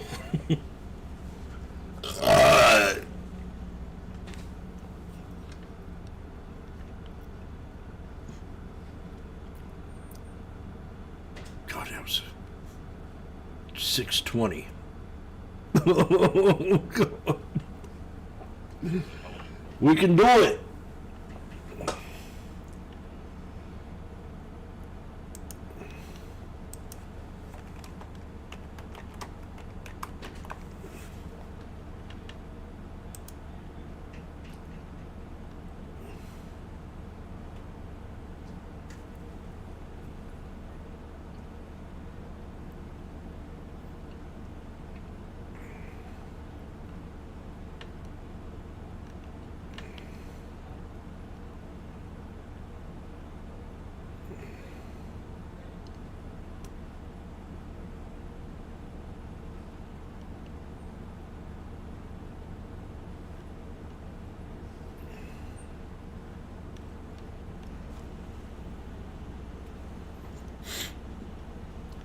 3 black crows, 3 white soldiers out of the trade. 3 black crows, 3 white soldiers out of the trade.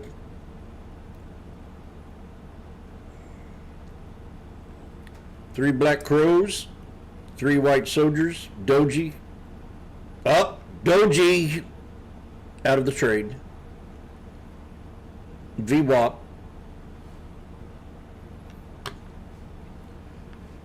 This is what happens when you watching what you doing to me. Oh, stop it, Jim. You happen to be one of the best singers in this country. Let's go. 3 black crows and 3 white soldiers you see.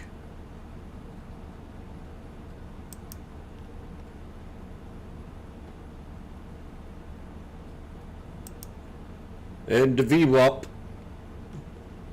3 black crows and 3 white soldiers standing in a row. Yes, I think that's how we'll do it. Want to be able to send 3 black crows.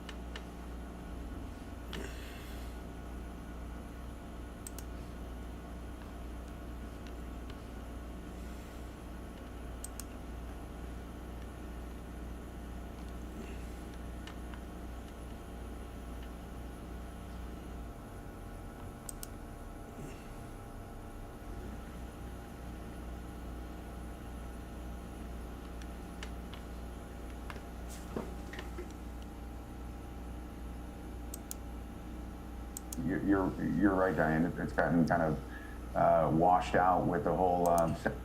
So this is /ES. Now we're coming up to the SPX is coming up to resistance again.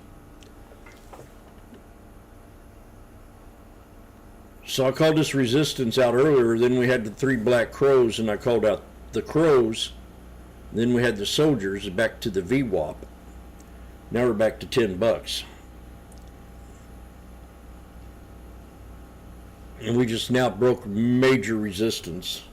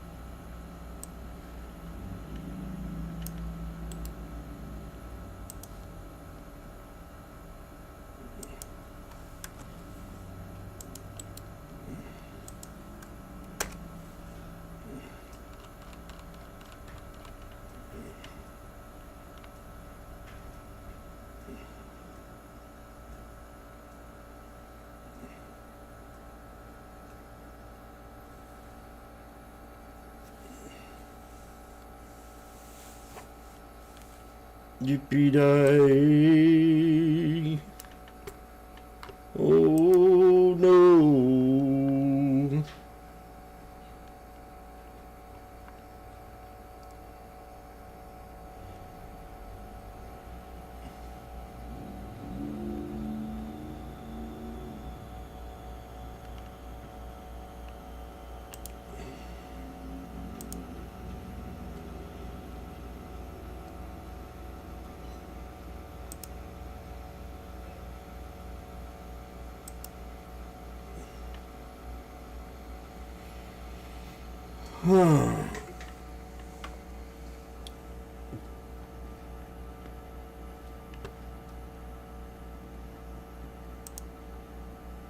The most risk to it, and I think the market's pricing it that way. Stock's down over 60% from those all-time highs in November of 2021. This stock would almost hit $700 a share. So yeah, the bar's low, but the bar's been low for the last couple of years, and every time they report, it seems like there's more losses in the stock.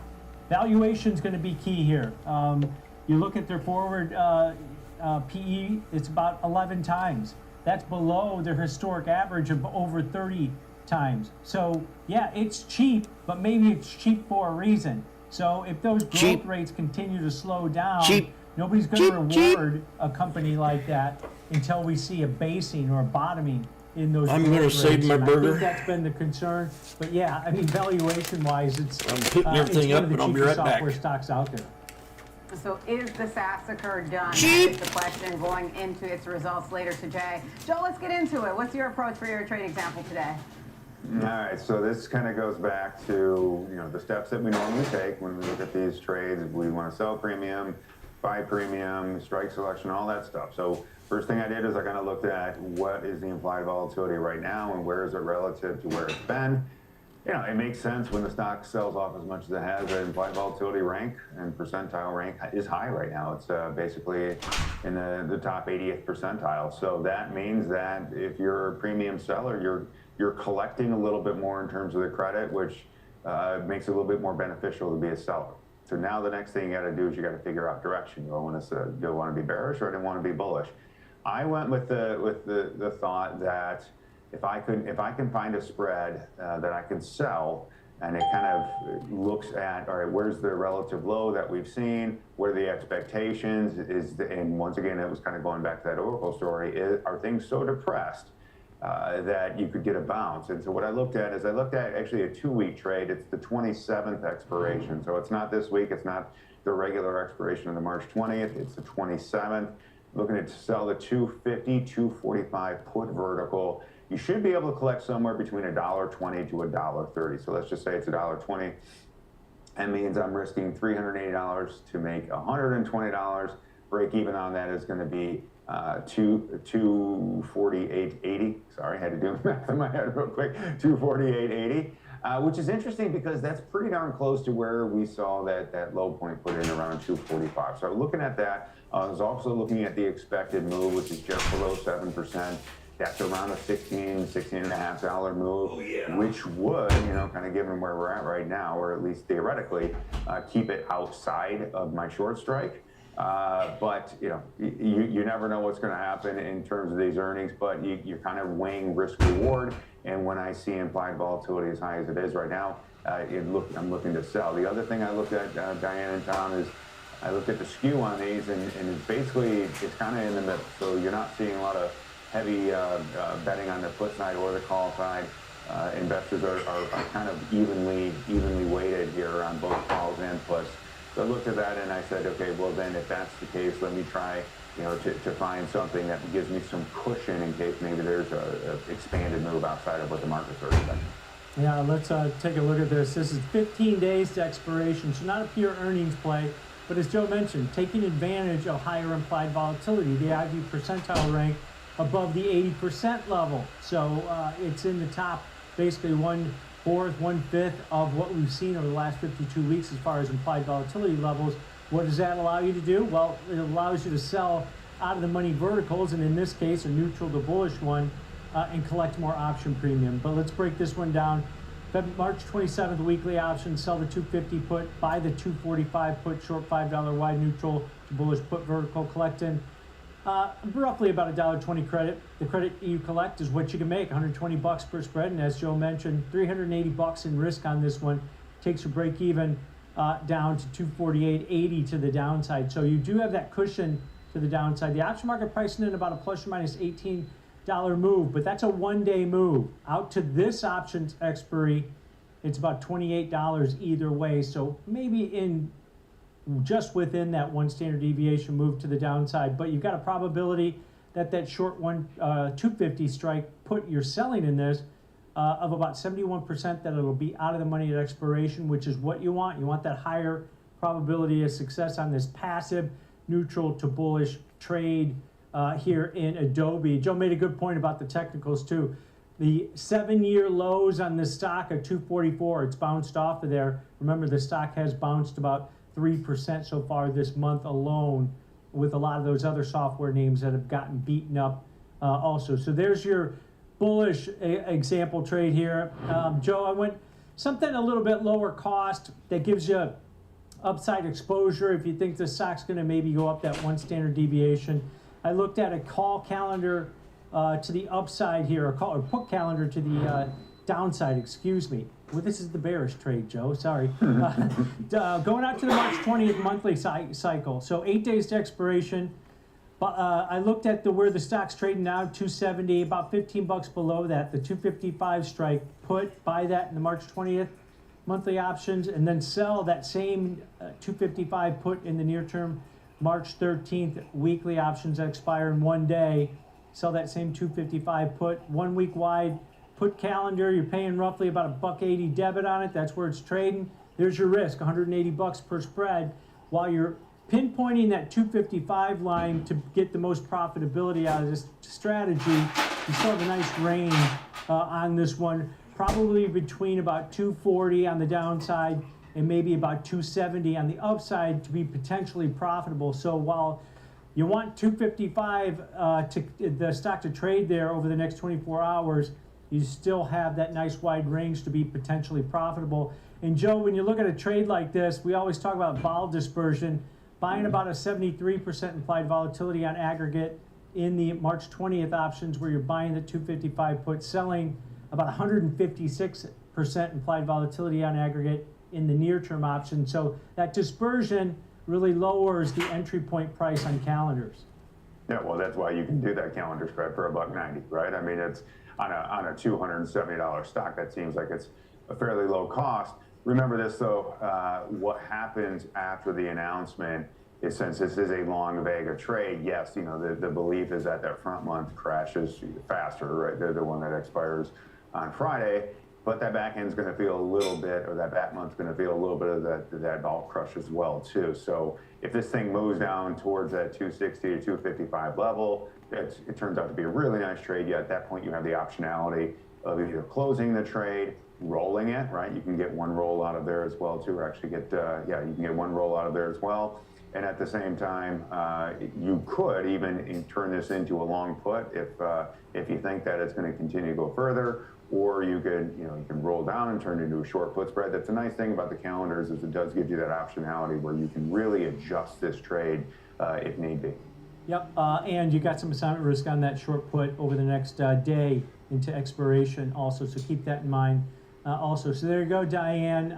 Low cost entry point on the downside, and Joe being a little bit more passive on the upside. Well, it's got a test in front of it. We'll see if it performs like Oracle after its earnings.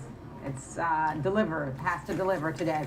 We've got cash tags coming Here I am from Lightfolio will be on the one-way street, on Ulta Beauty, which is extending looking for a rinse rinse and a repeat. Fast Market will be back.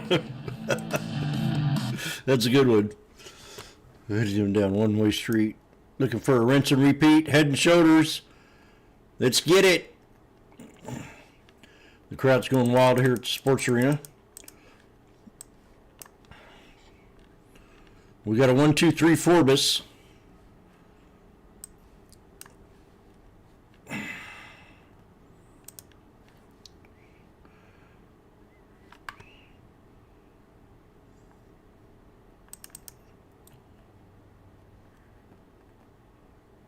We got a yin yang. We got a yin yang. What the hell's a yin yang? I'll show you. You take his previous resistance, which is right here, and you go to the previous support, or the post support, which is right there, and that's called a yin yang support. And that's a inverse Head and Shoulders with a yin yang. So the 6730s are now at $5.80. $5.90. You see where I'm coming up here? Look at that. $5.90 to $6.60. $6.80. $7.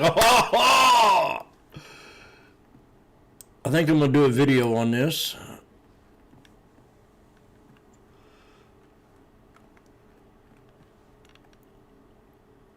You see it?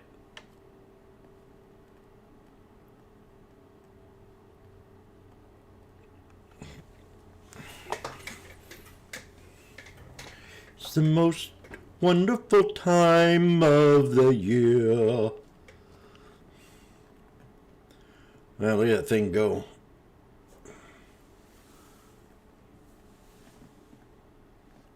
The wonderful time of the year.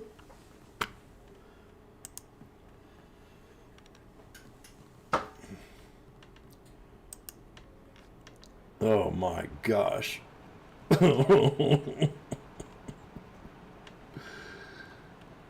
does he do it?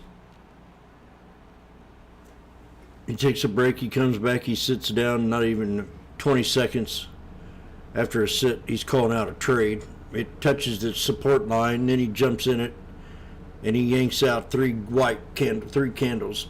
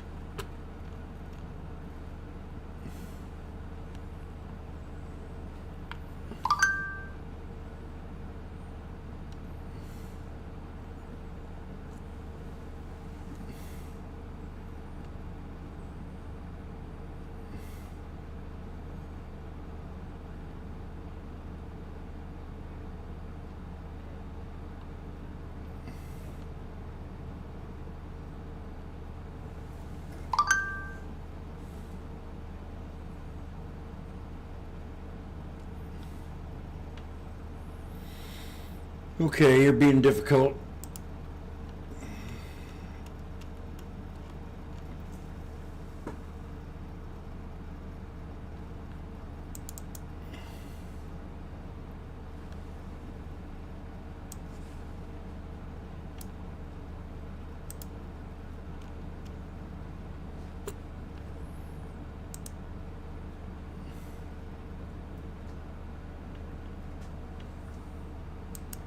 Hello, my name is Washboardjim.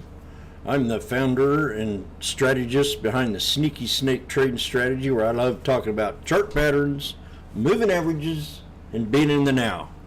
And I was just sitting here taking my break, eating lunch, kind of going back and forth from the desk, calling out trades, and I kind of got this down to a fine science or a fine art.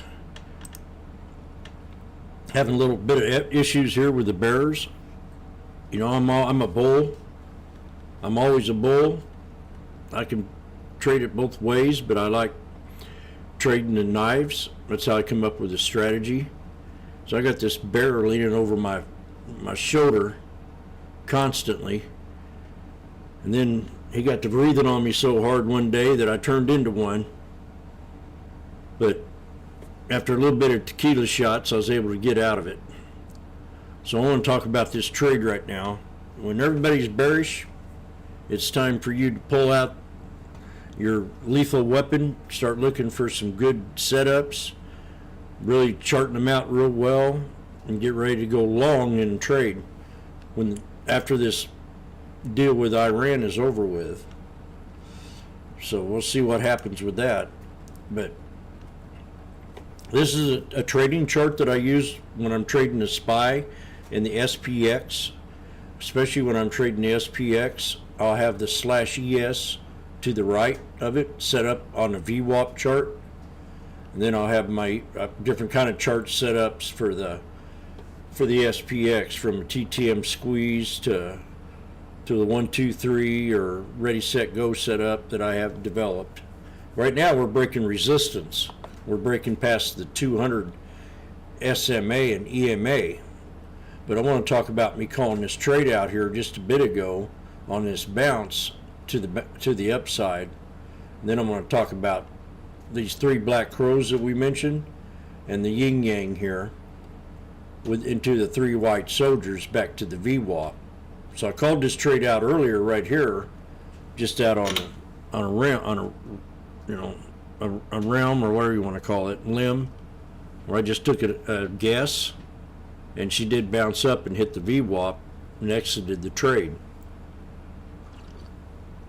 As she came back down, she retested what was a previous resistance level right here. You can see it kind of having a candle right here and then retesting right there, and then it formed a flag and broke out back to the VWAP. So this here is called a yin yang. So you must want to draw your trend line from previous resistance to that previous support level, and then just run that all the way across. So I'm sitting here calling out, got out of the trade, and all of a sudden we had this sell-off. I took it to the VWAP and got out of the trade. So all of a sudden, within 3 minutes, we had these 3 black crows, and I brought it to everybody's attention. So this is an old strategy that I use when I'm scalping off of 3 black crows. I'll wait for the setup and see what we got. We had a doji right here, and we consolidated for 4 minutes. Then we had the 3 white soldiers for the exit idea. So that's a common trade too, something to keep in mind. You have 3 black crows into 3 white soldiers. So by this time we've already established what I call the yin yang, or a pivot point, in this new channel. With previous high, the support level, then we called this trade out, and then I called this trade out just now, and I pointed out the previous yin yang.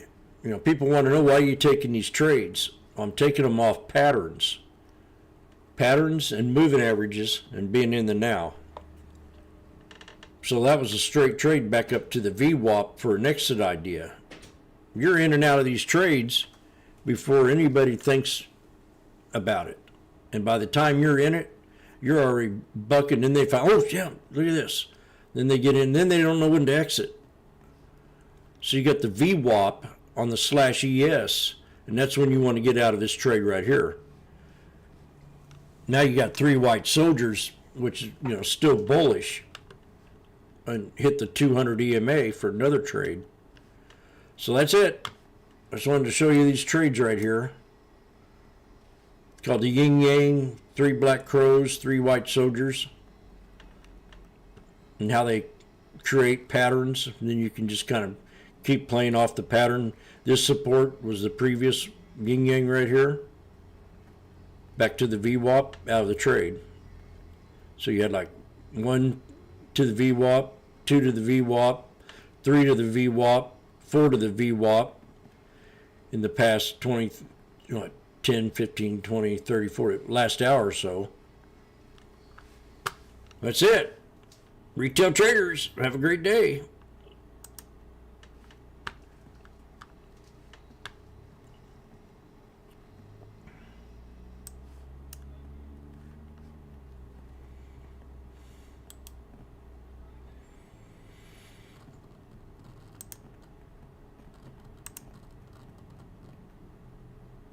Whoa, I didn't talk about the inverse head and shoulders.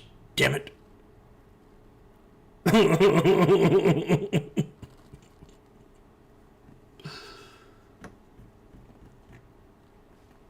That's what got me in that trade, too. Fudge. Well, whatever. I'm going to redo it.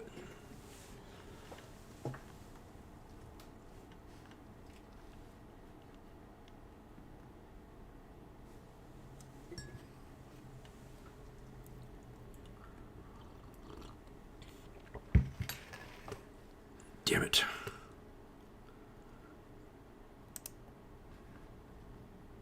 You work so hard, Jim.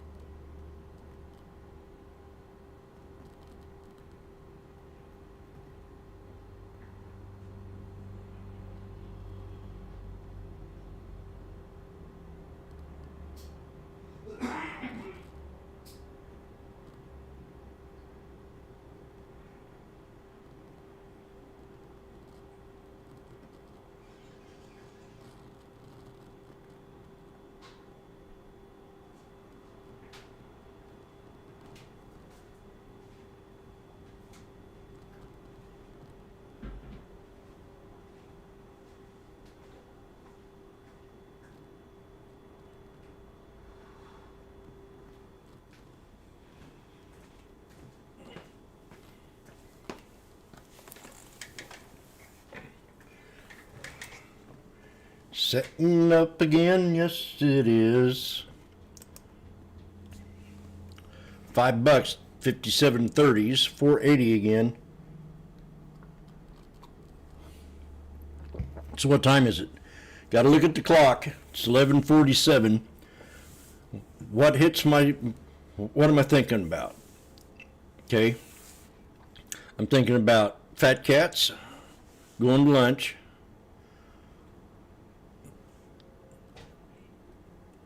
I'm thinking about the market slowing down. I'm thinking about this as definitely a news point of sale, wanting to buy kind of market.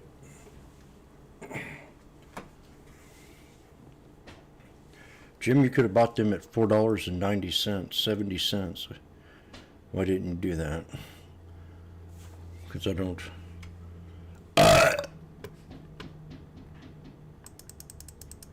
I had to let all my natural gases get out of my system first. So that's on the 5-minute. Oh, we have a head and shoulders on the 5-minute. So let's put this line in here first. Right to that body of that there candle. And I'm going to run it to this body right here. Right here. I'm going to get as close as I can. Kind of go under it. Not on it or over it.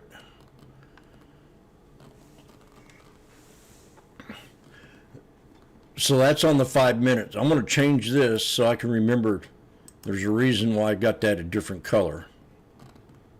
And we'll make that a blue.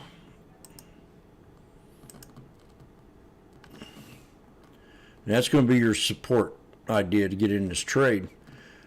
Now this is on the 5-minute. So I'm going to take it to the 1 minute. Now I know that's a head and shoulders.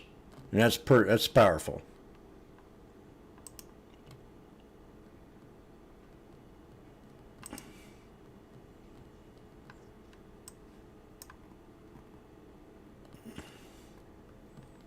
Now you got a trend line going down here. So we're going to run a trend line from that body right there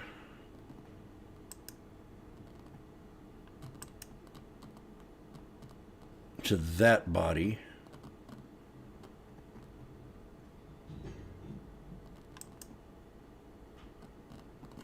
See how I gain respect right there too?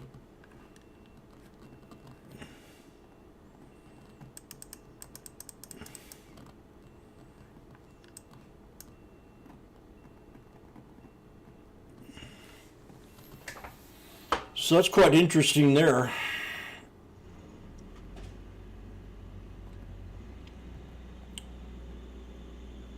I like the higher lows. Higher low, higher low, higher low, higher low. Could be an ascending triangle.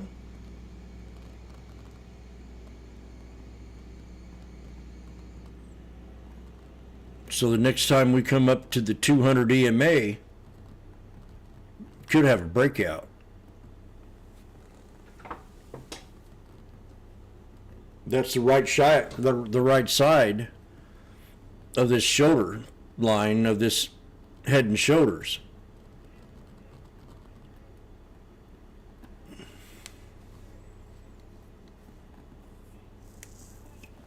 $67.10. Another $10 to the upside.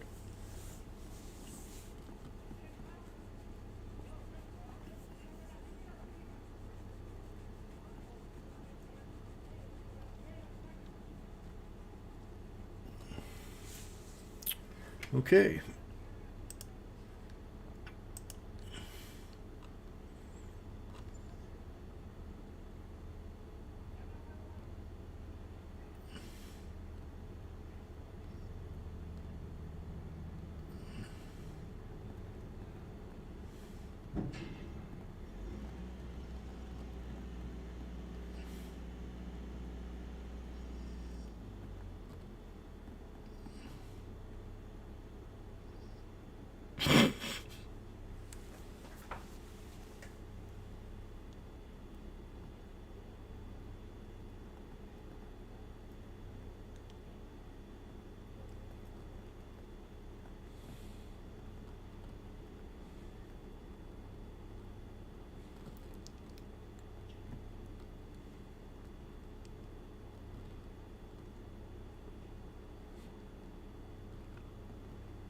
Yeah,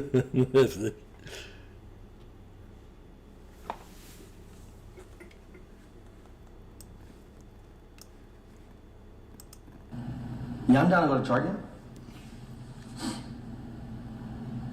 Yeah, let's stop at Starbucks first, bro. 'Cause I'm kind of tired. Okay. Oh yeah, it's Mimosa Mondays, huh? All right, now let's do mimosas first. Get a little tipsy before we go shopping at Target. Let's do the gym tonight. The new gym. Yeah. Okay. Oh yeah, it's a full moon tonight. Maybe we could like watch the sunset or something. Bring that bottle of wine you had, the old one, the Cabernet. Hold on. Yeah, just me and you. That's cool. Derek, can I go? Oh, it did come out, huh? The new Minions movie. That's cool. Yeah. Okay. Hello. That wasn't funny. The thought of it was more funnier than the.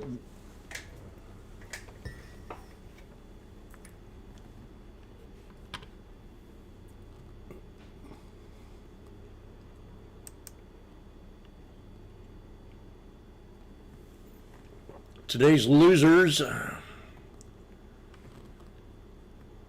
Nothing on here rings a bell. This one's down quite a bit. NTSK. Hurry up. Earnings. Crude oils. Piper Sandler maintains overweight on Netscope. Target $21. Oh, really? Capital maintains, RBC Capital maintains $14. Outperformed. Washboardjim says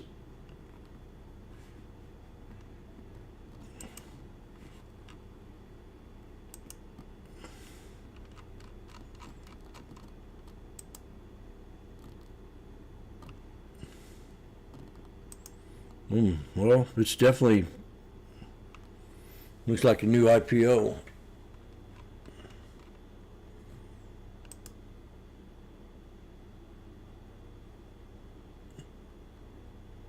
Well, this looks pretty reasonable. Netscope, double bottom.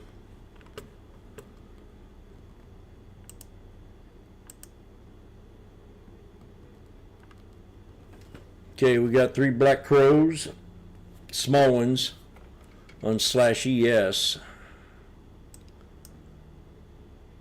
to the right shoulder.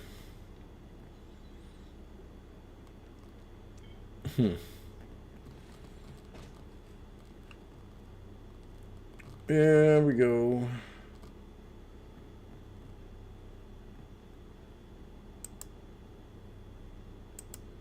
That didn't work.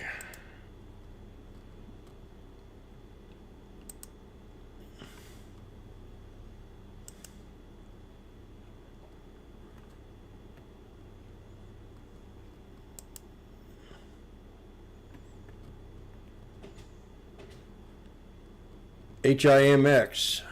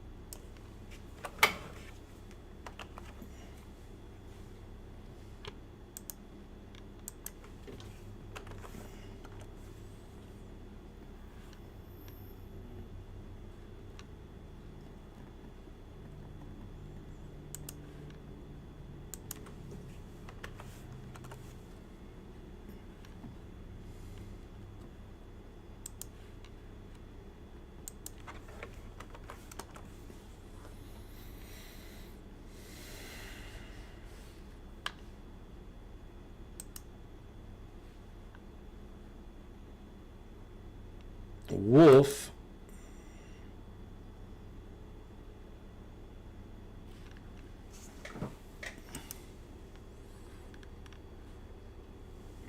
over its largest percentage increase in a month. Better than expected fourth quarter results. Well, we're definitely at a resistance level. So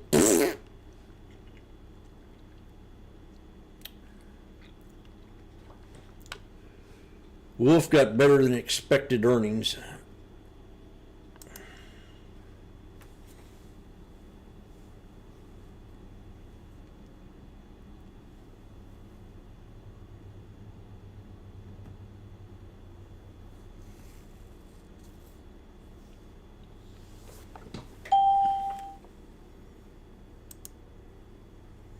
Oh,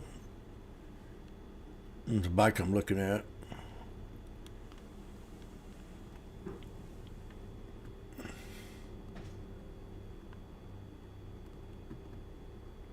$80 miles max ranges.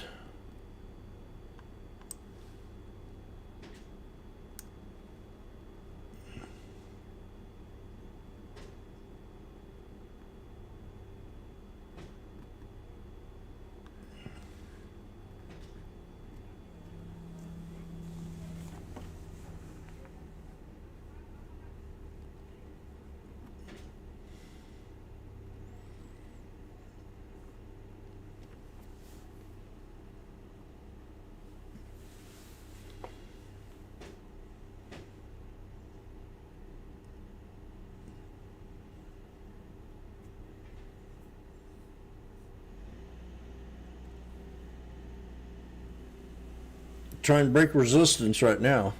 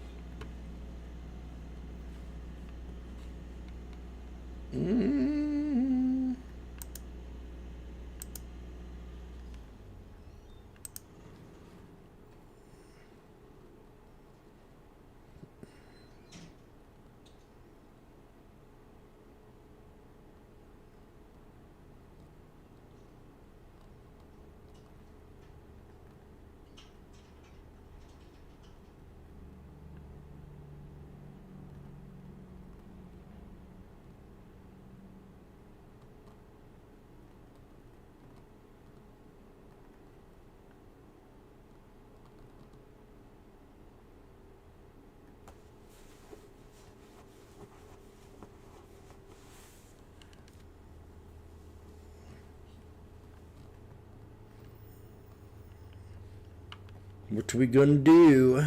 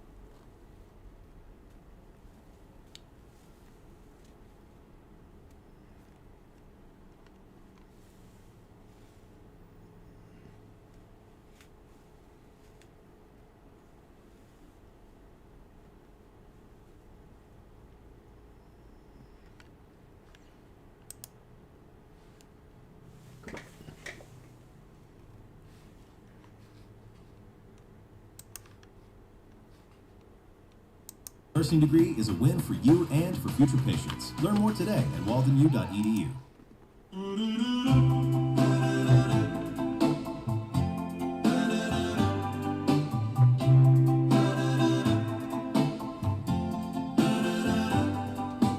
Baby, fetch the doctor. I need some medical care. Call the ambulance right now. I have some trouble down there. He got his balls stuck in his zipper.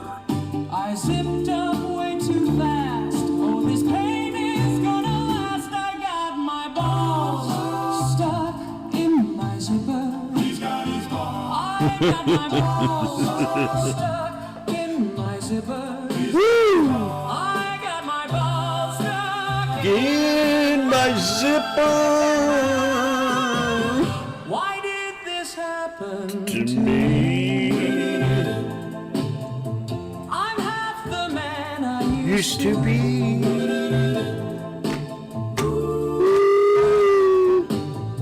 I promise I wasn't being bad, but this is the worst pain I ever had.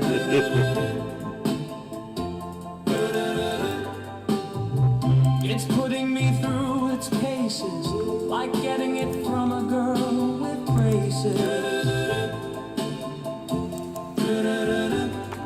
I zipped up way too fast. Oh, this pain is gonna last. I got my balls stuck in my zipper. He's got his balls. I got my balls stuck in my zipper. He's got his balls. I got my balls stuck in my zipper. Why did this happen To me.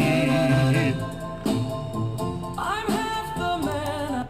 Bo, did you send that to me before I put that up there? That's a.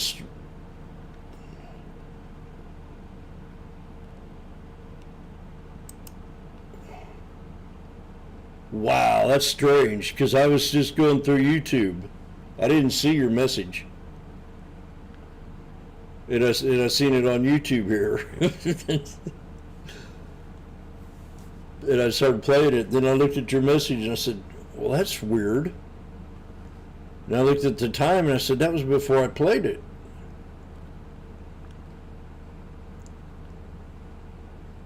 Two great minds think alike. I mean, that is strange how they come up on my YouTube channel.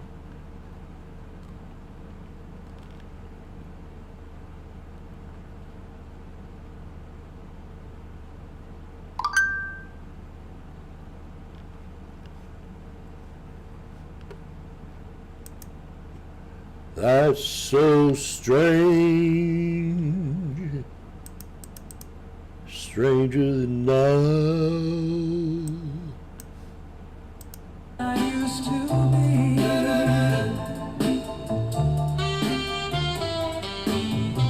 I I can't believe this happened. It's way too much to bear. I don't know how I'm gonna get my balls out of there. My testicles are a permanent part of my pants. I guess I won't be able to take you to the dance. I got my balls stuck in my zipper. I got my balls stuck in my zipper. I got my balls stuck in my zipper. Why did this happen to me? I'm half the man I used to be.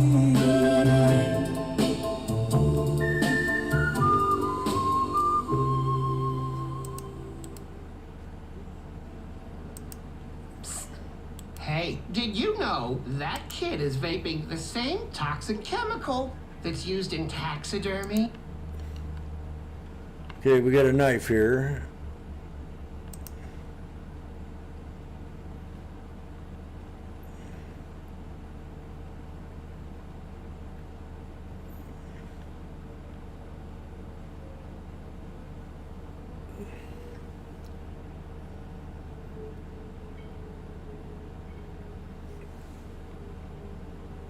We're at the 200 right now.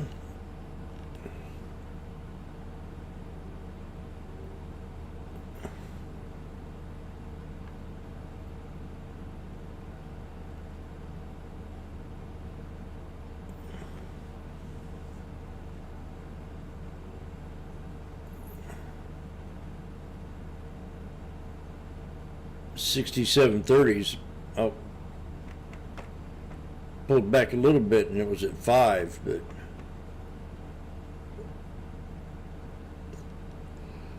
who's going to cut it off to 200 instead?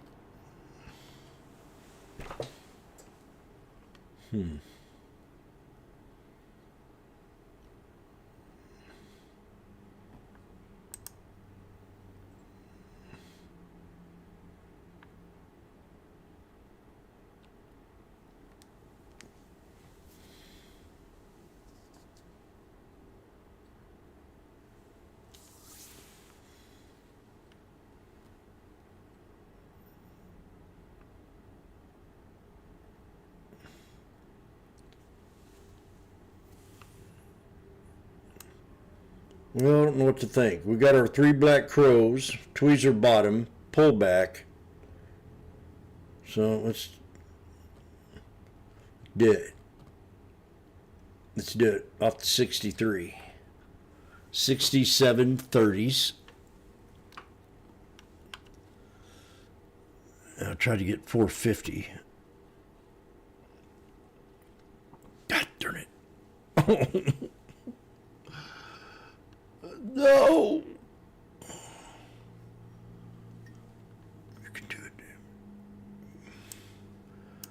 What we have here is 3 black crows. Jimmy, you can There it is, 450.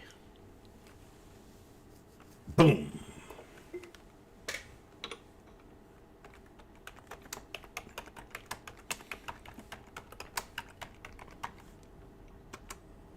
Hey, Jimmy.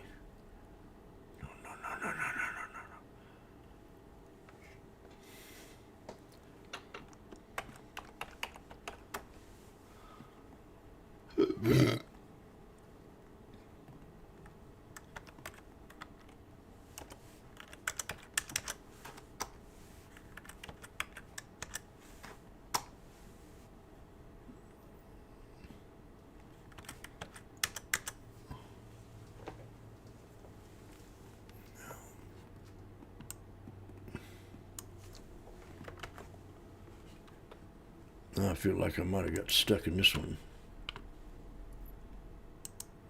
And Jimmy's in calls.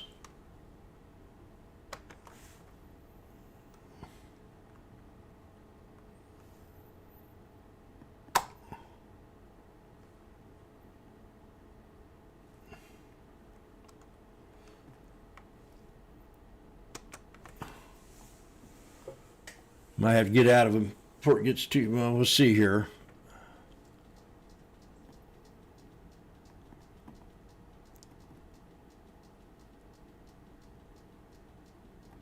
Right now, I'm definitely less bullish than I was 2 minutes ago, minute and a half.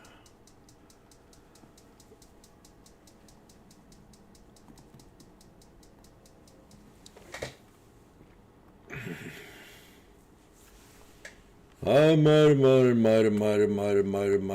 have.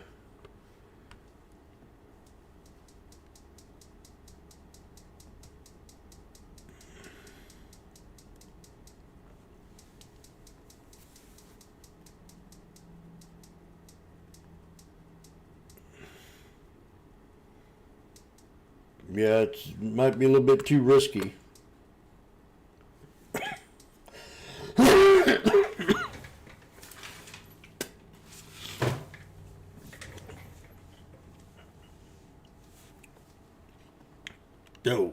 No.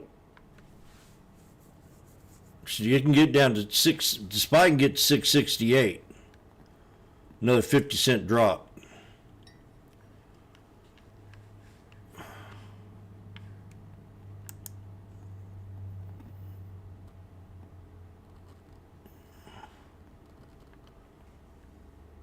I'll hold these just a little bit longer.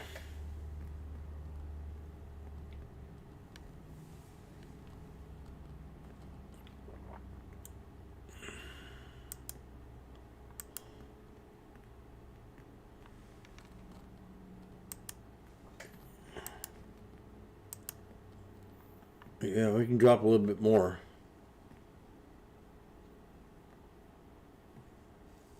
Needs to hold right around here.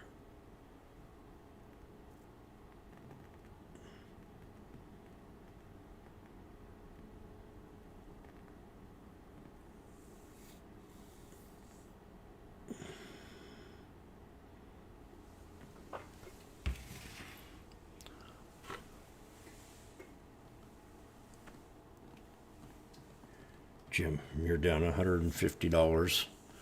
Have you ever thought about selling? No.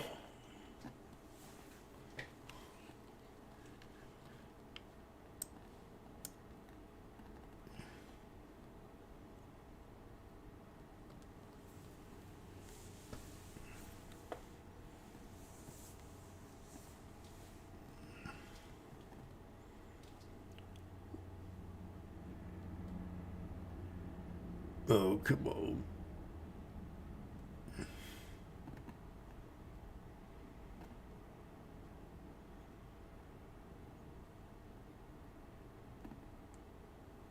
Jeez. You get two more for three. Oh. I was going to get 350. No.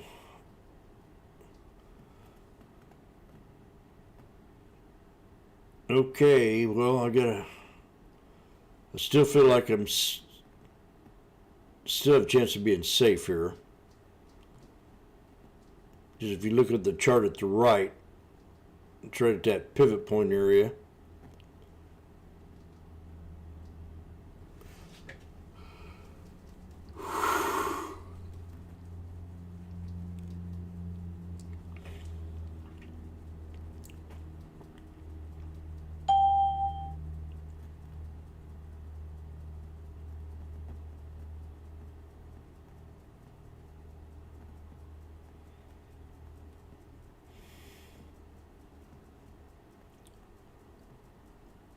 James.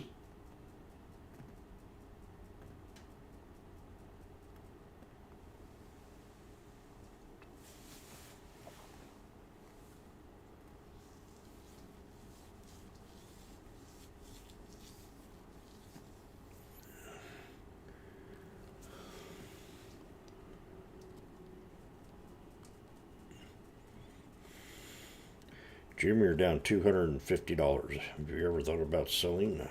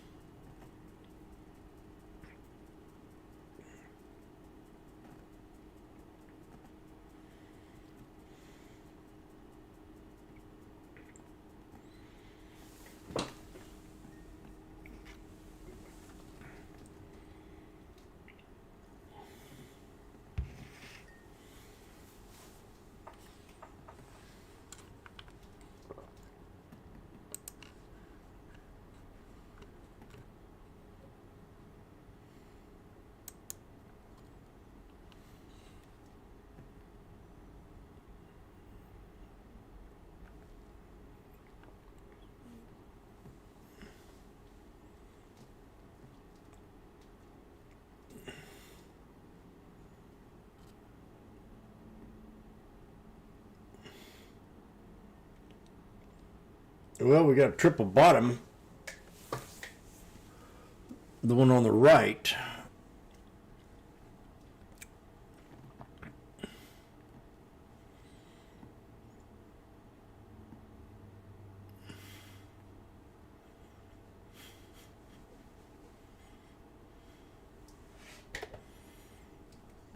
My average is 4 1/4. Now we're at resistance.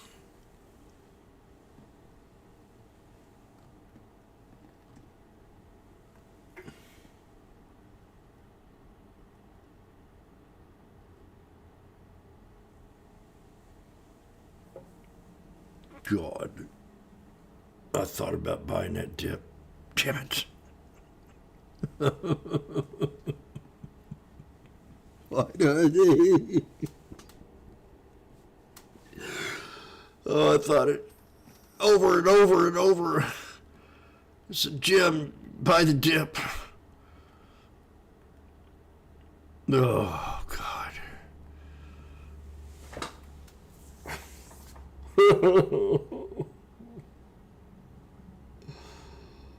Oh, I had the finger. I had 4 on the playing and could have bottom. Now, what do I do?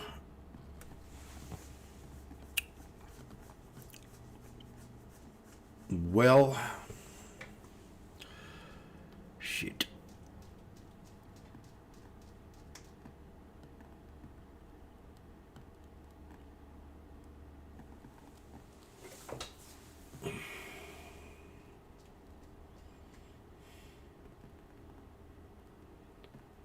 Jim, you were up $80. Why didn't you try to sell it? because I think we're going to go higher.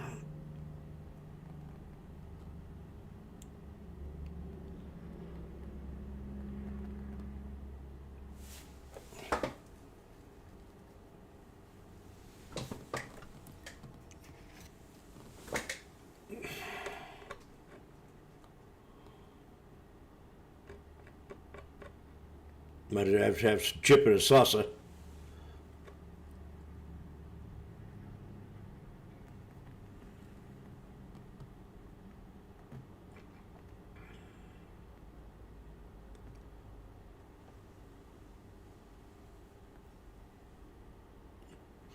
James, you're almost even. Have you ever thought about selling? No.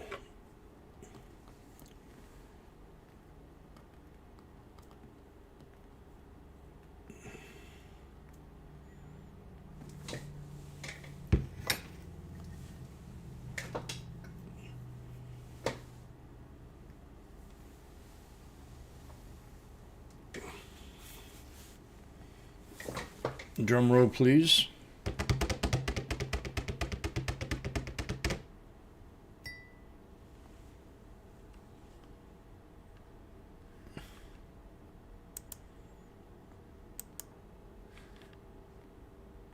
Meta's down $14. Oh, close to my support. Meta.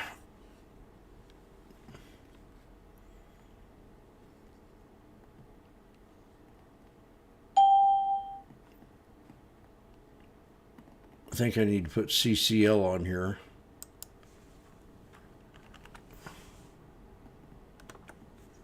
It's on.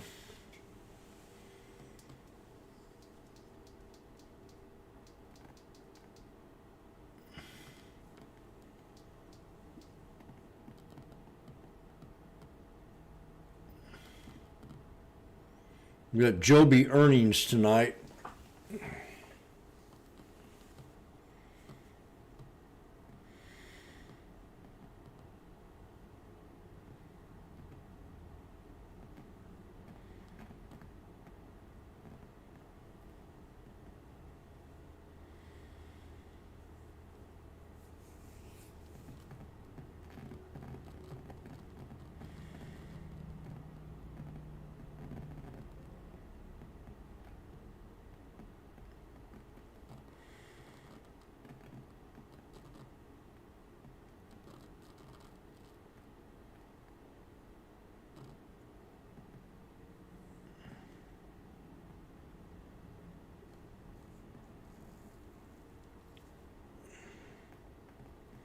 It's taking forever.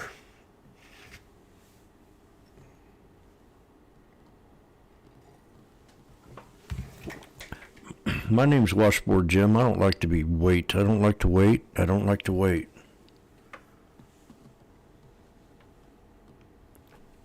I'm back to even. We don't appreciate this waiting one bit. Not one bit. Nope, not me. 670687. Let's do it. Okay, you're up, Jim. You're up in the trade. Have you ever thought about selling while you're ahead? No.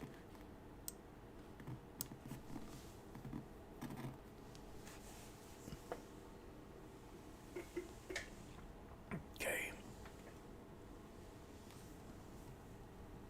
There it goes again.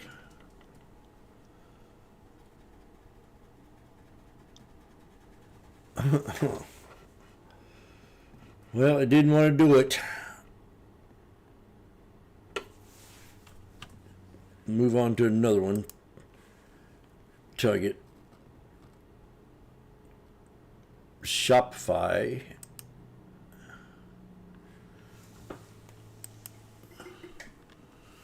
Shopify is bearish.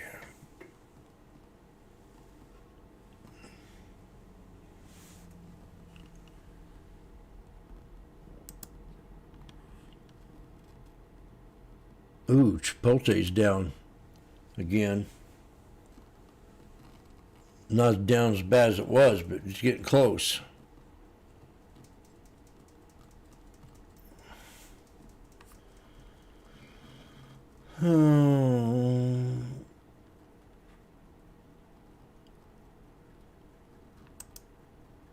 Coin. A lot of these stocks have had a pretty good sell-off. When I was really yelling out the bubble. Meta, you know. 796. I don't know about that. That's a good example or not.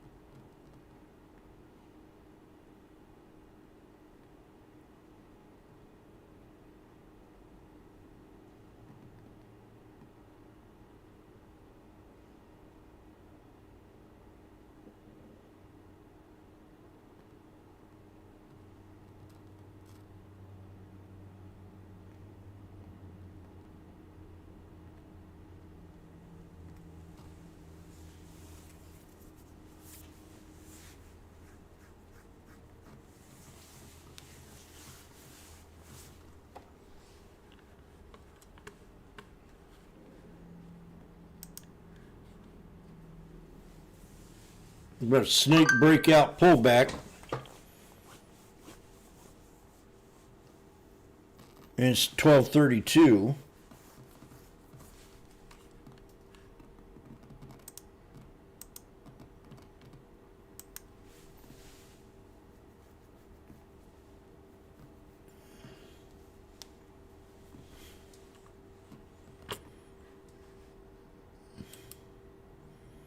I think you know what to do now.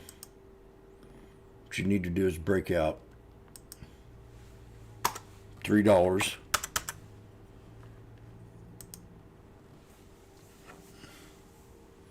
Break up.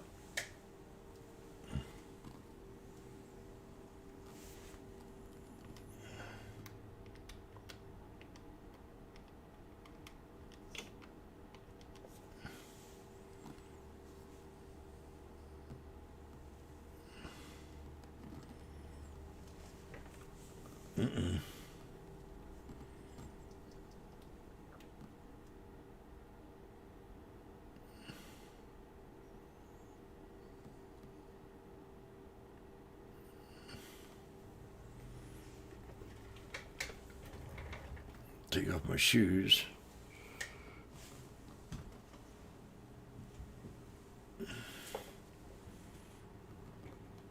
Come on, TTM, work.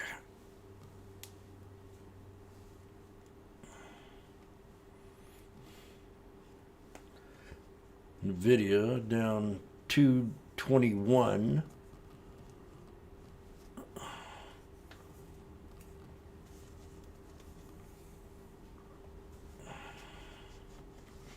Damn. Not working. Finally took off my shoe. Maybe that's probably a problem. Okay.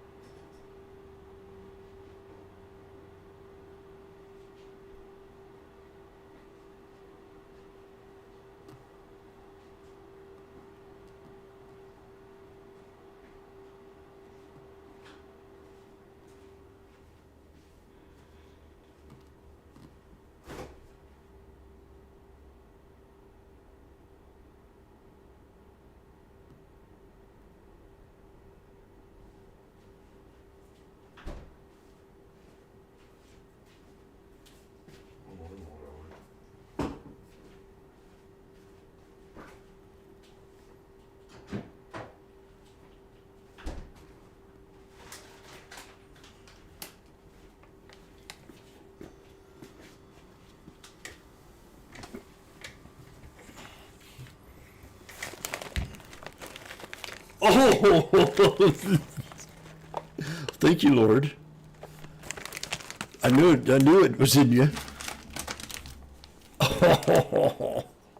Ladies and gentlemen, I went to get some chips and dip, and back to my surprise, I realize that the 6730s are now at $4.10. You know what that means?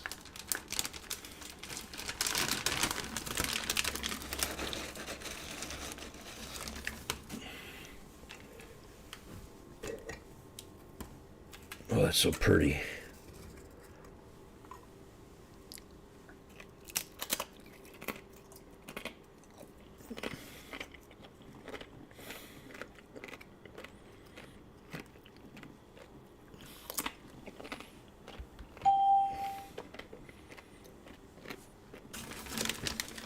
Come on, break out.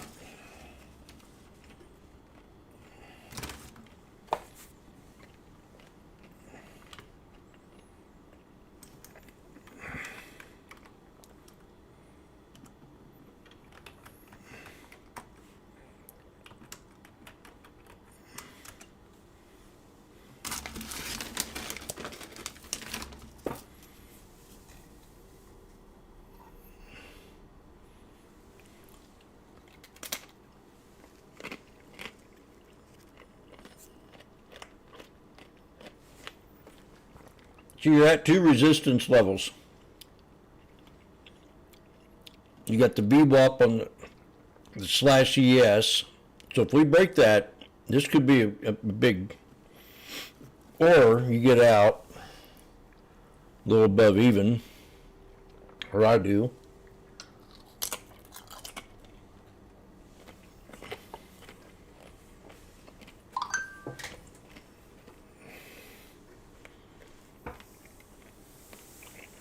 Definitely had a resistance. Yep, pull back.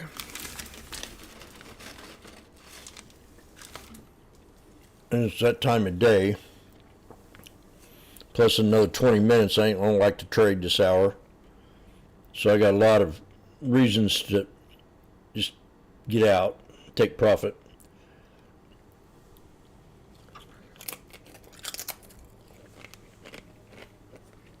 What little there is.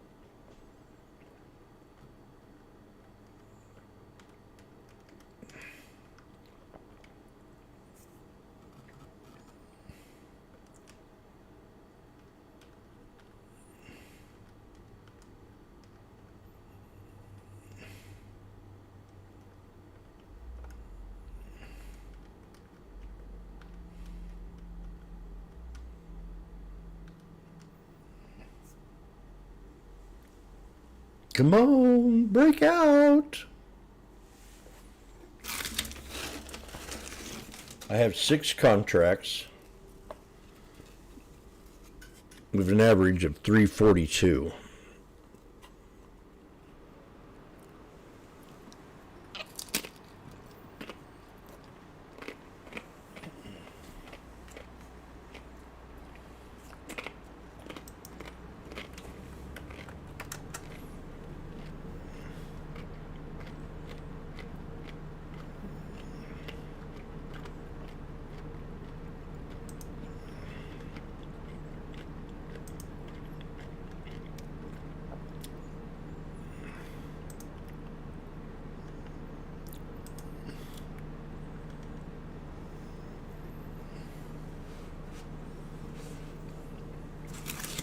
$420, $440, $450.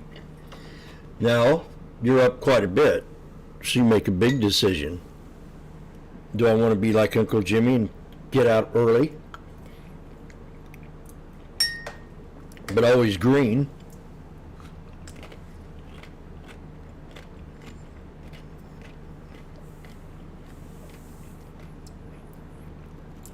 Or do I want to play with the devil, Jimmy? Now that we broke the 200 EMA, can we go higher?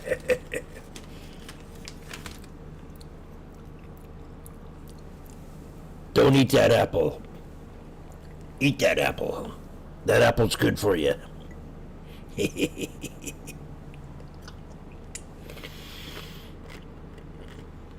No.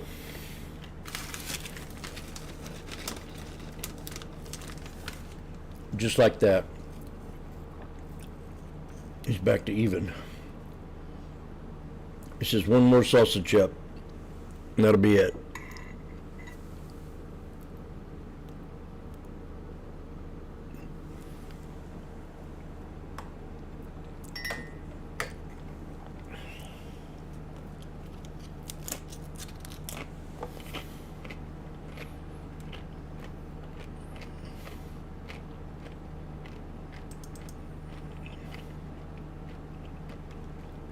Damn it. Damn it. Why?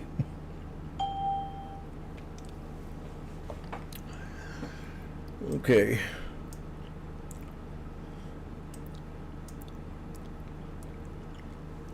I was up.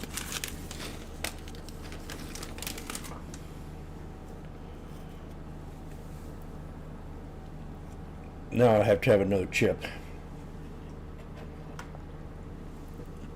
We're back at the 200.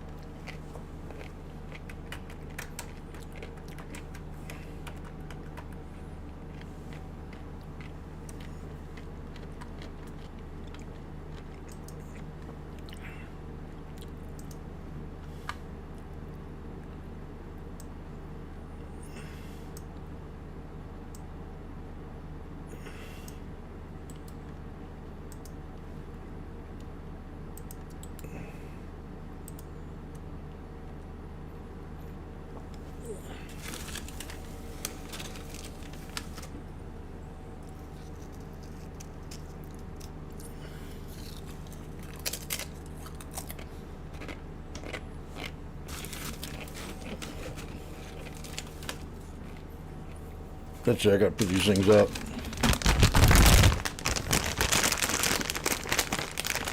I'm still in these things, I'm stuck now, so I don't know what to do. I was up 240.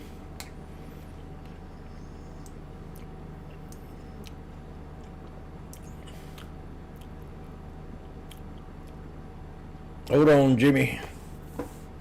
Don't give up yet.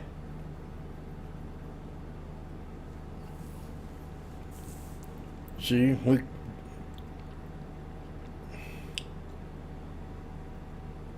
I'll know here in a minute if I'm going to hold. Oh.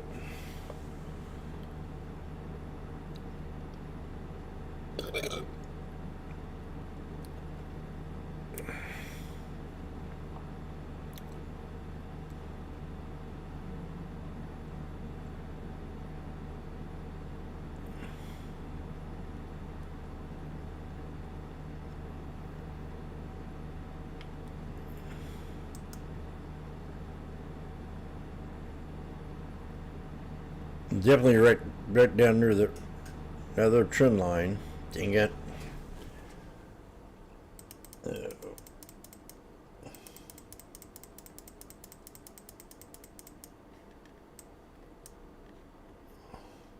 Man, this can go lower. This can go to 66.88 now.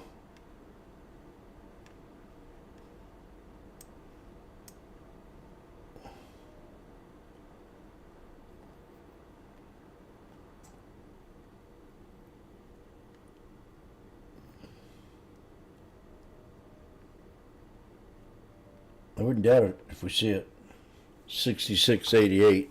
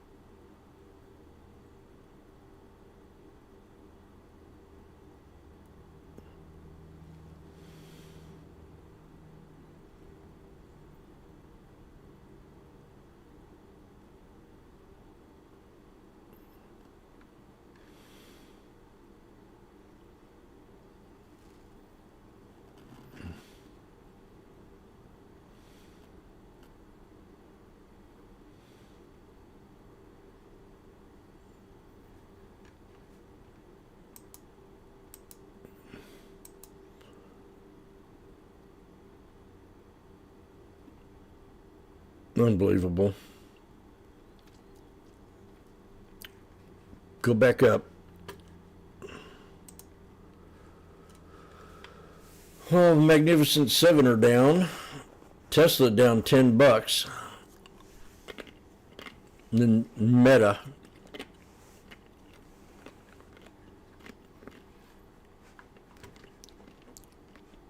I'm waiting. We got a wall to break.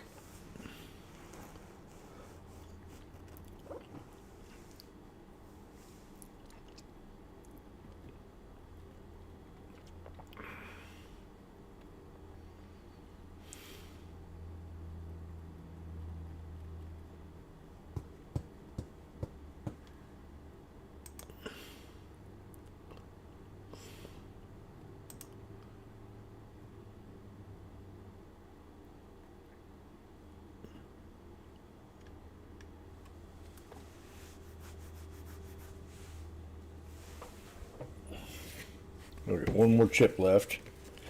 I can't believe that stared at me all that time.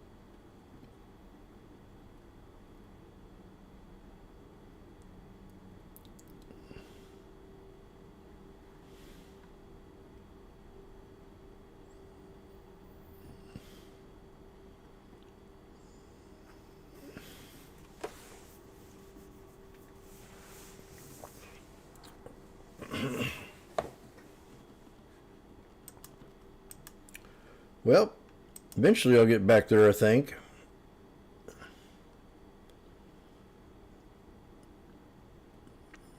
It's hard to say.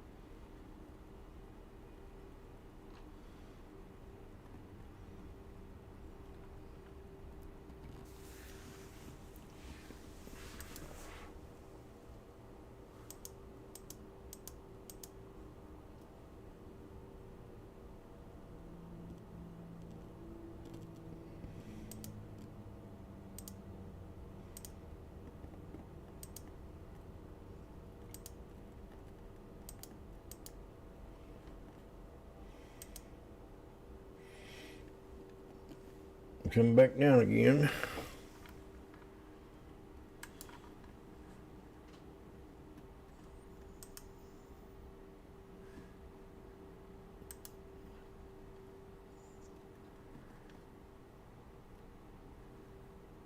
Morgan Stanley's still up quite a bit.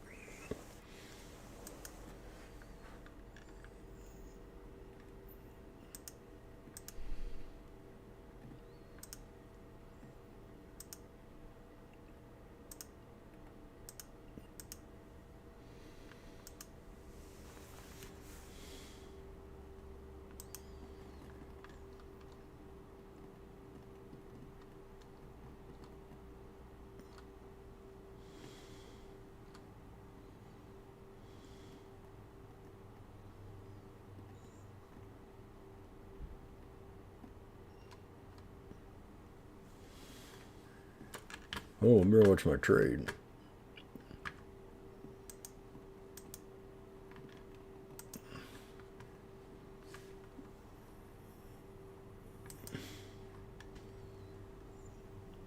Trade desk down also.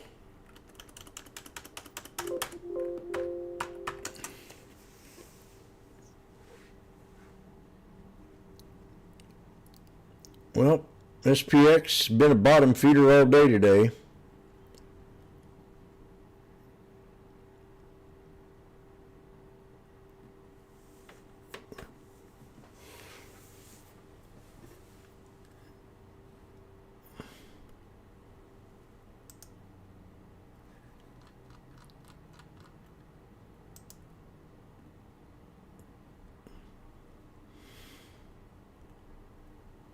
We're at the 50-day on Morgan Stanley on the weekly.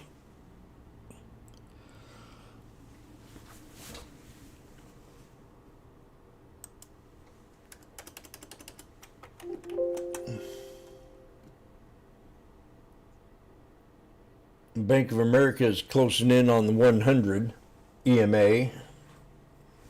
Bank of America. Citibank.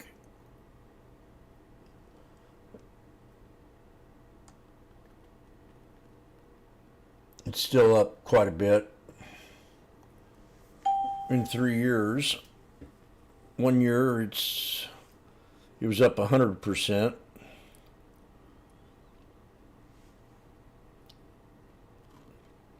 I think Cat's still way overbought. Way overbought. Way overbought. Way overbought.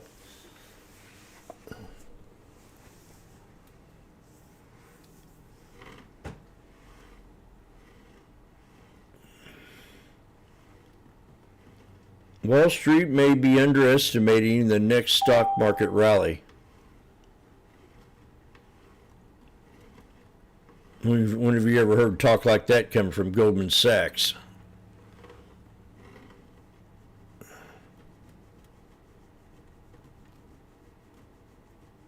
That's what I thought. Never.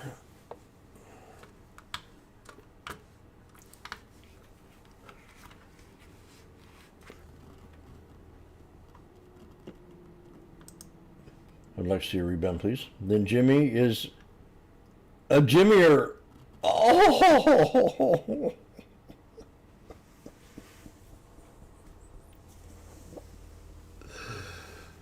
Oh.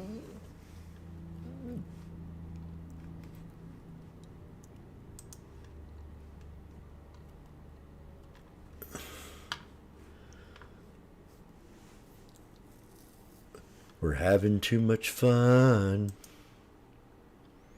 Oh, yes, we are.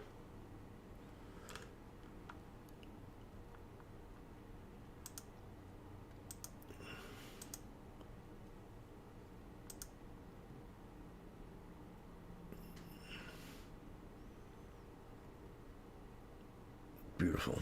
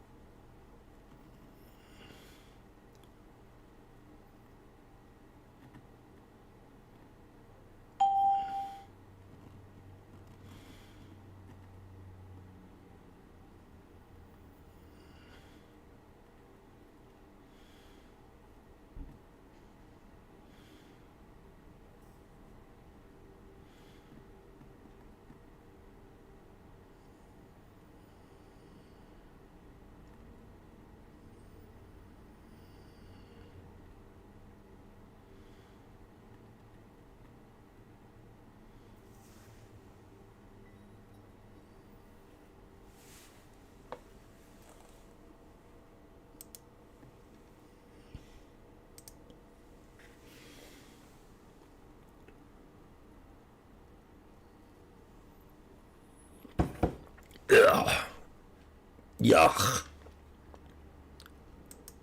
Download the Schwab Network app and stream live coverage wherever you are. I'll be back.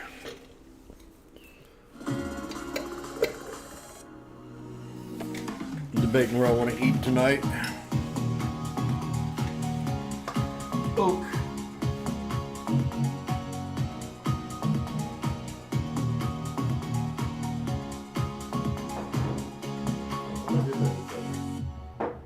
That was fast.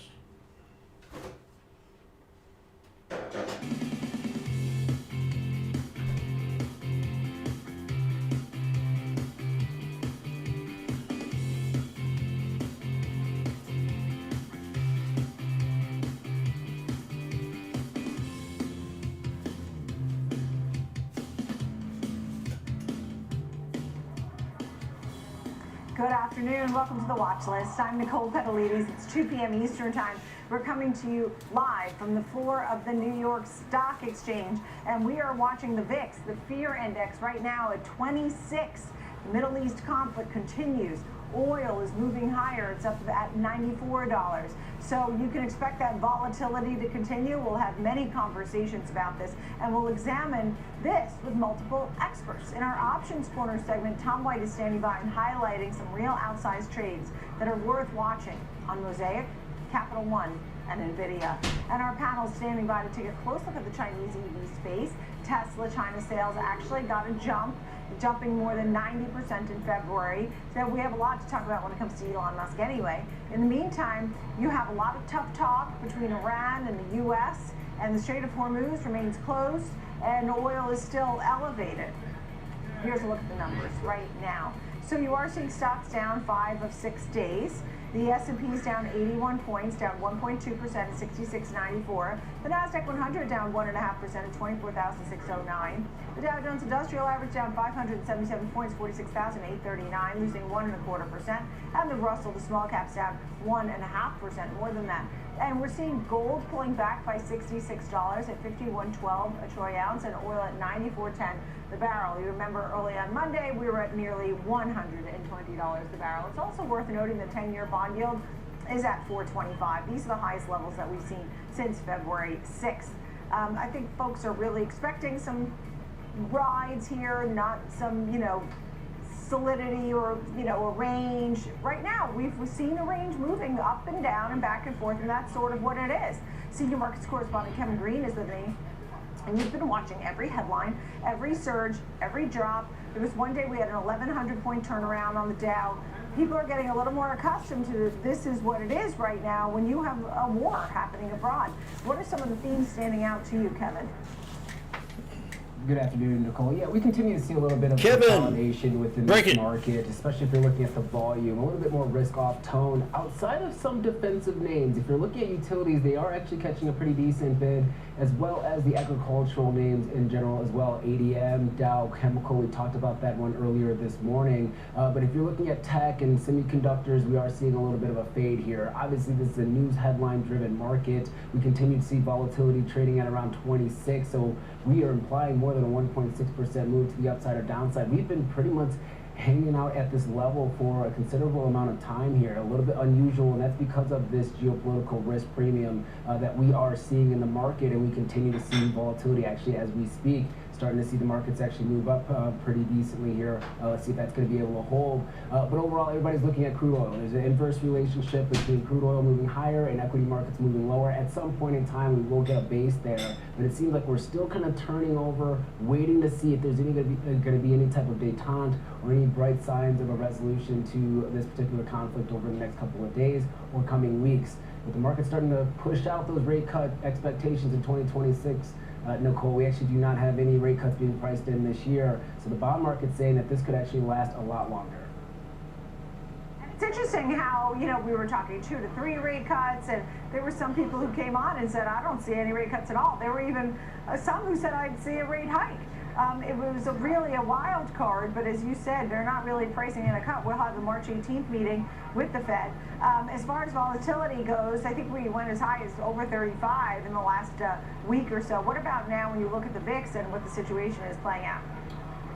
Yeah, so we are still seeing volatility at around a 26. So once again, a 1.6% move. There's still a little bit of a backwardation. So near-term risk is being priced in at a higher rate than what we are seeing over the long term. And I hate saying this, Nicole, but what you probably would like to see if you're an equity trader is the volatility index or the VIX actually blow out to the upside and really put pressure on this market, not only when it comes to the energy prices moving higher, but also equities moving lower, and having a potential day where we have yields moving higher, you have dollar moving lower, and equities moving lower. If you kind of go back and look at the last year and a half or so, those have been the days when we actually have true turnaround stories or these taco type of trades. Right now, we're kind of sustaining, at least for the moment. It seems like the market's a little bit more resilient, and that could actually kind of push off the administration from taking any type of action to reduce some of this conflict. Now, obviously, we have to see if Israel as well as Iran are going to be able to calm down some tensions here, but everybody's kind of looking towards the United States as the leader to give us direction as to where this market's going to go, and if we can get a little bit calmer waters here over the next couple of weeks. And last but not least, and definitely not least, Adobe reports after the bell today, and everybody's been waiting on this, right? Yeah, we have seen the stock move to the downside, but actually a pretty decent bid over the last 2 weeks or so, along with that software trade. It seems like there are some individuals trying to nibble at this name, but if you go back and look at the last 4 quarters, the earnings have not been that great. The guidance has also not been that great as well. So it's going to be a very low bar going into this, but if they are able to surprise to the upside, you could actually see a very sharp reaction. The market is pricing in around a 6% move to the upside or downside. Revenue expectations right now sitting at around $6.3 billion, with the adjusted earnings per share estimates sitting at around $5.87 or so. So looking at around 10% revenue growth on a year-over-year basis. Creative Cloud and Document Cloud are going to be the main drivers for revenue. Are they still seeing AI adoption? Are they seeing annual recurring revenue also increasing and kind of bucking the trend of deceleration here? And then also their Firefly product offering, which had a lot of hype, but unfortunately also has a lot of competition, especially free options that are out there as well. How are they combating that? So this is going to be a very interesting report here. It gives us a little bit of a gauge to the software space. Low bar, and you are seeing a lot of options activity taking place, especially to the upside. $300 calls going out for a month have been catching a little bit of traction today. All right, Kevin Green, great to see you. We're combing through the numbers, folks, all the action. I mean, we see oil elevated. We even saw Brent at $100 today. We continue to look at the big picture. John Buckingham, editor of the Prudent Speculator and newsletter, is with me. And I know that we've had, obviously, somewhat of a wild ride. You also had Goldman Sachs coming out and now saying there is a 25% likelihood of a recession in the next 12 months, with concerns about consumer sentiment, hiring, CapEx spend, all of that happening on the heels of what's happening with Iran, because everything is sort of stopped and, you know, just over the next 12 months it could be tricky. That's their sort of look. What do you think?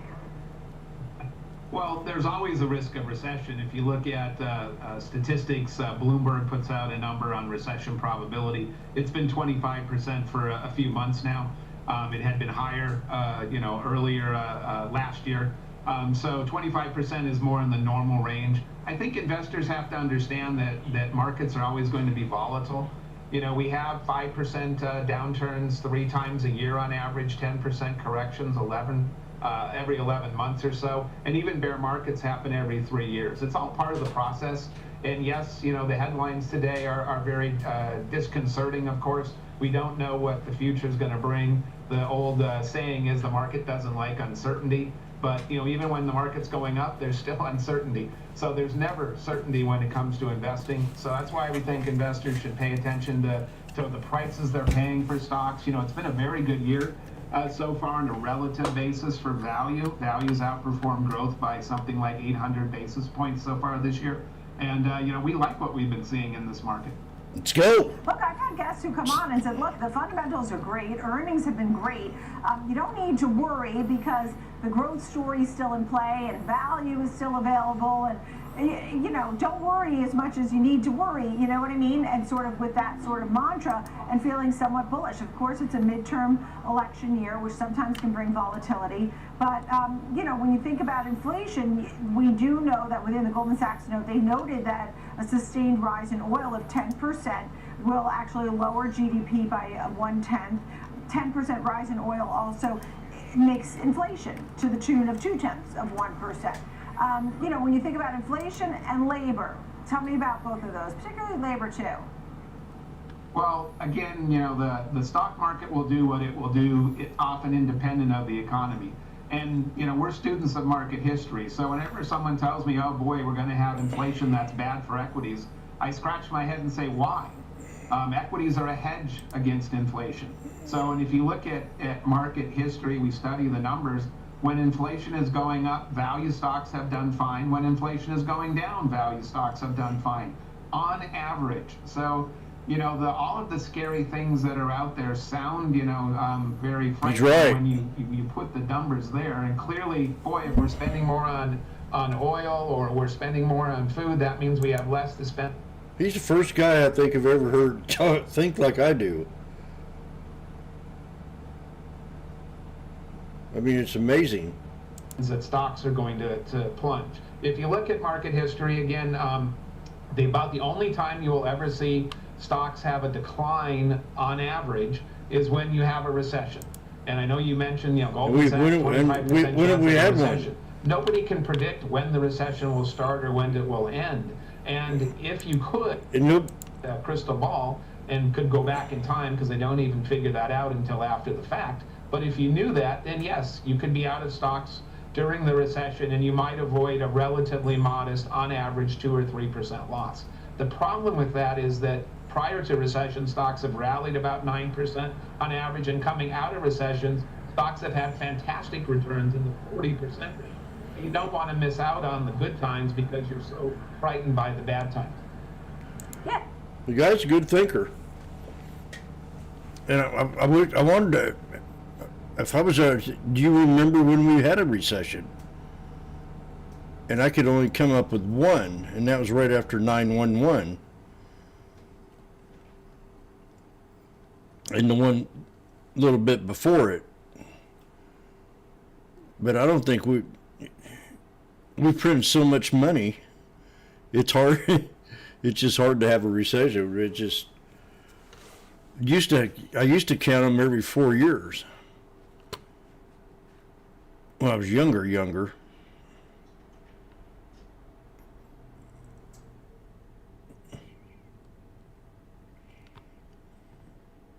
We need a bounce. It's in the 11 range. Break. Adobe, believe it or not, is a value stock from where we're above the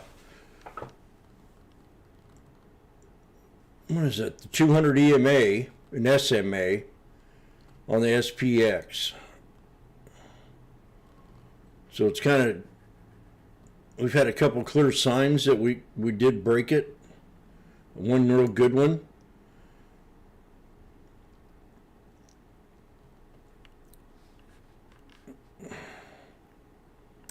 the turmoil that's going on. So I think you can look at financials and even some of the I'd work for hardware this names guy. in tech. Yeah, because of course a lot of investors like tech. So Cisco got hit on worries about cost of raw materials, memory chips, and so forth.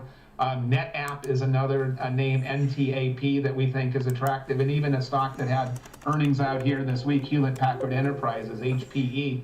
You have a single-digit PE and a nice dividend yield of over 2.5%. So lots of opportunities. And frankly, you mentioned that you don't want to be Debbie Downer. I like it when everybody's Debbie Downer. I'm hoping that all of the bears get more prominent, because that's what you kind of need to put in a market bottom. That's We're right. seeing it with retail sentiment. AAII numbers have been heading in the right direction for me being a contrarian. People are getting nervous, which is good. That helps you to eventually put a bottom in. But again, we're sitting here in our portfolios that are up 5% on the year, so we're not complaining. This has been a very good year thus far. We hope it continues this way. Yeah, so you mentioned a lot of names there. You had Adobe, you had the financials where you threw in Goldman Sachs, you had hardware, Cisco, NTAP, Hewlett Packard Enterprises. At this point now, what do you think about being in a midterm election year? Can it be a winning year on Wall Street? By the end of the year, we're going to be higher than where we are now. Right. Well, historically, the second year of the presidency is the worst of the four. And so, obviously, as I keep saying, I'm a student of market history, so I understand that. But the returns have been positive in those years. So when we talk about the market, I guess we have to talk about what we mean. Because, the Magnificent Seven, every one of them is down on the year, and the S&P 500 is obviously down. So if the S&P 500, went up 7 or 8% from here, we just get back to where we sort of are right now, at least on value stocks. So I'm optimistic about the rest of the year. I think valuations for value are very reasonable. I would not want to be buying the S&P index. I think you're going to do much better off with an equal weight S&P if you feel you have to play an index. I'd much rather be equal weight or even in the small caps, because that's where there's, I think, a lot of valuation opportunity if you can get away from, the Mag 7. And we don't dislike some of the Mag 7, and frankly, we just bought Amazon as a value investor. We sold our Walmart because it was trading at twice the PE of Amazon, believe it or not. Insane, the kind of market environment we've been in. But it's great because you have the opportunity to sell out of the richly priced stuff and move into the inexpensive stuff and repeat that process over and over. John Buckingham, thank you. The Prudent Speculator, appreciate it. Coming up, Options Corner. Tom White is standing by. He'll highlight the unusual options activity we're seeing in Mosaic, Capital One, and NVIDIA. Right now, the Dow's down 572, had been down over 700. We'll be right back.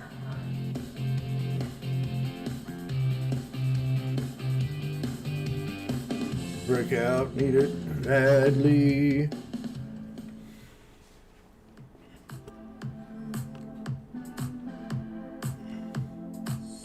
There we go. Now I'm coming up near a resistance line up here.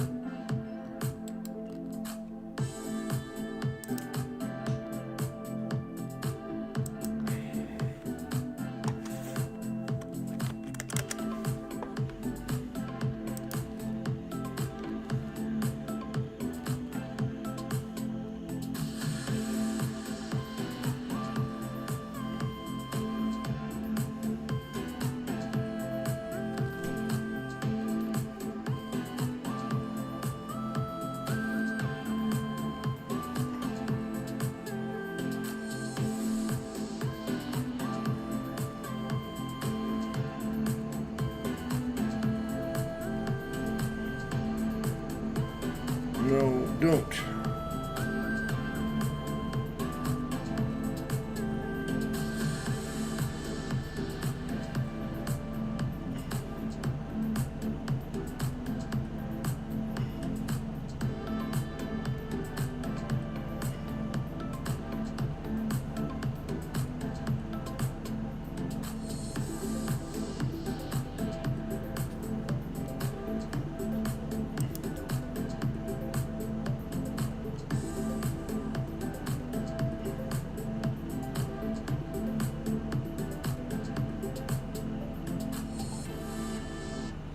Whether you're an experienced investor or just getting started, Charles Schwab offers a webcast that's right for you.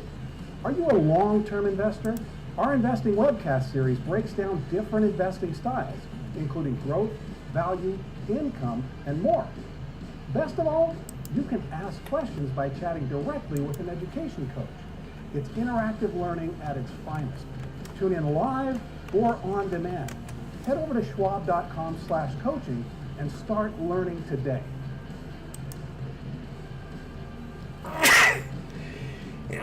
Yo.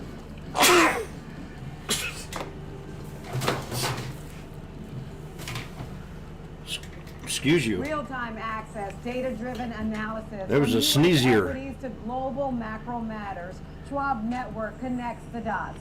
Watch live, subscribe free at schwabnetwork.com. There was a sneeze here.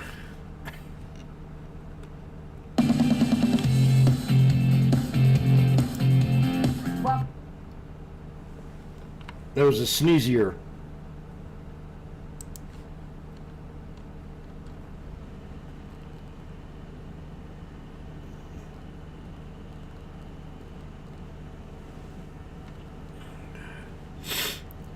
Jim's got a runny nose and it was a sneezier.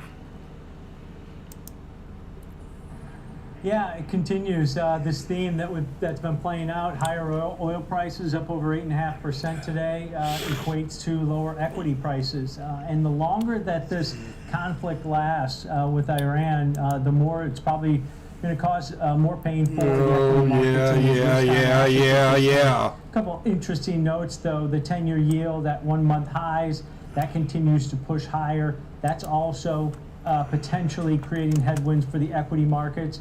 And then you're not seeing those safety plays, into gold or into Bitcoin as much as we had in the past when there was so much uncertainty out there.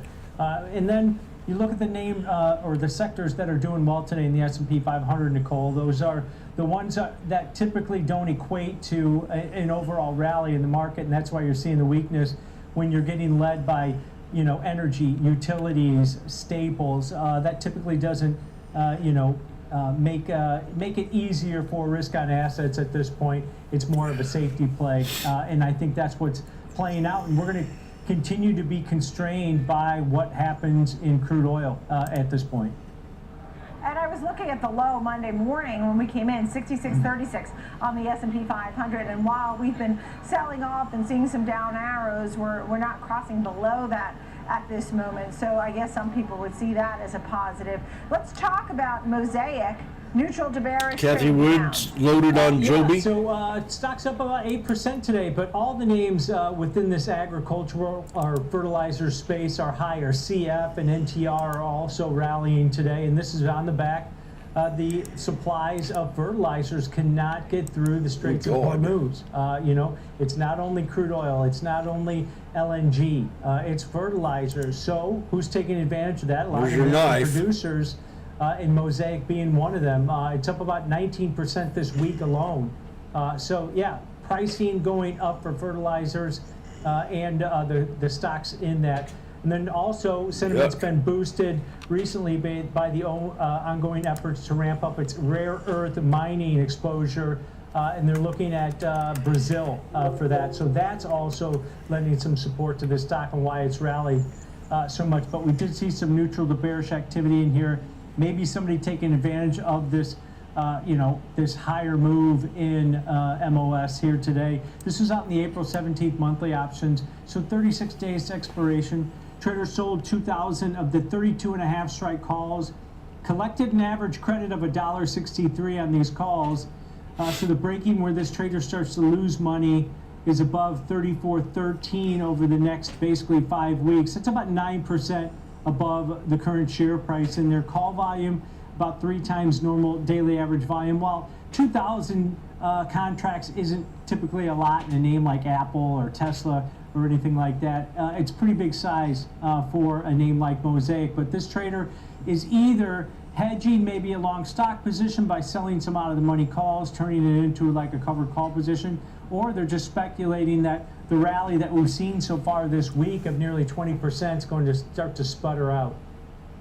And, you know, the fertilizer story, as you said, all about the Strait of Hormuz and oil, and how Goldman Sachs was saying how all of this can be, you know, as it's stalling, I'll say, I mean, I'm paraphrasing, but they mentioned fertilizer and helium, and so it's not just oil. How about we talk about Capital One, where you did find a bullish trade? Yeah, shares are down over 2% today, down about 27% so far this year alone, and we're 32% off of all-time highs, and those were in January at the beginning of the year. So we're in bear market territory. Financials have been under pressure, Nicole. Until we see a turnaround there, I'm not sure if the overall equity market can right itself, because the financials play such an important part here. They bought Discover last year. That was supposed to be accretive immediately. They're going to be able to compete more with American Express because they have the loan side of their business. Maybe that's not working out as well. They did announce a new buyout of Brex, $5.15 billion. So they're in the M&A space. They're accumulating assets, but it's costing them a lot. Maybe that's why the stock's under more pressure than some of its competitors in their space, even though a lot of the credit card stocks have pulled back pretty significantly. B of A recently lowered the price target to $254 from $280 on the 9th of March, but they keep a buy rating on the shares. But we did see some bullish activity. Maybe somebody thinking they're trying to catch a bottom here after this massive slide from those all-time highs just 3 months ago. Trader bought 3,000 of the May monthly 200 strike calls, paid an average debit of about $4.90. So the break even for this trader, where they start to profit, is $204.90 over the next 64 days. That's about 15% above the current share price in there. So they're going to need a move to the upside. One of the catalysts could be earnings. They report at the end of April. Well, 200 EMAs down here. So that could be a catalyst to the upside. But I bet yeah, that's this trader's 100. looking for a rebound in the shares. They need a pretty big move to get above that break even. It sets on the but they're daily. giving themselves plenty of duration also. They've got 64 days in this position, Nicole. All right. You know, I was looking at the XLF a short time ago, and I just think about everything financial and just how it's been on such a downtrend. And, you know, for example, that over 1 month is down about 9%. Yeah. So year to date down 11%. So the financial, but so many of the guests have been coming on and still picking financial. Yeah, this would be a good, interesting. You just found this Capital One earnings trade are that was tonight. bullish. And then what about NVIDIA? There's been a lot of news about NVIDIA in the last 48 hours. Yeah, and there's going to be a lot of news out of them in the next week because they have their big GTC conference that kicks off on Monday. You've already heard some partnerships that they announced today with Palantir, data center and hardware procurement. They're expanding their relationship. But the GTC conference next week should be, you know, if we get that keynote. Joby's earnings ain't maybe tonight. he's going to be a little bit more optimistic. He typically is. I mean, you saw their last earnings event. They blew out those numbers once again, 13 straight quarters of growth for this company, but the stock hasn't been rewarded for that. It is up about 3% so far this week, so pushing back against what we've seen in the overall market. But I think that's in the lead up to that February JTC 25th. Conference. That's Monday through Wednesday Dumbass. of next week. I think that's going to be a big catalyst for the stock because AI infrastructure build out and the CapEx Never mind. spend isn't going away anytime soon. And maybe they'll give us some more clarity about the new Rubin chip and how the other chips are doing in this type of environment with all this uncertainty.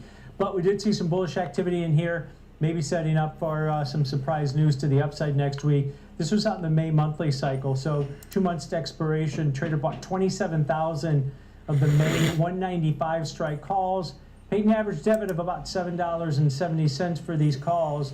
So the break even where this trader starts to profits above $202.70.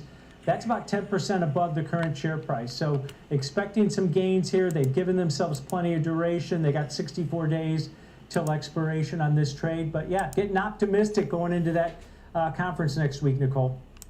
Yeah, well, look, I mean, who knows what they'll announce? We know they want to continue to be the full service everything and chips and data centers, and GTC could be really interesting. Looking forward to that. Yeah. Tom White, great to see you. Thank you so much. As always, here for Options Corner, real trades.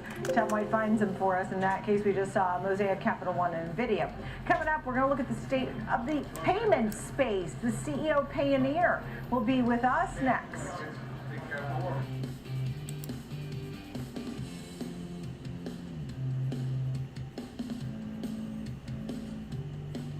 Kick off the morning with the data and the decisions moving markets. Morning Trade Live breaks down the macro moves driving the price action, from Fed policy to global growth to inflation prints and geopolitical risk.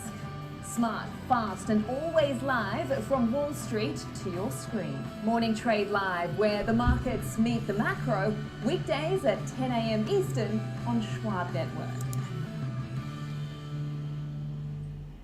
Whether you're an experienced investor or just getting started, Charles Schwab offers a webcast that's right for you.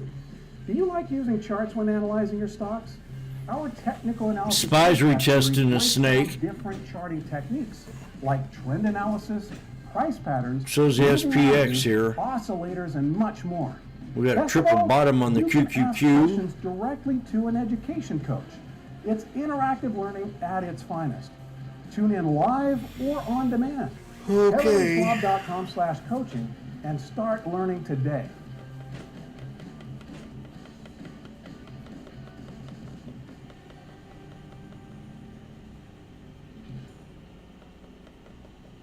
I'm Kevin Green, and I track options flow daily, identifying who's buying, who's selling, and how it's going to impact the markets. Watch live on Schwab Network at schwabnetwork.com.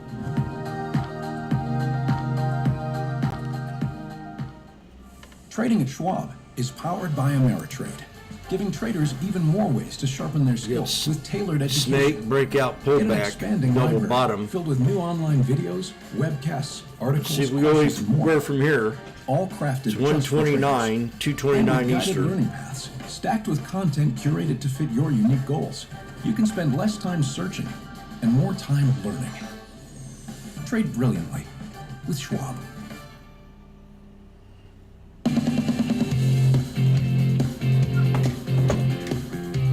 Welcome back to the watch list. I'm Nicole Petalides. We're live on the floor of the New York Stock Exchange. We have a few movers for you right now.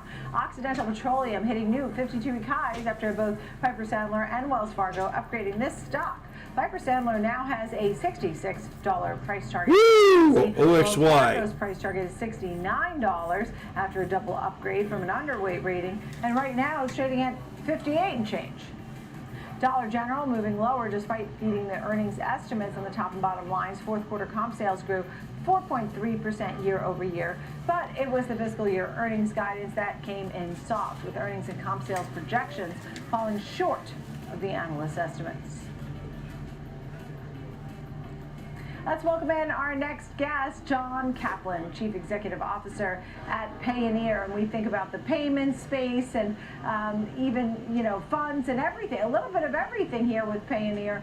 Tell me a little bit about the latest quarter. You just had your numbers.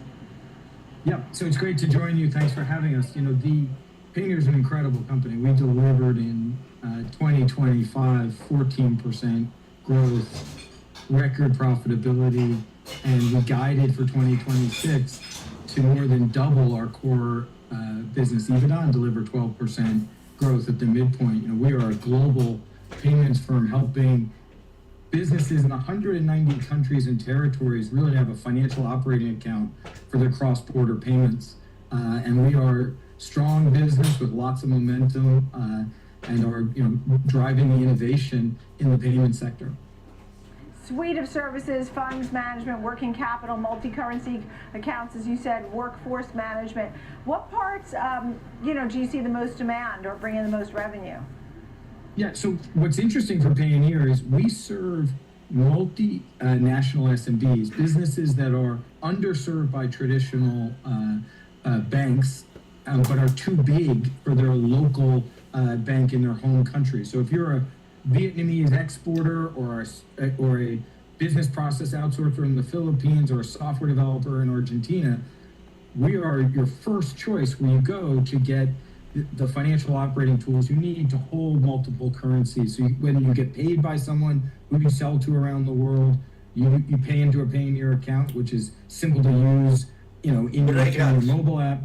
And when you have expenses, you use the Payoneer credit card and about a dozen other accounts payable tools we've built to manage your global expenses. And with 2 million active customers around the globe, everything from goods exporters to services companies, small freelancers to billion-dollar businesses, we really are the tool of choice for those that are participating in the global economy. And we've grown our workforce management business. What that means is we're helping businesses around the world that are hiring talent in geographies far from home manage the hiring, payment, and compliance, which is really tough to do. So we're excited about that business. We just made a small acquisition earlier this year to tuck into that. We launched our stablecoin offering a couple of weeks ago, and thousands of businesses around the world are turning to Payoneer to participate in the multi-currency account that we currently offer, and now we're adding stablecoin capability to that. So we're really in the middle of all the innovation and driving the innovation that's happening in the global payments landscape. When I think about the stablecoin part of your story, do you expect that to grow exponentially? I mean, is stablecoin sort of our future? We just don't know it yet. Yeah, I think it's a really interesting thing, right? So, your viewers obviously are familiar with firms like Circle and others that monetize float, right? So they have lots of activity and volume, and they get paid on the interest. Payoneer is a transactional company, and we have $87 billion of volume in 2025 in our platform.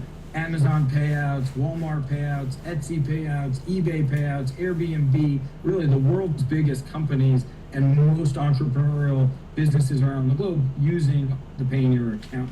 So with stablecoin, we actually turn a tradable asset, things that are active in exchanges, and turn it into a commercial utility for B2B trade. And what's so important about that is the utility we built includes the last mile, converting a currency into local fiat around the world. That is the killer app, we think, for the real growth of stablecoin utilization in B2B trade.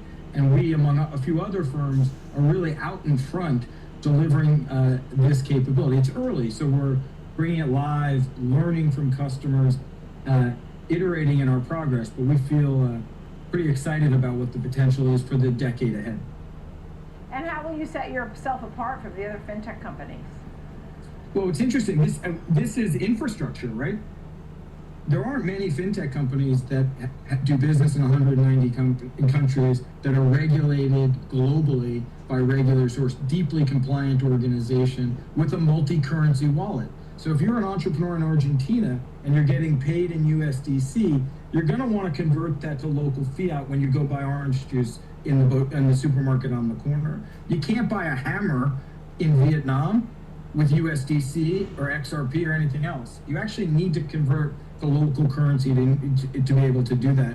And that's where the Payoneer account is so valuable, is receiving and in multiple currencies and converting to local fiat. And our bank rails and our bank relationships around the world and our compliance network really means that the last couple of years, it's all been about these tradable assets. And now with Payoneer and a few others, we're turning stablecoin, we believe, into a utility that will be used by the businesses that power the global economy.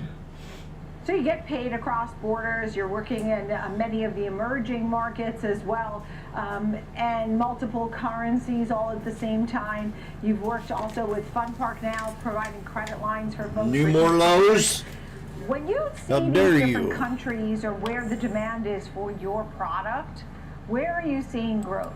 What countries? Yeah, it's a great question. So we are global as you see, but the momentum we have in Latin America is exceptional. So we see really great growth in Colombia, Argentina, Brazil, across Latin America, in APAC, in Singapore, in South Korea, across the Philippines. Really great growth. We have an exceptionally strong franchise in China, where we are one of 3 Western firms that are licensed domestically in China to provide cross-border payment services to the, really the most important goods exporters around the world. Right? The iPhone case on my iPhone is manufactured in Shenzhen, sold to the world, and Payoneer's right there with that entrepreneur, making it easy for them. Okay, we're at a double bottom here. To make payments around the globe. John Kaplan, CEO of Payoneer, it's great to see you. Thank you so much. Really appreciate a good look at the quarter and the outlook. Coming up, we'll highlight ETFs and fixed income and new strategies for structured cash flow. The watch list. We'll be right back.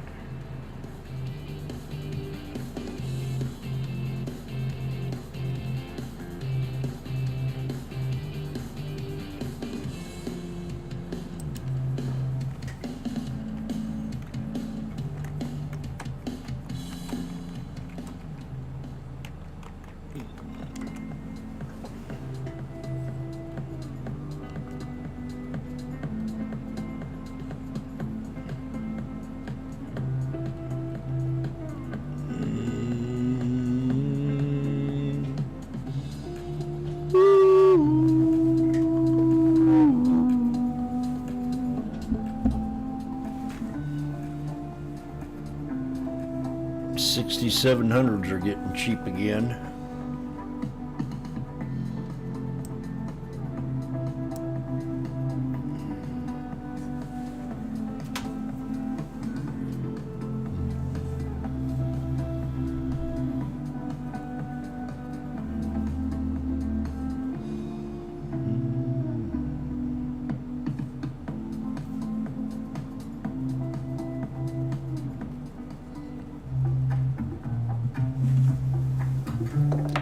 Sometimes,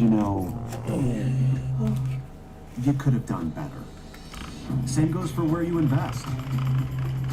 Level up and invest smarter with Schwab. Real-time market moves, earnings breakdowns, and trade-ready insights. Follow me on X at Sam_Vitus and connect with me on LinkedIn or Instagram for more.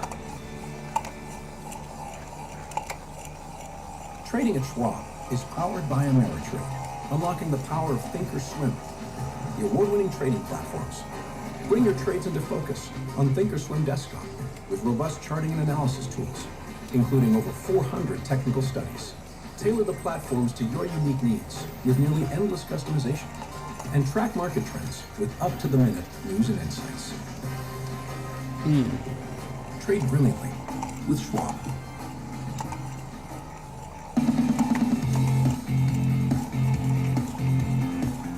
Welcome back to the Watch List. I'm Nicole Petalides. We're live on the floor of the New York Stock Exchange. We want to focus on ETFs and the fund flows and why they're hot. We've seen so many inflows, the record numbers that have come in. What will 2026 bring? I mean, we're already into now March 12th. Chris Humer's with us, Director of ETF and Fund Strategy, Northern Trust Asset Management. I'm so glad you're here, Chris. I mean, what have we been seeing? I know you're launching some suites and ETFs, so I want to hear a little bit about everything, but what is the fund flow like? What are the trends? Yeah, and we're seeing investors come into various types of ETFs. Equities have had their time in the day. You've seen flows into equities. That's tapered off a little bit recently, but you're seeing more flows into fixed income, more flows into alternative types of strategies where clients are using different tools, such as distributing ladders as a great idea of a new innovation that people are looking at. Are they looking at fixed income because they want to be diversified? Are they nervous?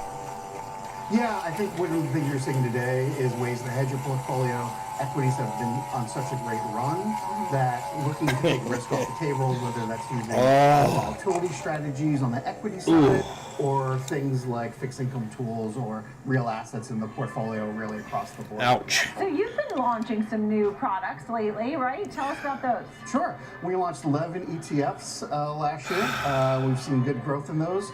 Those have been focused on the fixed income side of our portfolio. Some municipal strategies and some TIPS or inflation protected treasuries. Those that are really cool are our distributing ladders. And so those products really take the idea of a ladder where you're getting interest rate protection and turning it into a cash flow management tool. So clients are able to really take their portfolio and manage their cash flows over 10, 20, even 30 years by investing in either inflation-linked securities and TIPS or in tax-exempt income securities like munis. Yeah, I mean, people want the tax advantages. I mean, just talk a little more about how advantageous it is to do it this way.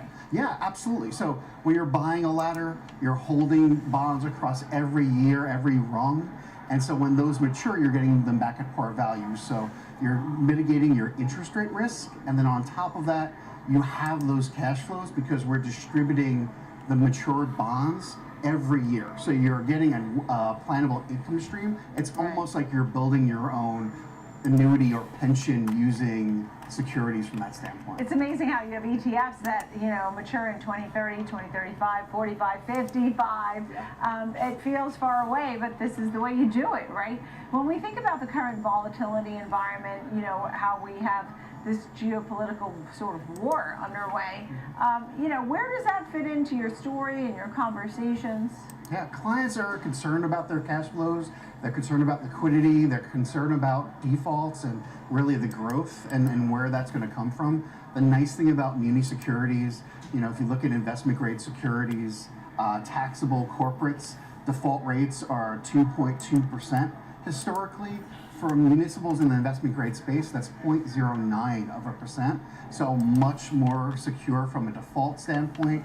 Getting that liquidity on an annual basis is really helpful, and really also having that tax-exempt income as well. So really you're hitting a sweet spot from both the income and the returning principal, so you get a really good cash flow management tool. So for a younger person versus an older person, what are some of your recommendations? Sure. One of the things that we've seen from younger people is they want that income, whether it's using option-based derivative strategies in the equities, any sort of tool that will give them cash flow is really king. And so from that standpoint, some of these might be of an attractive use, even if it's like 20 or 30 years if you're thinking about it. If you could say you could immunize your costs by buying a tool like that, what it allows you to do is then take the rest of your assets and invest that in areas of really high growth, wherever that may be for you. Why did you think that man, this we're was down the here right at time? sweet These levels. are the first funds under Northern Trust ETF brand. Why was now the time for this? Yeah, we've been in the ETF industry for over 15 years with our FlexShares brand, and what we wanted to do is really have the Northern Trust brand where our funds have always been a portion of those portfolios, and really take those strategies and use our expertise both in munis and fixed income and use that as a way to invest here. Well, as let someone sing happy birthday here on the floor. I mean, sometimes, you know, I admire guests who can sort of make it through some of the excitement that happens on the floor here. Last but not least, I mean, do you feel optimistic about the market, maybe in the longer term? Yeah, you know, I think over the long term, if you look at where the bond market is and how investors have reacted, you have not seen, you know, if you look at like the five-year forward for inflation, break-evens have not really come out that far. I think over the long term, the market is pricing in some risk and taking some of the risk off the table. But generally speaking, you know, we're still bullish on risk. We're still invested for the long term in equities, you know, and I think this is a good time to really balance your portfolio out. Also add real assets. I think one of the key things is when inflation is high, bond prices and stock prices are positively correlated. So you need other tools in your portfolio to diversify. And I think real assets like natural resources are a really good tool to have in your portfolio. All right, Chris Humer, great to see you. Northern Trust Asset Management. Thank you so much. Great to have you here today and really talk about the excitement of ETFs and your opportunity there. Thank you, Chris. Coming up, we're going to discuss the China EV market, Li Auto, NIO. Tesla had some good numbers in China. So watch this. We will be right back.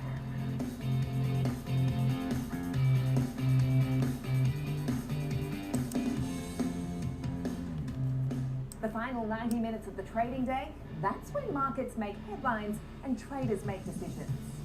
From earnings shocks to sector rotations, we're tracking the catalysts that move markets right into the close. Here on the floor, I bring you real-time sentiment from traders driving the action. And in Chicago, we break down the data, technicals, and trades you need to see before the bell rings. Live coverage of the close every single day. This is Market on Close, live weekdays 3 p.m. Eastern, only on Schwab Network.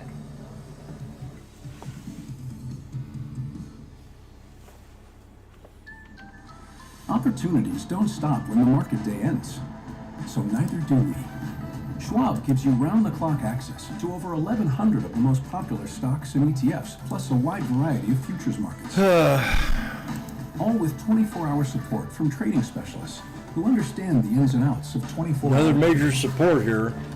No matter the hour, you can trade brilliantly with Schwab. Hey, investors, you know the market moves, and Schwab is here to help you move with it. So, whether you're buying, selling, holding, or planning, whether you're ETFing or 401k'ing, saving, spending, or even retiring, you can count on Schwab for market insights, live support, powerful trading platforms, and 400 branches. All at your service, all so you can invest your way. Sounds nice, right? I'm Sam Vardis, live from the New York Stock Exchange. When the market moves, we're on it, getting the reaction, the strategy, and sentiment in real time. Stream Schwab Network at schwabnetwork.com.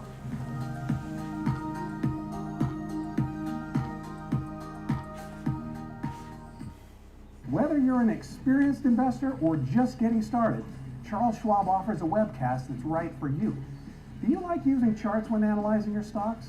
Our technical analysis webcast series breaks down different charting techniques like trend analysis, price patterns, moving averages, oscillators, and much more.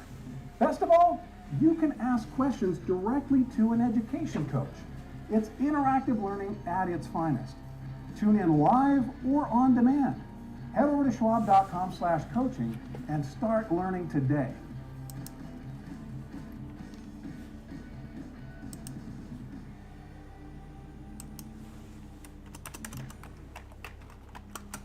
Real-time market moves, earnings breakdowns, and trade-ready insights. Follow me on X at Sam_Vardis and connect with me on LinkedIn or Instagram for more.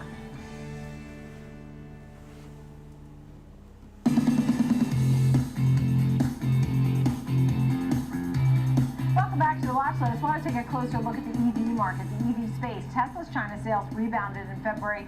We got in also some numbers from Li Auto and NIO. We welcome in our panel for more because there has been some good news, some mixed news, so we'll go through that. Francis Newton, CIO, Tuttle Wealth Partners, and Tulay Managing Director, Sino Auto Insights. Thank you both for being with us. So, Tule, I'll start with you. Your quick thoughts here on the trends in EVs. So the China market is going to be continue to be pretty challenging for 2026. Yep. What we're seeing is NIO having some sales discipline, learning how to sell cars, and having the right product mix, especially on the lower end with the Onvo brand, their mass market brand. But Li Auto, they had a challenging year. They launched a couple of BEVs that didn't do very well. So they're going to refresh their entire lineup for 2026. Rivian knife today. Good things for them. But, there's going to be this dark cloud throughout the year in 2026 in the China domestic market. So for Li Auto, which is down, they had some mixed earnings, deliveries were lower. NIO posting a quarterly profit, had some strong deliveries.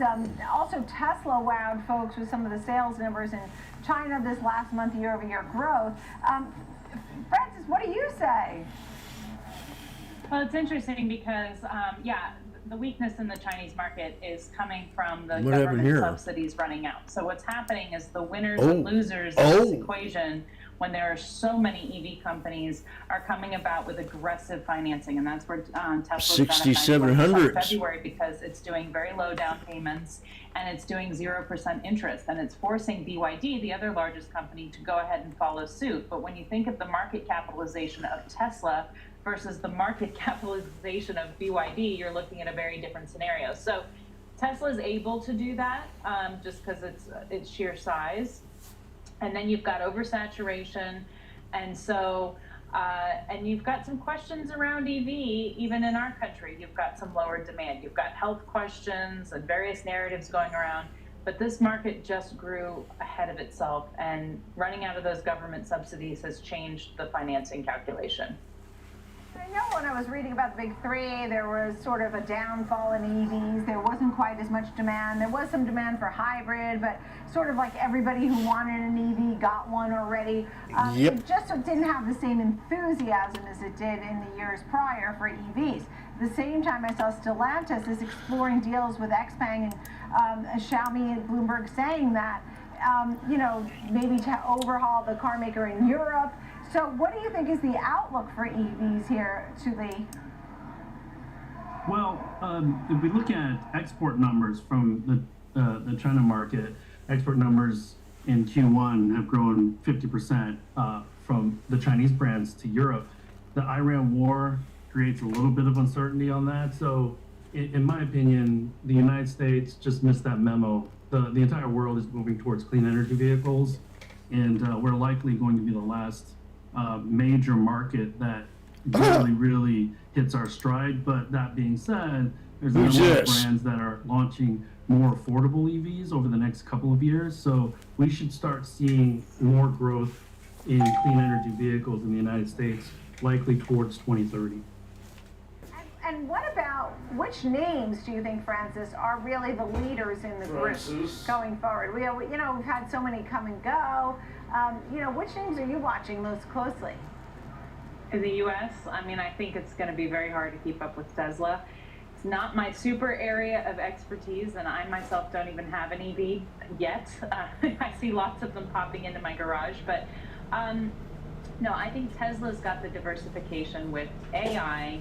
They've got the robotics and stuff like that. So I think as far as the stock goes, that's going to continue to be the leader. When you're looking at Li in particular, you're looking at a technical bottom potentially on the chart. And you're looking at, Li has the weakest chart of all the Chinese stocks. And so you're looking at that's kind of a deal for people if they want to go ahead and trade this. I don't know about a long-term investment, because you're looking for it to hold its 50-day moving average. It's got a ways to go at 22.21 to get back above the 200-day moving average. So I would say you'd have to be pretty tactical on this one, and then the fundamentals in China would have to improve. As far as the U.S., I'm not really sure which automaker is going to come out ahead in the EV space. Tesla is obviously worlds ahead of everybody else. And autonomous vehicles are front and center too. We have so many of these driving around and doing test runs and such. Tule, your thoughts on the autonomous part of this EV story? So this is where Tesla is probably a bit schizophrenic. I'm going to disagree a little bit. I think Tesla is pretty weak right now. You know, they're likely going to have the third straight year of down sales for EVs, and that's probably going to be driven by the United States and China. Now, FSD is one of their bright spots, and they've moved from a one-time fee to a service fee of, I think, $90 a month. So I think that should get more people into Teslas, but as long as they're not refreshing the 3 or the Y, it's going to struggle to continue to grow in the U.S. market. It's already seeing weakness, and as the other guys have mentioned, we're seeing 7-year 1% financing in China, 5-year 0% financing. So there's a lot of non-price cuts going on in the China market, and Tesla lives and dies by that market. So keep an eye on how well they're doing over the next few months. Yeah, and we talk about the expiring subsidies. Francis, that was something that you were talking about, in the increased competition in the space.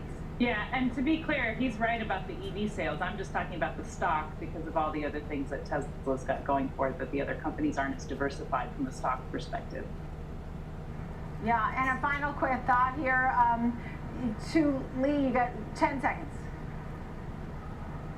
I think it's going to be an interesting time with all of the uncertainty, with Trump entering or planning to visit China, with that being uncertain now because of the Iran war.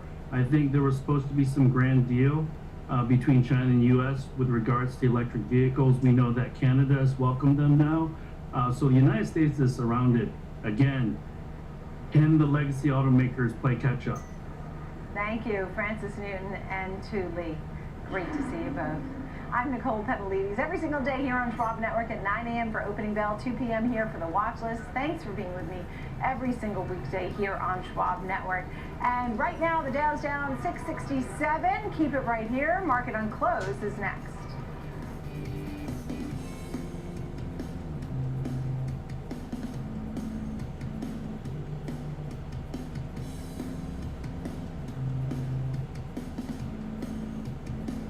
Schwab Bank Investor Checking, the checking account built for investors, named highest in client satisfaction by J.D. Power for 7 years in a row. With Investor Checking, you get the award-winning features of our checking account, plus cash management solutions, all designed for investors like you, with unlimited ATM fee rebates for cash withdrawals worldwide, no overdraft fees, and enhanced security features to keep your money safe. Also, because your investor checking account is linked to your Schwab One brokerage account, you can manage your checking and investing in one convenient location. Moving funds between your accounts is easy. Cash moved to your brokerage account is available in seconds. That means you can stop waiting and start investing in stocks, bonds, money market funds, and more.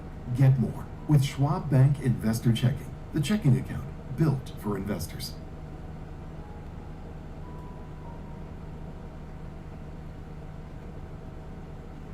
Welcome to Schwab Network, where real-time market coverage meets expert strategy. From the opening bell to the closing bell, we've got you covered.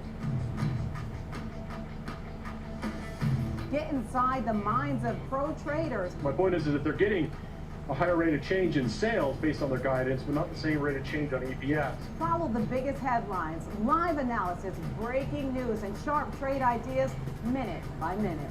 With shows built for action, we break it all down in real time with speed, accuracy, and precision.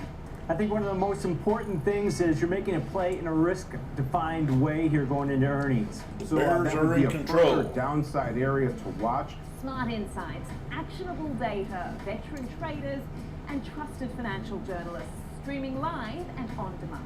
Schwab Network, streaming 24/7, any screen, anywhere, free. SchwabNetwork.com. Mom, when my grandparents moved here, did they know what our family would become? I don't even know if they could envision it, to leave everything behind, literally come across the entire world. I think that we totally met what their wishes were. Schwab has been with us for almost 25 years through purchasing of houses, opening up our business, having children. They've always been there for us. I want to invest with a company that can help me give my family a happy financial future. Stay connected to what moves the market. Download the Schwab Network app and stream anytime wherever you are.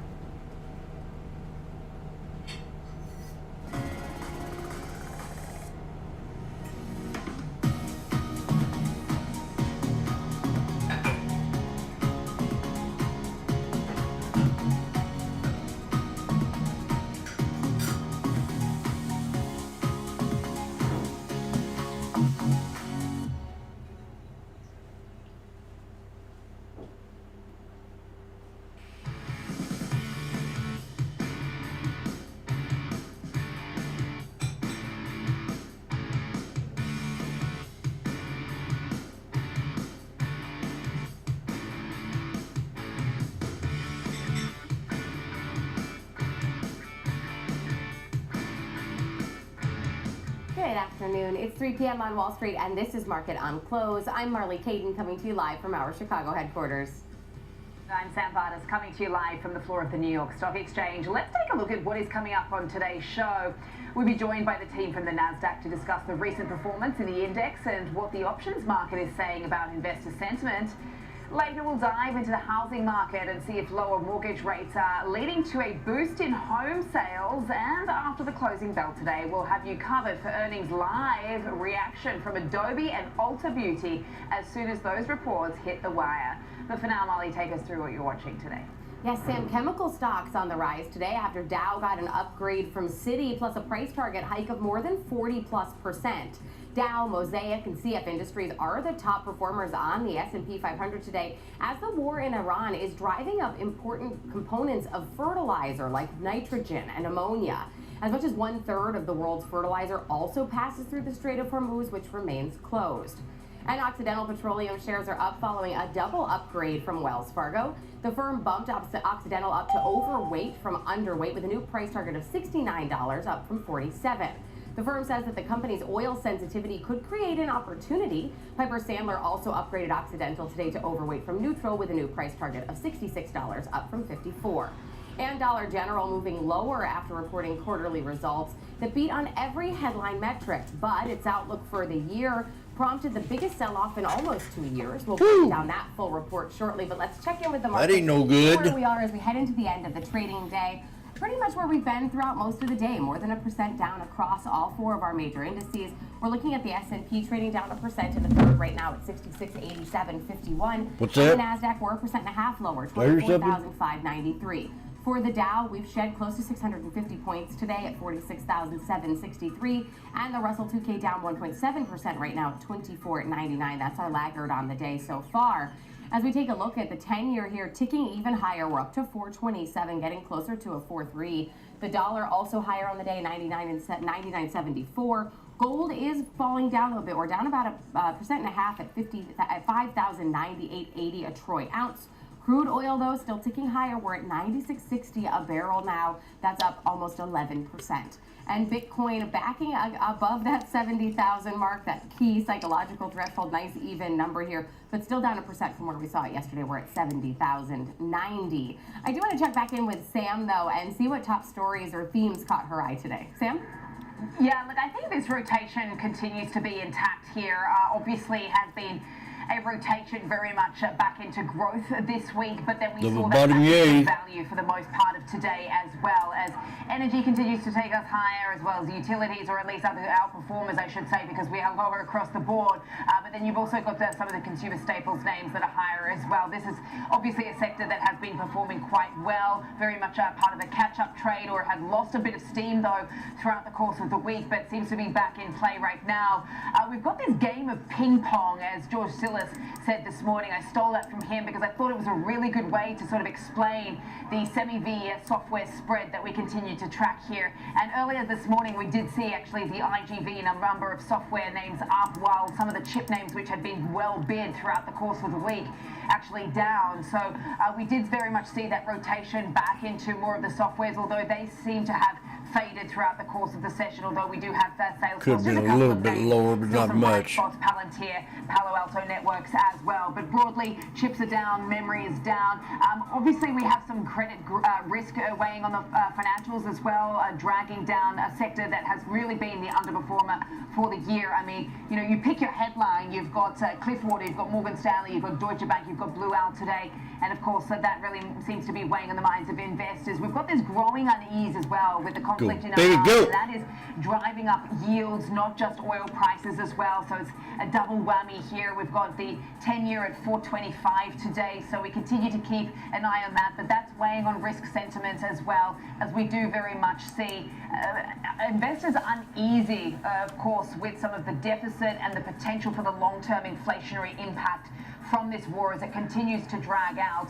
And no doubt the data that we got today was largely overshadowed by some of those fears. And this is obviously something we are seeing globally right now. So we'll continue to unpack that throughout the course of the show. But Marley, I'll send things back over to you and Jenny for now in Chicago with some of today's top movers. Thanks so much, Sam. Like you mentioned, Jenny Horan joining me in studio right now to take a look at some of the stocks on the move today. Our first stock is more of a group of stocks. It's sort of prompted by Dow, but they've been on the move higher, this group of chemical stocks, because we keep talking about oil as it pertains to the Strait of Hormuz, but it's not just oil that passes through. A third of the global supply of fertilizer also travels through the Strait of Hormuz. And so we're seeing a lot of these chemical stocks and fertilizer companies moving higher as well. I know, who would have thought these like Dow components would be such interesting movers today? Because typically not the biggest volatility gains on each session, but these chemical stocks like CF Industries, LyondellBasell Industries, Dow and Mosaic were some of the best performers today, lifted again by some of the turbulence you just mentioned, as nearly a third of, again, the world's fertilizer supply just passed through the now closed Strait of Hormuz, which is a 6700s. overall Middle East for various types of commodities. Always clean as Jim. Oil, but many countries in the region do produce those chemicals along with components that are used for various types of plastics. And so the war has already driven up the price of fertilizer components like nitrogen. We just hit a ammonia, and resistance. urea, but an estimated 10% of global supply right now for these very... Okay, I've had enough yakking.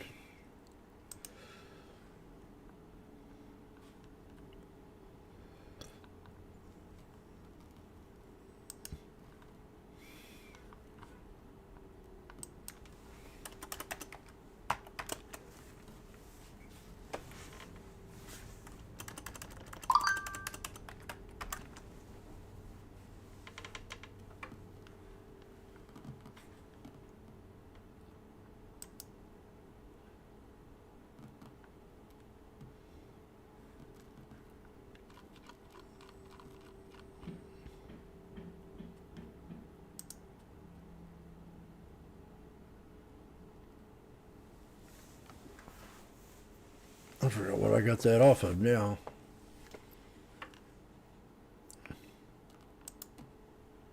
What the hell?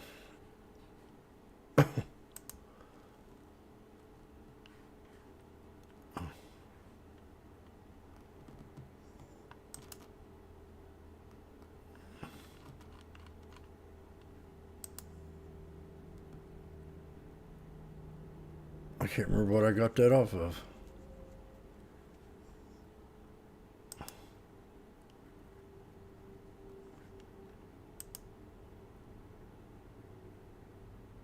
Huh. I'm dumbfounded.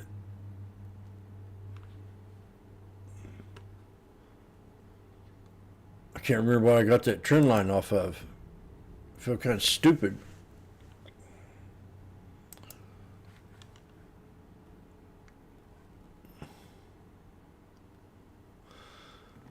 Huh.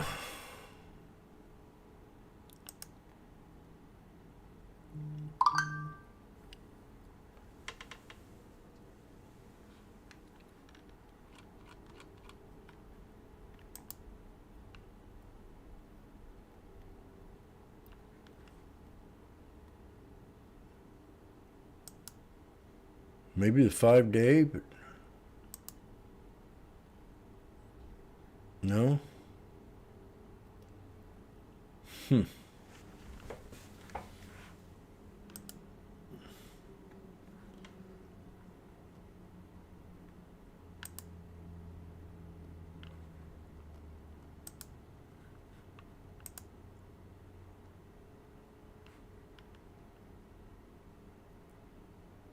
Well, whatever. I don't know now.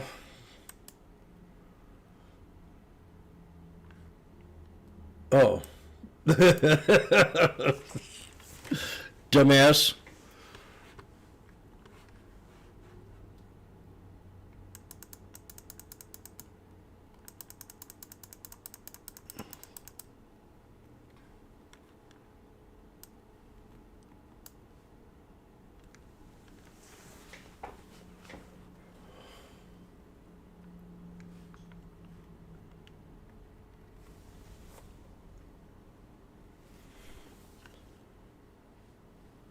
I can't believe I went through all them time frames twice, except the 1 minute.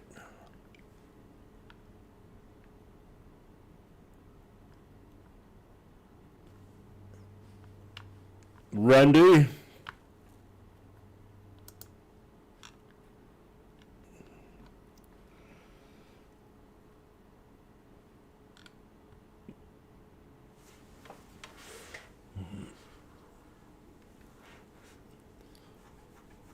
Well, right now the breaker is a 63 EMA on the 1 minute.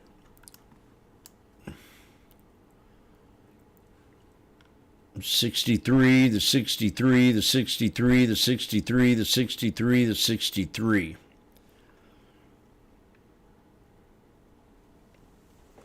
So we touched it 6 out of 9 times.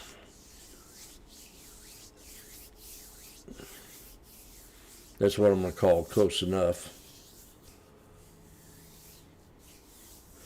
As we come down to a head and shoulders, is the chart been cooperating some? I would say hit and miss.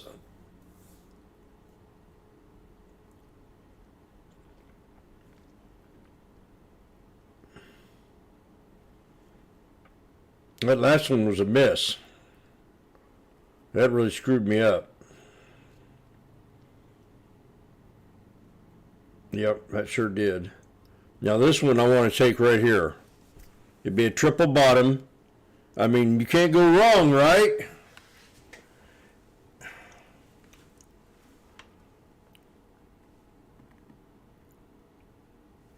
Interday triple bottom, 6,700 strike at $2.40. Give it to me, baby. $2.45. I'm not sure if I'll get $2.40. The crowd's going wild here at the sports arena. I'm going to do a successful scalp on this one. I don't care what you say.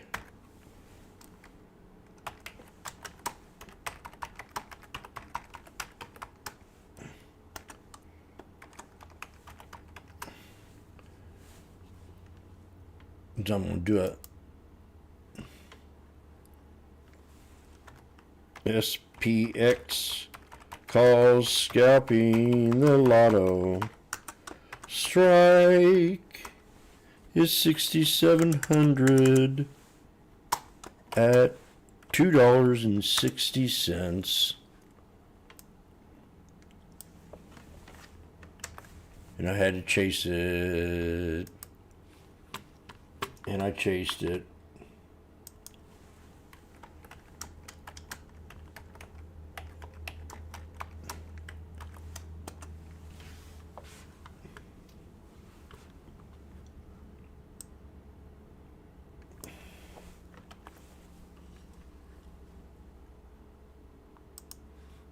We can do it. I promise.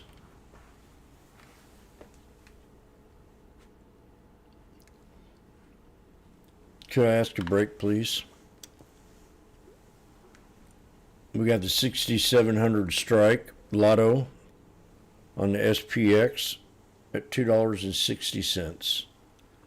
I tried at 240, 245, 250, 260. Boom.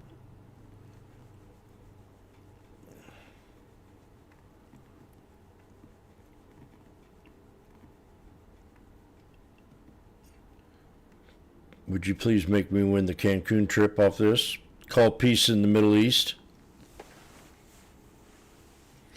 I'd consider Muslims being pretty hard-headed.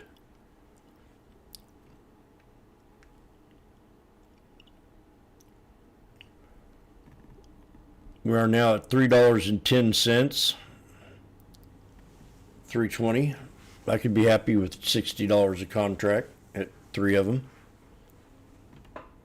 $3.28. But if we go to 5,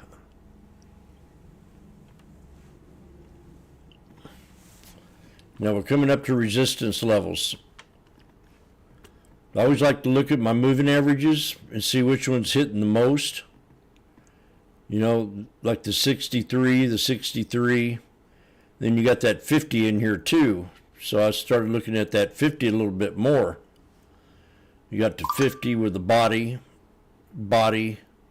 50, and you got the wick, body. So, you know, that could be an exit idea at $3.40.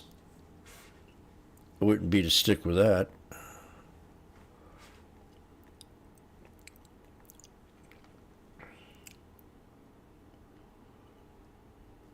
Oh. It's like that, see?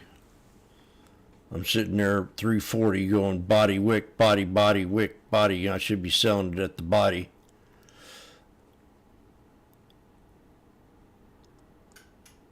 Resistance level, which was the wick. I'm not done yet. Jim, you're up. You are up $40 a contract. You are up $40 a contract. Have you ever thought about selling? No.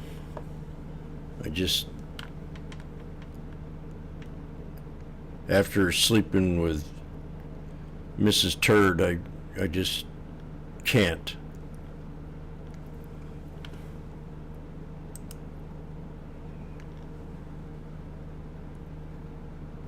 Come on. Blake it. Oh, God, I'm so close yet so far.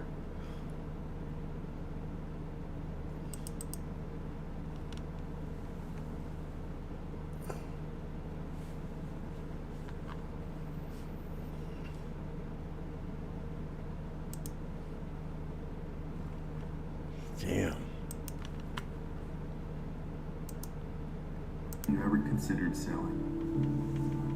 No, I can't. It's no.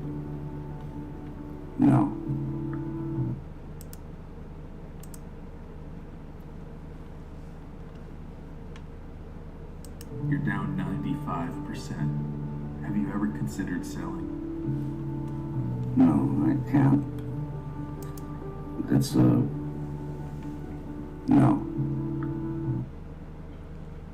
Jim, you're up $1 a contract. Have you ever thought about selling?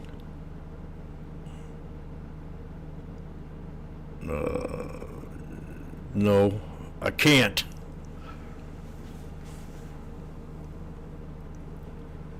Jim, you're up $50 a contract. Have you seriously really thought about selling them?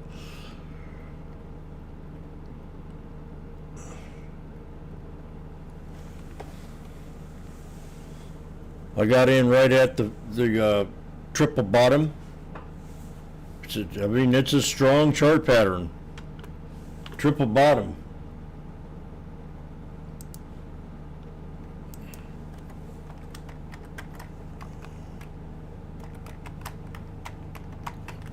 Oh my God, we're at $3.50. Jim, you're up $90 a contract. Have you ever thought about selling? Jim, you're, oh my God, you're up $110.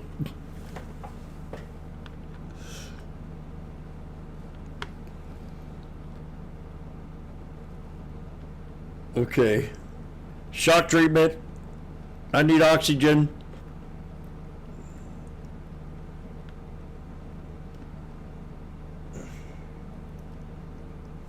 I need some oxygen.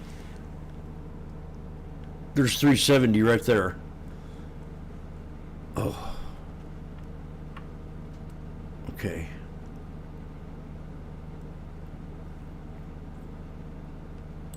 You know what's going to happen. It always does.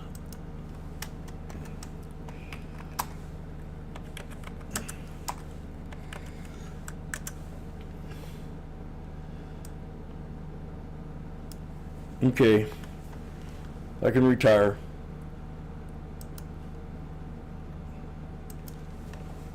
Get out that grade pen.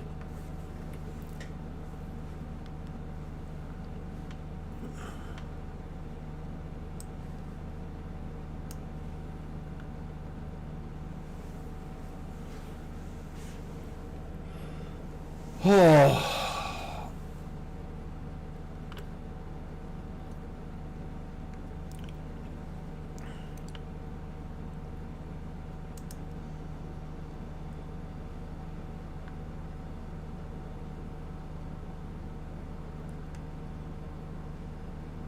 The question is, does Jimmy want to go back in it again? I'd have to get 320. It's 330. Okay, watch. Pay attention and learn. Here it comes.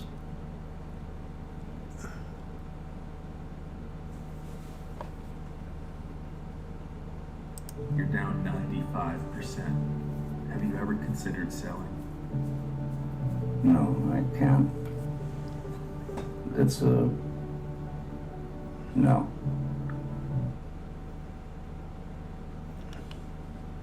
There's 310.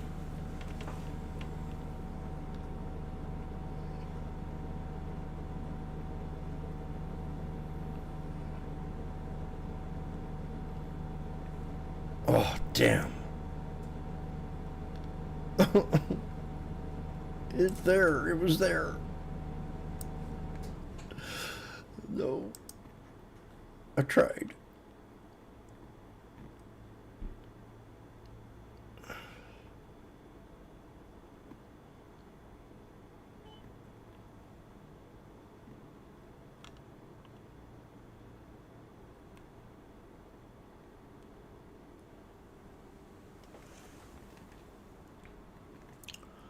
Wow.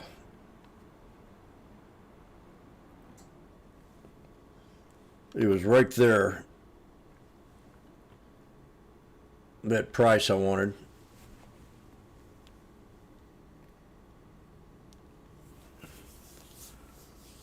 Now it's at $4, $4.10.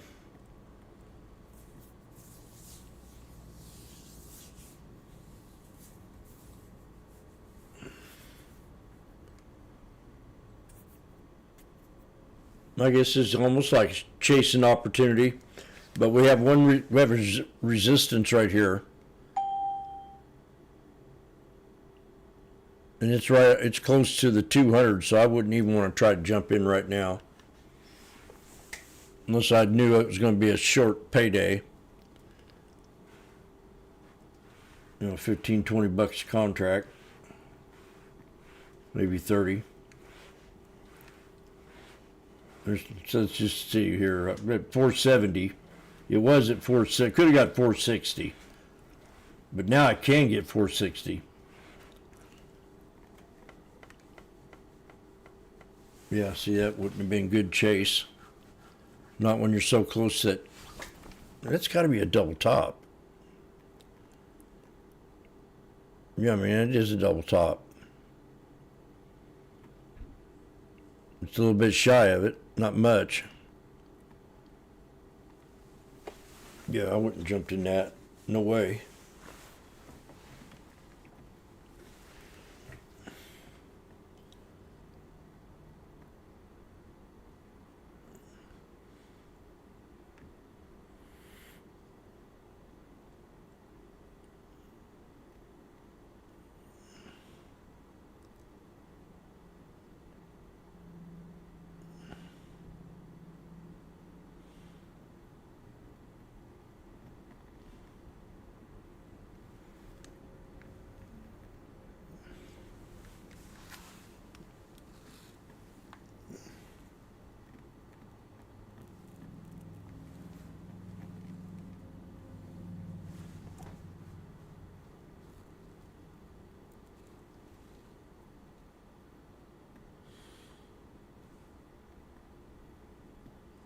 They're at 290, 280 off the 63.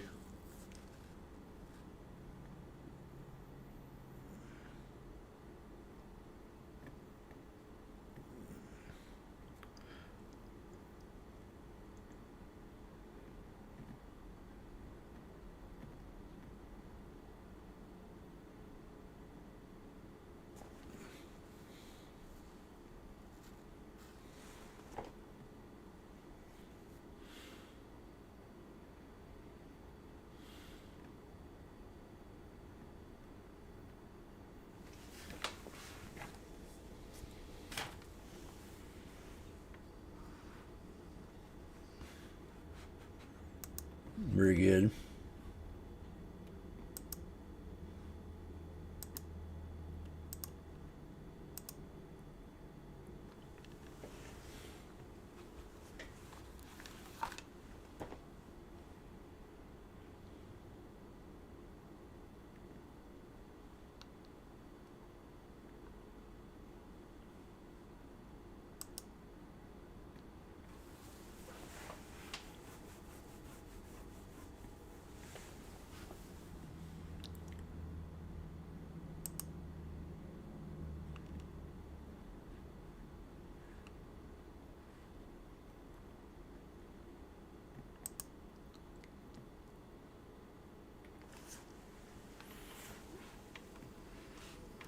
I was watching again.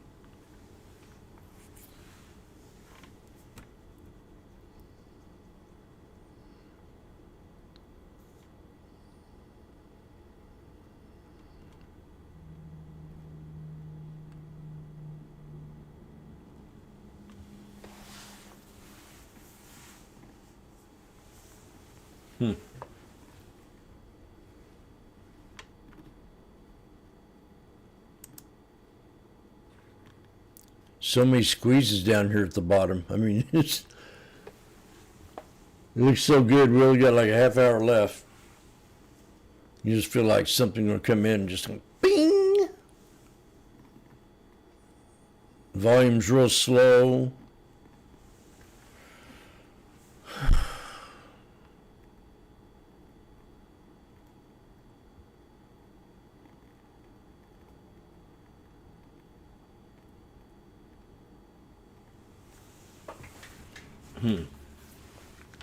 Well.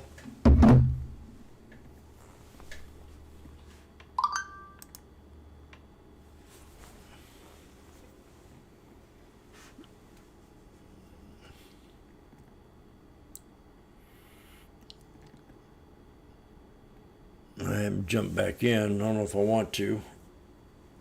Once I see a good knife to 66.84.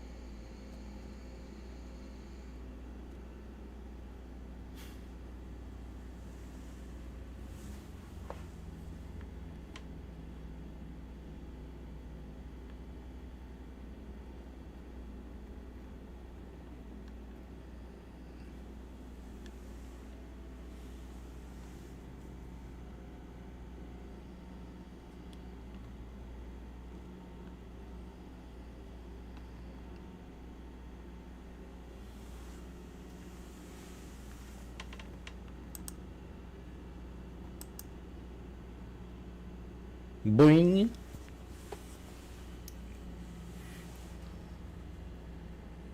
Pretty dirty.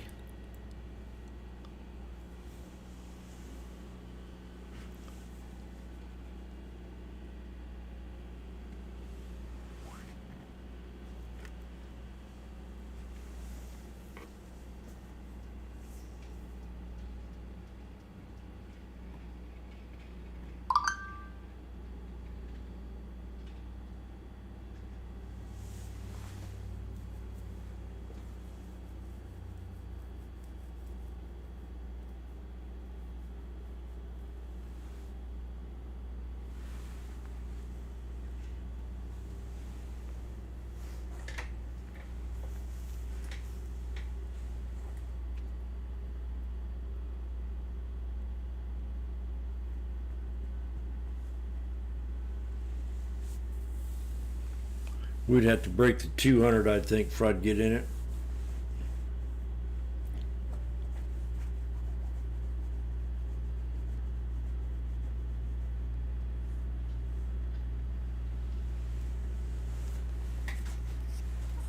Yep.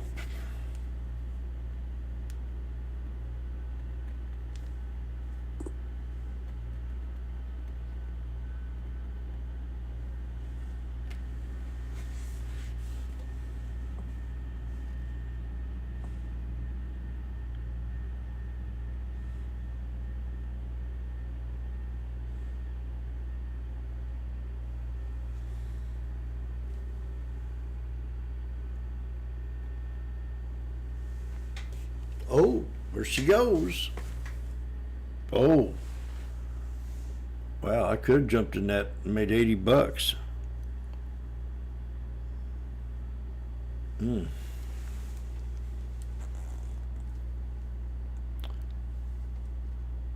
Not nice at all.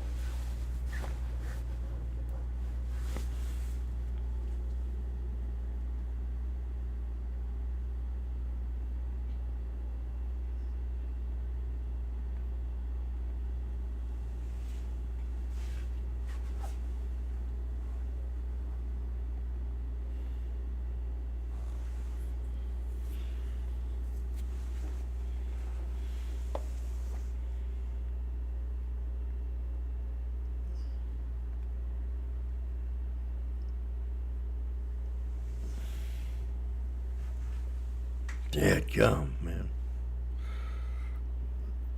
Bad Jimmy.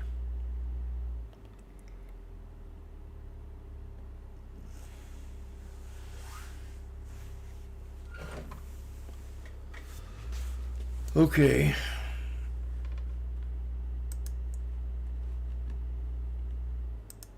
To the sellers as well. I mean, your boots on the ground, you're really getting a good sense of how people are feeling. Obviously, price appreciation, good for those sellers, but I do want to talk about what we saw today, and that is, of course, a move in that mortgage rate up to, what is it, 6.11 now? I mean, that 6% was psychological for this market. I'm just wondering, those who are less bullish than you, Alex, and were bearish about the situation, do very much pinpoint that and the affordability situation as the reason why it's holding everybody back. Do you share that view? Yeah, well, what I share a lot of excitement about what's ahead, because what happened when mortgage rates dropped just below the 6%, the median price of a home at $398,000 all of a sudden became affordable to 5.5 million home buyers across the country. And as a result, we saw the pending home sales increase. So even though it is sitting at around 6.1, 6.2%, depending on the day, and that can change from day to day, what it shows us is the moment, that psychological effect, the moment that it drops to that 6 or just below 6%, even though we're seeing increases in inventory, as I referenced the video I made earlier, is that inventory is going to be gobbled up like Pac-Man. And so, yes, it's bouncing a little bit, but the fact is it has remained in that low 6% for quite a few days now. And that's just really starting to build up that excitement. And with the spring market ahead, I am absolutely excited with what's going to happen in the housing market, not only now, but for the remainder of 2026. Yeah, look, and the data backs it up, as you said, like we got with the existing home sales yesterday. I like that analogy with Pac-Man. I'm just wondering, when you talk about inventory, can you help us address the confusion out there about when people say, oh, there's an oversupply, but then some people say there's a lack of supply? Clearly, it's down to exactly where you're talking about. Oh my God, that is the nail on the head. When you look at it globally, let's look at it at the 30,000 foot view. Yes, inventory is up 4.9% year over year, even increased 2.4% from January. But when you look at specific markets, it's really a tale of two different stories. So I live in Dallas. I was just in Austin last week for the ERA National Convention. And in those two markets, inventory does remain high. But when you look at cities like, or states like Connecticut only has 6,500 homes on the market. Pre-pandemic, they had 35,000 homes on the market, to give you an idea. Or if you look at like the Midwest, like Chicago right now has 65% lower inventory than it did pre-pandemic. And so it really is a tale of two cities. You could be in somewhere like Dallas or Austin where inventory is high, or Connecticut, Chicago where inventory is low. You know, I know you look at a lot of numbers. Obviously, as I said, you speak to the buyers, the sellers, obviously the agents, the banks, and the lawyers, everybody that's involved in the housing market. But I'm just wondering what metric you look at specifically that gives you a really good indication of whether we're seeing improvement or deterioration in your sector.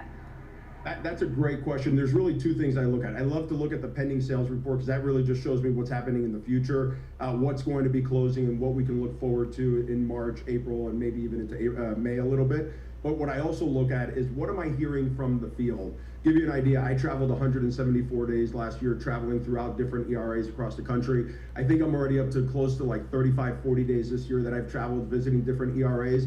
And the overriding sentiment, whether you're in Evansville, Indiana, or you're in San Francisco, or Birmingham, Alabama, or Buffalo, New York, or anywhere in between, the overriding sentiment is mortgage brokers, mortgage applications are up. The agents on the ground are seeing the activity not only on their open houses and buyers coming through their open houses, but in buyers wanting to go back out there and look for properties. Me being one of them, actually, as soon as we're done, I'm changing clothes and I'm going to look for my investment property of the year. I try to do one a year. You can't time the market, you just got to do what you got to do. And so I believe in the market enough that I'm putting my own money behind it, and we'll be looking this afternoon.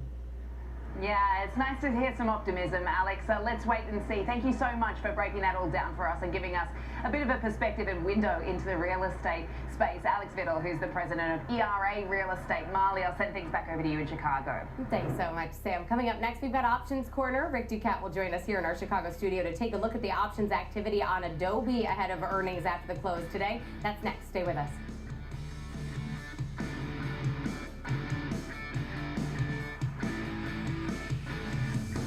Kick off the morning with the data and the decisions moving markets. Morning Trade Live breaks down the macro moves driving the price action, from Fed policy to global growth to inflation prints and geopolitical risk. Smart, fast and always live from Wall Street to your screen. Morning Trade Live, where the markets meet the macro, weekdays at 10 a.m. Eastern on Schwab Network.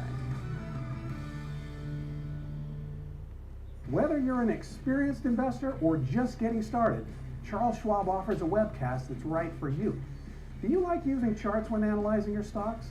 Our technical analysis webcast series breaks down different charting techniques like trend analysis, price patterns, moving averages, oscillators, and much more. Best of all, you can ask questions directly to an education coach. It's interactive learning at its finest. Tune in live or on demand. Head over to schwab.com/coaching and start learning today.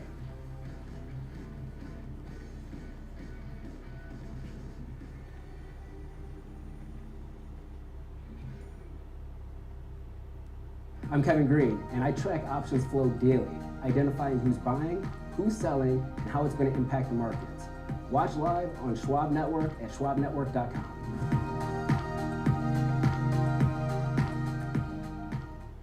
Trading at Schwab is powered by Ameritrade, giving traders even more ways to sharpen their skills with tailored education. Get an expanding library filled with new online videos, webcasts, articles, courses, and more. Water. All crafted just for knife. And with Pretty. guided learning paths, stacked with content curated to fit your unique goals. You can spend less time searching and more time learning. Trade brilliantly with Schwab. Welcome back to Market on Close. Adobe will report earnings this afternoon. The street expecting adjusted earnings per share of $5.88 on revenue of nearly $6.3 billion. Like I said, I wasn't ready. We'll be looking toward how Adobe is managing the rise of AI as disruption fears from the I technology don't know if I am now surrounded either. the company since before the recent software sell-off even started. So now, of course, it's time for Options Corner. Adobe is our focus today. Rick Ducat, our lead market technician, joining us to take a closer look before we get that earnings report card after the bell today for Adobe. It's been a bit of an interesting ride for Adobe over the last month. At least we have seen some recovery in Adobe, but as I just mentioned, it was a part of this massacre that transpired. So as you look at Adobe and how it's stacking up against the broader tech sector and the market, you know, how is it faring, as I can see it considerably below? Interesting is a very diplomatic way of putting it, yes. Down almost 39% or so at this point, while tech is enjoying 30% gains. And when we look kind of at this software sector specifically, Adobe is the one that is uniquely in a bad position, I think. You can see that obviously all the software companies have taken a hit here, but Adobe sits near the bottom of the pack. So first of all, kind of the same just general problem is that Adobe has is that AI can write basic code pretty well now. So that is just kind of the whole question of how much staff do you actually Back-end need, support. how can you change your methods of producing this type of software. But Adobe in particular too, what they make is creative software. Now one of the whole things of AI is generative AI, making images, videos, etc. here. So now it's like, well, if I'm, let's say, a restaurant owner, I want to make a new menu. Do I hire someone to do it for me and pay that much money? Do I learn Photoshop myself and do it myself? Or do I pay an AI $20 a month and figure out a way to do something simple like that? So obviously the quality is a concern here, but for this type of product that Adobe makes, it seems like a very challenging setup right now in this current time. Yeah, it's interesting because at one point Adobe was the king of all of these things. Before the rise of AI, Photoshop was untouchable, and many of their products were and are still considered the peak by professionals. But now there's a great deal of competition and a lot more ease in terms of the use if you just want to pay that $25 to have AI do it for you. So as we look at the technical setup coming into earnings, you know, knowing that competition has gotten very steep for Adobe, you know, I can see the SaaS occur there, and then that recovery that I mentioned over the last month, it has managed to lift itself up a bit in advance of earnings. Yeah, but once again, Adobe, you know, this was the Sasker point, but it wasn't exactly doing well before that either. They kind of were the one that rolled over the earliest when all this started happening. You can see here that our trend line beginning with these highs, you know, not really the greatest trend line, just kind of drawing a boundary line showing the trajectory here. But then things really steepened here during this ought to be it if it's going to be it. Part of last year, the end of last year here. We bottomed out near 244. Now a mild rise here, but one that has halted. We'd have to go to 66.90s, and subsequent highs 235. So far have proven to be a stopping point for price activity here. Beyond that, our gap level near 290 is where you might see further resistance. Some other highs here, 305 and 312, a notable low point, which now would be resistance. So relative lows recently, 267 or so, and then our intraday lows, 244.28 to the downside, mark the potential areas to watch moving lower. So now we see the 66.90s here on the SPX. Oh, well, they just now dipped 30 bucks. God. I ain't trade no more. This is a nasty day. I mean, last trade did me better, but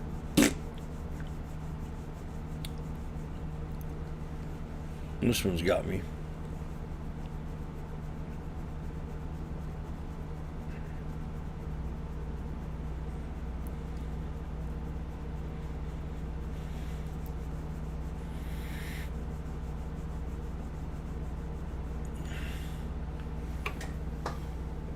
Coming today here just in about 20 minutes. Did we see an uptick in the 20. volume in terms of options today? Yes, so the sizzle 2.28. 15, baby. 2.28 times the moving average of options volume for the past 5 days here. That equates to about 72,000 options changing hands here. Unless you're talking about earnings. Actively traded name, but you know, nonetheless, there's always opportunities. So March 20th, 8 days out. Our next monthly expiration is our orange box right here, plus or minus 8.9% roughly is what the traders are looking for. So lining up pretty close to another those, big fat candle. Intraday lows that we saw here. In terms of the highest open interest month, that's our February monthly there as well, 21.3% of all open interest. A couple big trades. This was done as a two-leg trade here. They bought the April 17th 270 strike puts, 250 total for about $320,000 or so. All right, well, as we take a look at Adobe coming into earnings, moving lower with the broader market today down about 1.4%. trading at 269.87. Want to thank Rick Ducat for taking a closer look at the options action we're seeing on Adobe in advance of those earnings, which we'll of course have after the market closes in about 20 minutes. But I do want to send it back to Sam in New York to find out who we'll be talking about for overlooked stocks. Well, we're sticking with the SaaS theme, Marley. For overlooked stocks, George Sillis has his eye on Descartes Systems heading into the close. So he'll break down the news about that company, what you need to know about this rally we're seeing on Market on She laid her straight.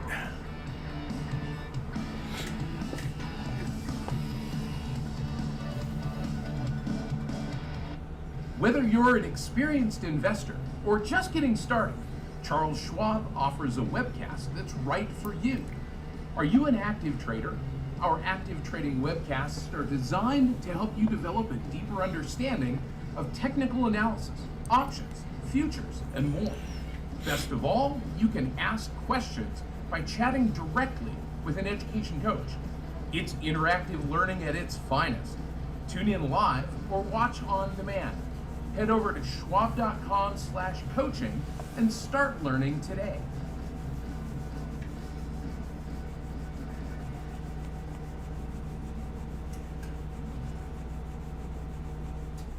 I'm Jenny Horn. We go beyond the headlines, tracking the trends, sector Come on, Jenny. and fundamentals shaping the markets in real time. This is Schwab Network. Subscribe at schwabnetwork.com. How's it going? First day, so sometimes, you know. Next. Try it again. You could have done better. Please. Same goes for where you invest. Level up and invest smarter with Schwab. Intern, this place is incredible. It's where I get all your office supplies. Your golf balls, your fancy coffee, your giant TV. It's everything in one place. It's like Schwab. Everything investors need. Very good. Come again? Yeah, at Schwab they can do everything. Invest, trade. We have 11 minutes left. And anything in between. I think I'm gonna be sick. We have to buy that now. Schwab. Invest your way with Schwab. Stay connected to the markets with Schwab Network. Tune in 24 hours a day, 7 days a week on schwabnetwork.com. And on all your favorite streaming services. Schwab Network. Available anytime, anywhere, on any device for free.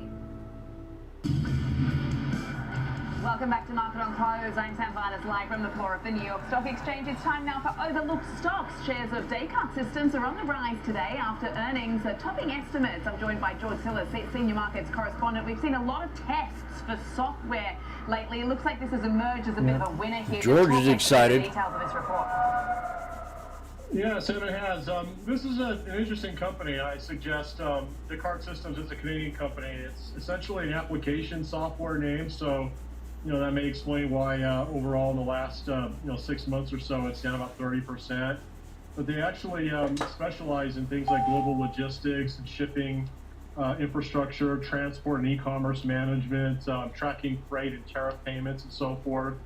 It's used across the board by about 26,000 as they reported customers globally. So if you're looking to deal with custom duties, international transportation, and even freight forwarding and brokerage services, this is sort of a mainstay software that's embedded in those kinds of operations. So it's a vertically integrated software that is an industry-specific operating system. When we talk about software in the application space, think about the infrastructure, which is hyperscalers, and then of course the enterprise backbone companies like CRM and Oracle. So Descartes is essentially another layer above that in terms of its industry operating system exposure. But they did report a pretty good quarter. If you look at the EPS numbers, 52 cents versus 49 estimate, as well as sales, which were 192 million versus 189. So the EPS growth year over year is 21% on 12% revenue growth. And overall, the prospects for the business going forward seem to be improving, as well as the earnings estimates. And with that said, some of the analysts actually increased or maintained their ratings on the stock. They did decrease their prices. Just right when I thought about getting in it, like Barclays increased their 3 times on the way down. Rating to overweight, $89 price target, which was lowered, and also Morgan Stanley maintains an overweight with a $100 target. But I think this is an interesting company in the aspects of what's going on with trade, tariffs, and integrating logistics with shipping. technologies. But there has been, of course, and we talked about this quite often, I'm sure with a lot of other guests, concerning the aspects of technology disruption from artificial intelligence.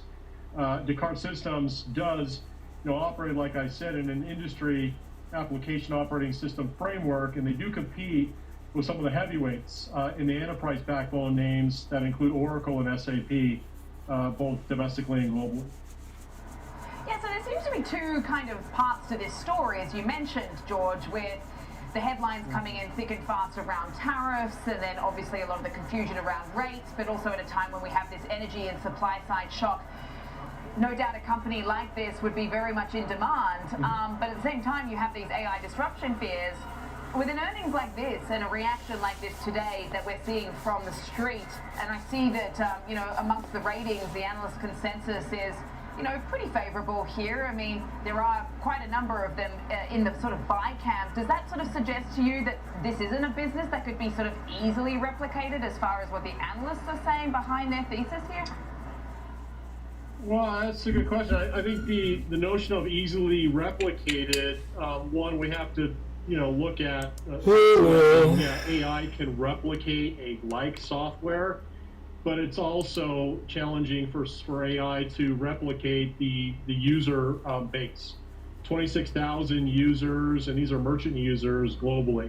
So once again, software can be replicated, that's a threat, but it doesn't mean it's going to be used, and of course the high switching costs and network effects, security and so forth, and also an element of trust. So that's how I look at it. Now, one of the things about the price action today, it's obviously standing out with the market being down, and that's to be expected because a lot of times you'll see good reports with good companies move higher irrespective of the market. It is pulling back off the highs. The trend is interesting because in the last year it's down. It's not just a phenomenon in the last 3 months or 6 months.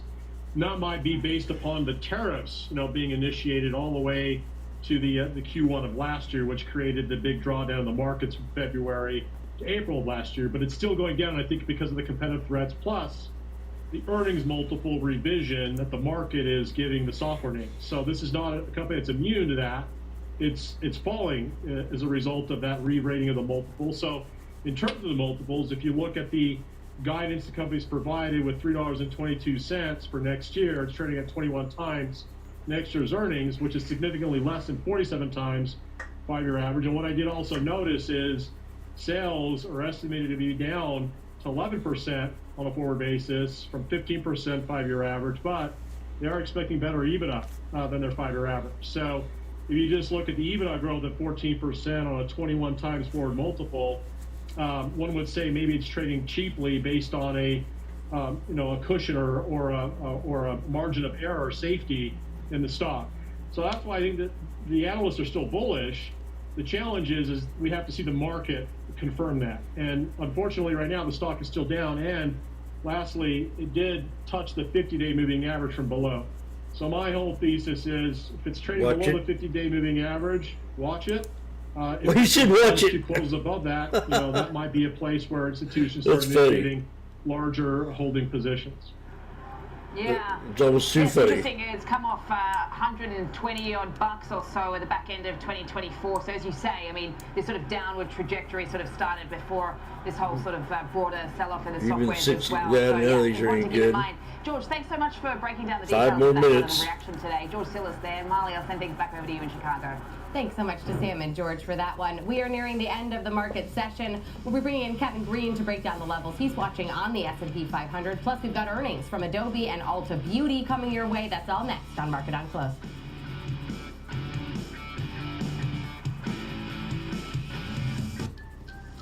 Opportunities don't stop when the market day ends. So neither do we. Schwab gives you round-the-clock access to over 1,100 of the most popular stocks and ETFs, plus a wide variety of futures markets. All with 24-hour support from trading specialists who understand the ins and outs of 24-hour trading. No matter the hour, you can trade brilliantly with Schwab. I'm Alex Coffey. And I'm Jenny Horn. This is Next Gen Investing, where we track the trends shaping tomorrow's market. From tech to energy, crypto to consumer, we focus on what's driving investor sentiment right now. clear analysis, and forward-looking market coverage every trading day. This is a make or break level for this stock. And that could certainly be a short to near-term catalyst. Next Gen Investing, 1 p.m. Eastern. Only on Schwab Network.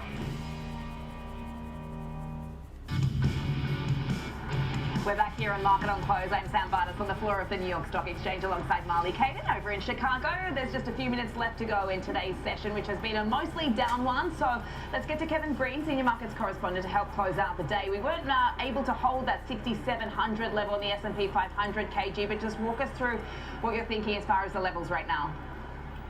Yeah, we continue to see a breakdown in this market. Volume is obviously elevated to the upside, and you are actually seeing more distribution even in the defensive sectors going into the close, like utilities, which actually had pretty decent relative strength for today. If you're kind of looking at the breakdown from the levels from this morning, 67.10, we kind of traded around that level for, let's say, about an hour and a half or so, and now we are seeing that flush. You have this risk-off tone going into the close here. Obviously, a lot of overnight risk that is taking place. So if you're kind of going into the close, and what I'm going to be kind of focusing on is how further can we go to the downside. Next level I was actually looking at 6,660 going into the close here today, which would be around 9 more points to the downside. So not really great price action. Obviously, the rhetoric that we're getting pretty much across the board from Iran to the White House to even Israel is not really constructive. And then we still have this fear around private credit, and even some of the AI fear and narrative is kind of creeping into the picture right now. So we're getting pretty much everything.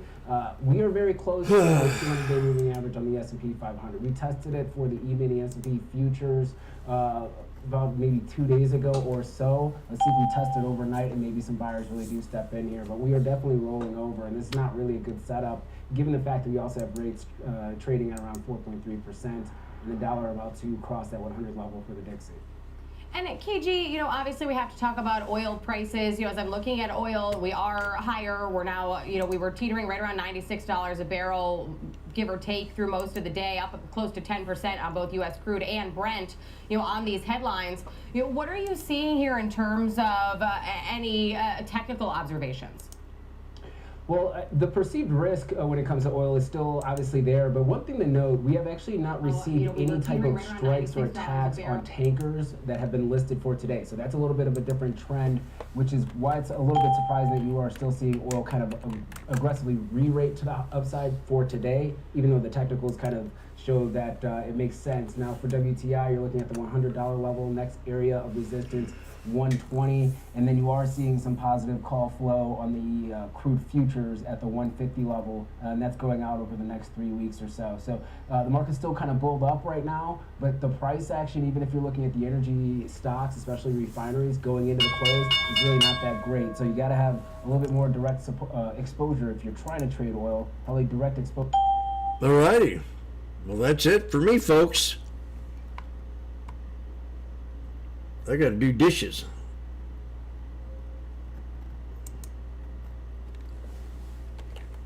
Tomorrow's Friday. Catch you later.